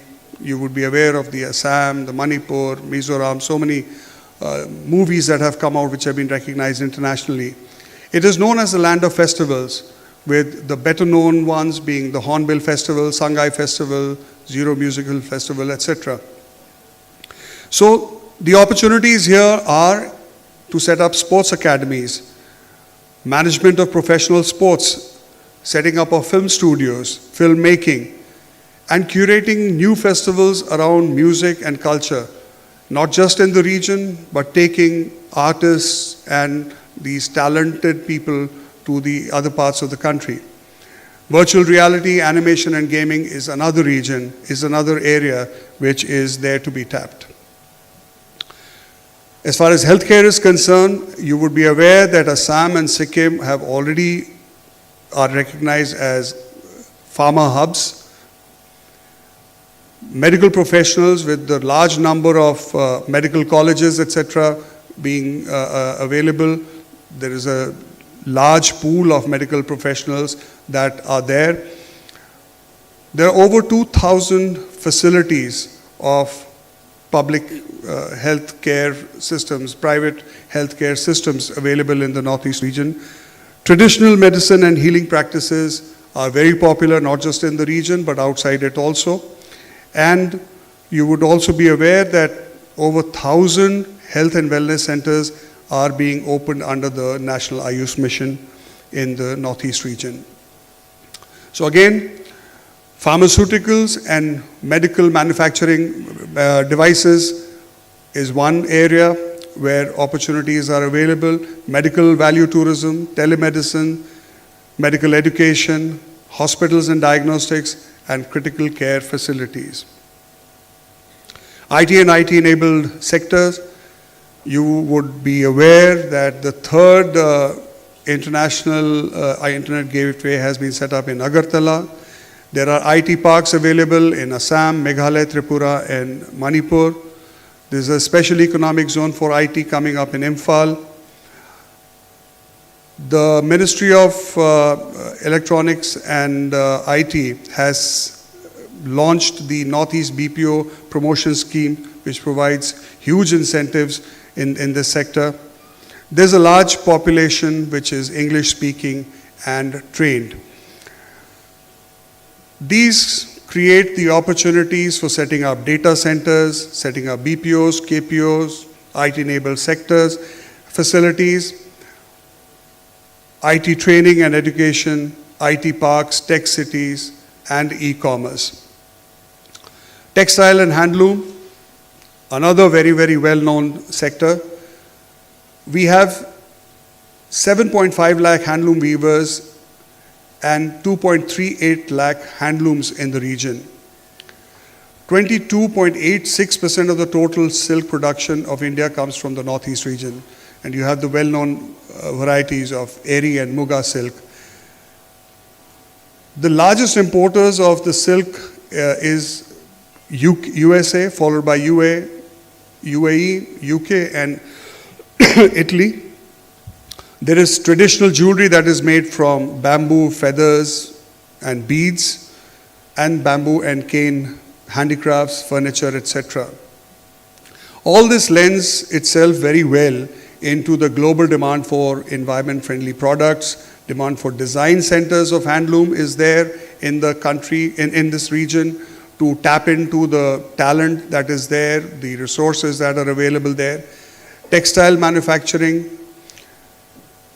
There has been a recent upsurge in use of specialty fibers like banana fibers, water hyacinth, pineapple leaf, etc.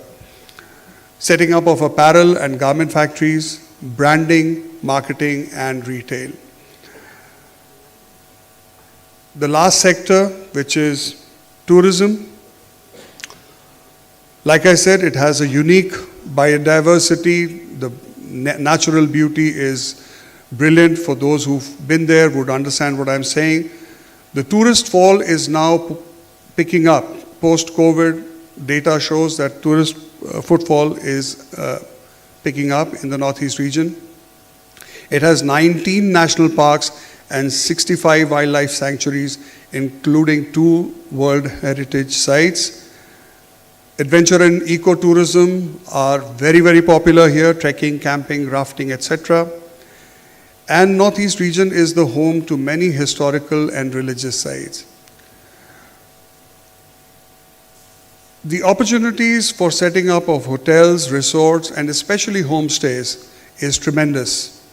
MICE tourism is picking up tremendously, and they're looking at newer and newer places to visit.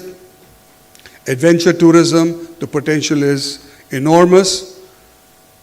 Opportunities for destination development, river cruises, etc. So these are the sectors that I have briefly outlined.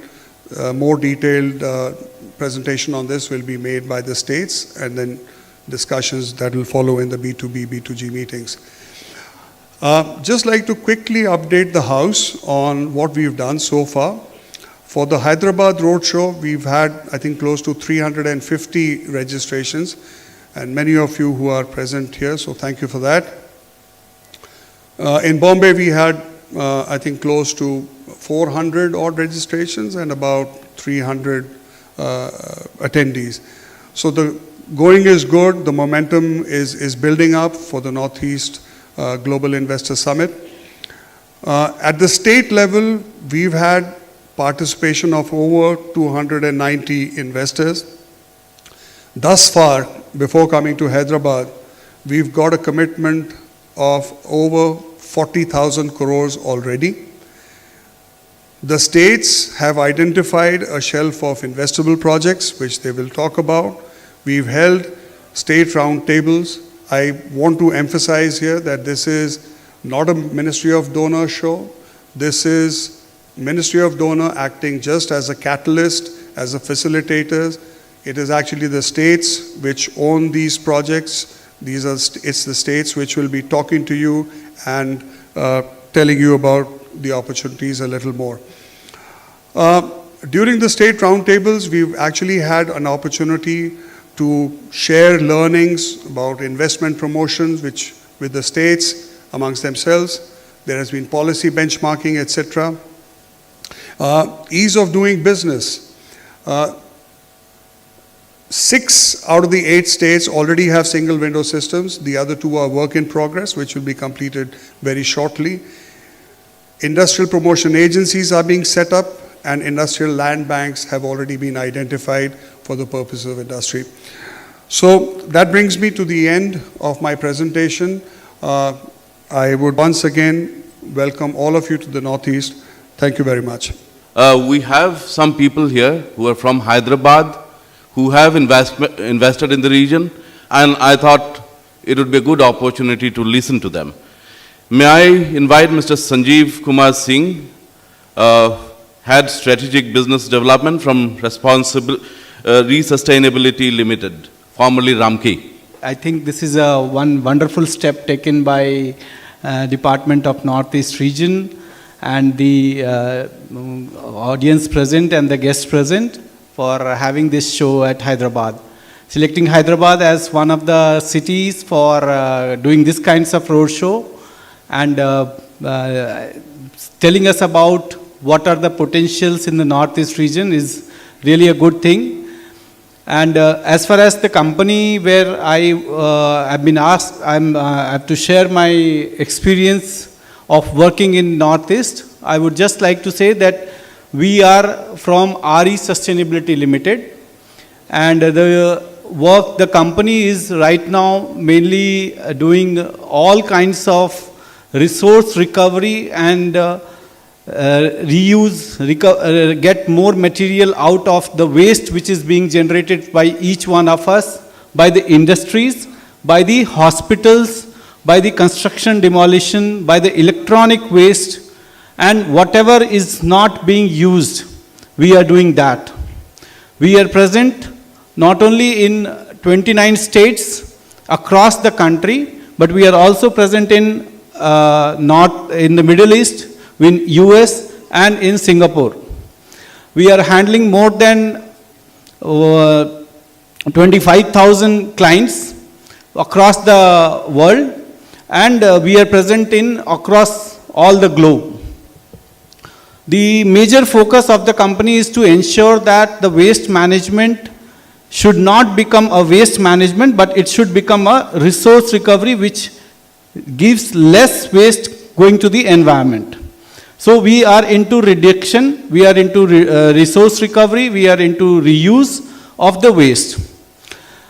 It's India, Hyderabad is one of the largest, having the largest resource recovery plant in Dundigal here and in Jawahar Nagar.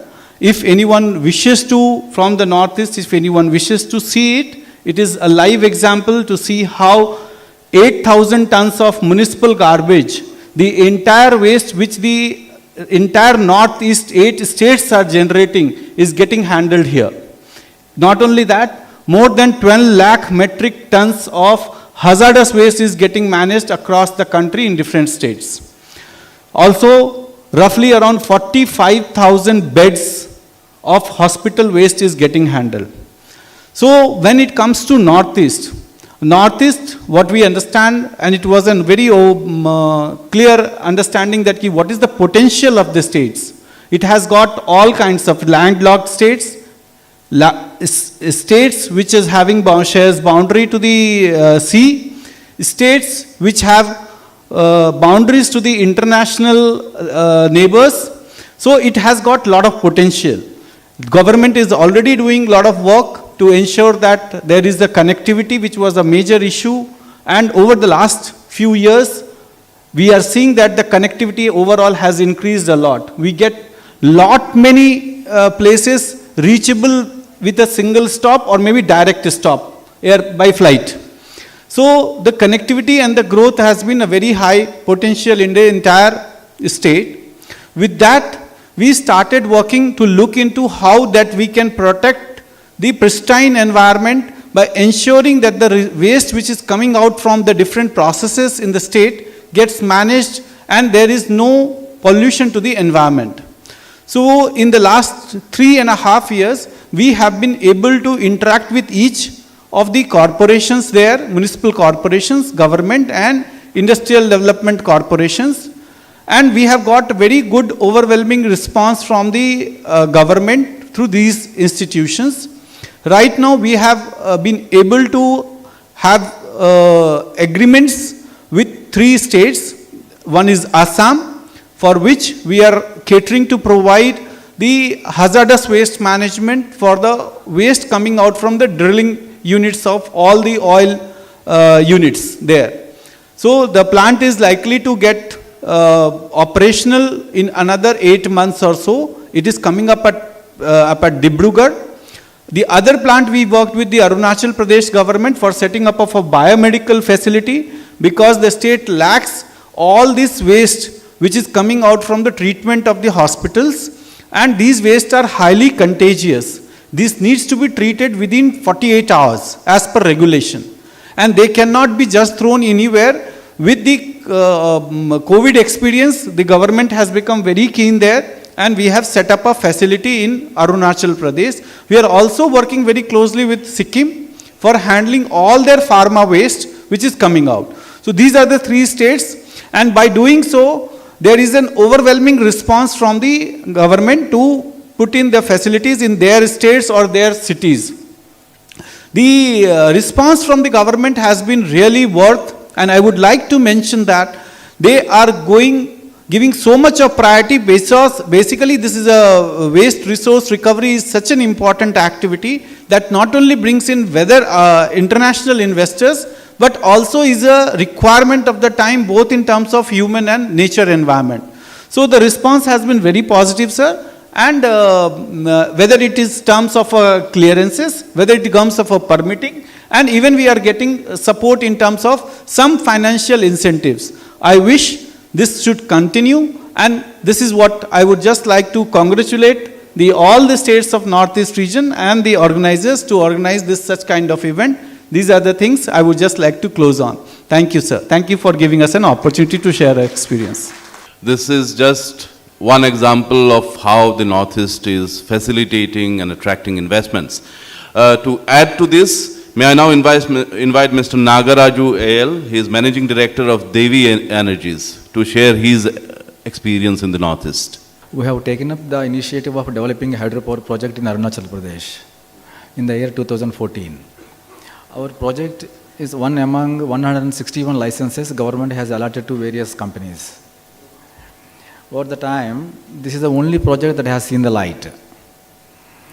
I want to confine myself to cover the contribution and the support that I received from the government while execution of this project, and the infrastructure availability while executing this project, and the availability of the manpower. These are the main issues for any industry to grow up. Coming to the government support, this is an extraordinary initiative from the government, and they have really extended their best cooperation from time to time. But this being a Himalayan state, most of the terrain is hilly terrain. This state borders with almost 4 countries. There are infrastructure bottlenecks, like in terms of transmission system availability, connecting roads, availability of skilled manpower. Somehow, we overcame all these issues and we commissioned this project in 2019. This project serves the villages and the districts bordering Bhutan and China, West Kameng, East Kameng and Tawang. Now, we are looking forward to develop a couple of such projects, both hydro and solar projects in the northeastern states. After this meeting is over, we will explore with other states. I really appreciate this kind of initiative from FICCI and northeastern states. We look forward to attend such kind of things to mobilize investments in the prospective states. Thank you, Mr. Nagaraju, for your kind and encouraging words. I'm sure many of you would have taken note of the positive experience that he has had in the Northeast. May I now invite, we are privileged to have with us actually the Secretary Northeastern Council. The Northeastern Council is the regional planning body and coordinates a lot of developmental work in the Northeast. Mr. Moses Chalai, the Secretary of the Council, is here with us. May I request him to kindly deliver the special address. To this second investment promotion roadshow in Hyderabad, which is the prelude to the much anticipated Northeast Global Investor Summit, which is going to be the first of its kind for the NER.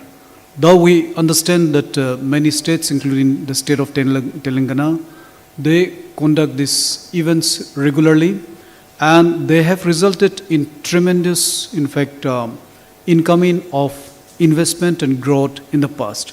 And therefore, it's time that we also are, getting ready to move in that path. The intent and action happening is consistent and for quite some time, and our aim is to unlock the immense potential within Northeast region of the country.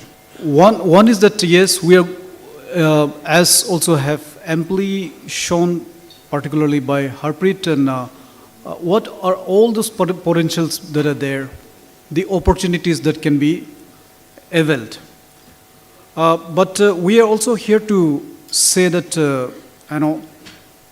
the team, whether it's Ministry of Donor, whether it's FICCI, Invest India, NSC, and more important, equally important is the states themselves, the 8 states of the NER.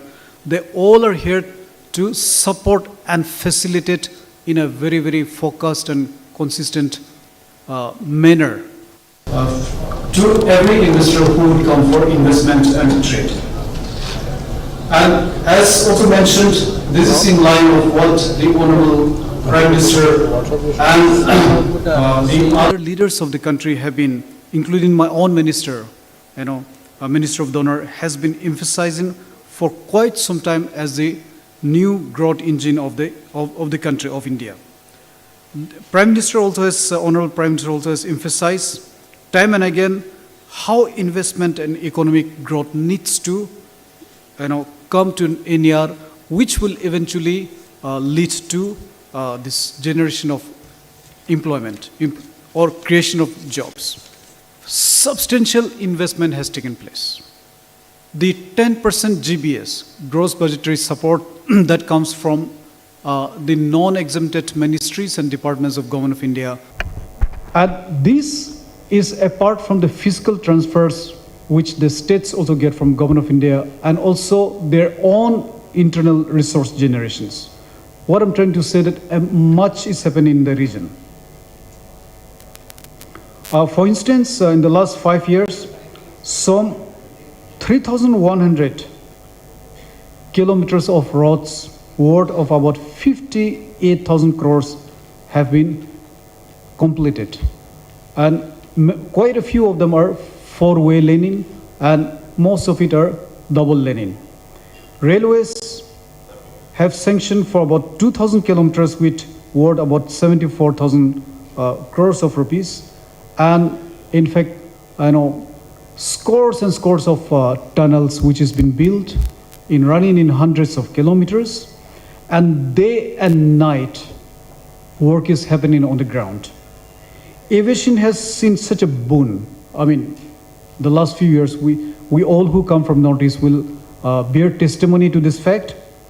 To the extent that today, Guwahati has flight about 91 flights. The last count starts at 5:30 a.m. in the morning and ends at about 11:30 p.m. in the night. And likewise, there are other airports which are also coming up very fast. Imphal, Agartala, and all other airports. And the number of flights within and without the region is increasing by the day. And that power availability definitely is much better. In fact, many even in the rural area, we're getting 18 hours, 20 hours in a day power. Though from state to state it differs, but everyone is picking up. There are about infrastructure when we talk about 2,000 branches of banks, of which about 900 are SBI, State Bank of India. Health sector is picking up in a big way. Education, yes, definitely. And the other day I was interacting with this USTM, one university, private, which has come up in Badihat in Meghalaya, border of Assam and Meghalaya. They have about 5,000 students within about 10 years. And they are aiming 10,000 students within the campus. And it's within striking distance. Likewise, quite a few other universities and educational institutions have come up. The law and order, by and large, has improved considerably. Many places, I think they're definitely much safer than other parts of the country. We do have some area which are of concern. Unfortunately, of course, we are here in my own state, that is Manipur, of late has not been in news for the best of reasons. But I know overall it has improved, and which means that, of course, we are in a climate of, which will support good business. So need of the hour is private investment. We are surrounded more than 95-96% by foreign countries, as we all know, and surrounded by some of the fastest growing economies of the world. ASEAN countries in the east, the north, China, which is the second biggest, and in terms of PPP, said to have overtaken USA. Bangladesh south, of course, Bhutan north, which of course is a small economy in that sense. But all this put together also shows that the region can do as well as the neighbors. And it's something really a point for all of us to think about. The resources of various kinds are available, which has been presented in the last presentation. I will not repeat them. And we do have a good number and population of bright, young, educated, and creative population willing to join, the and wanting to join, in fact, the workforce. Very, very important. So you can also get a good set of talented, creative, and bright, educated workforce. I would like also want to share that we also have dynamic and very open and willing political leadership.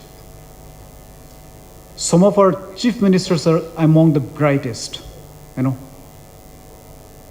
And they all know much more open to economic development, investment, and private sector to take over this aspect of growth. As I said, the infrastructure will be taken by, we were saying, the government. But the biggest mismatch is the lack of inadequate investment happening from the private sector. And that's where we would like to urge and plead with you that you need to come, and that the environment, the overall, that ecosystem is gearing up to receive the investment, unlike even in recent past.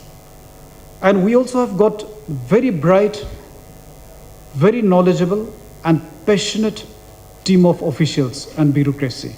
That's also very, very important. You know, very quick to catch up.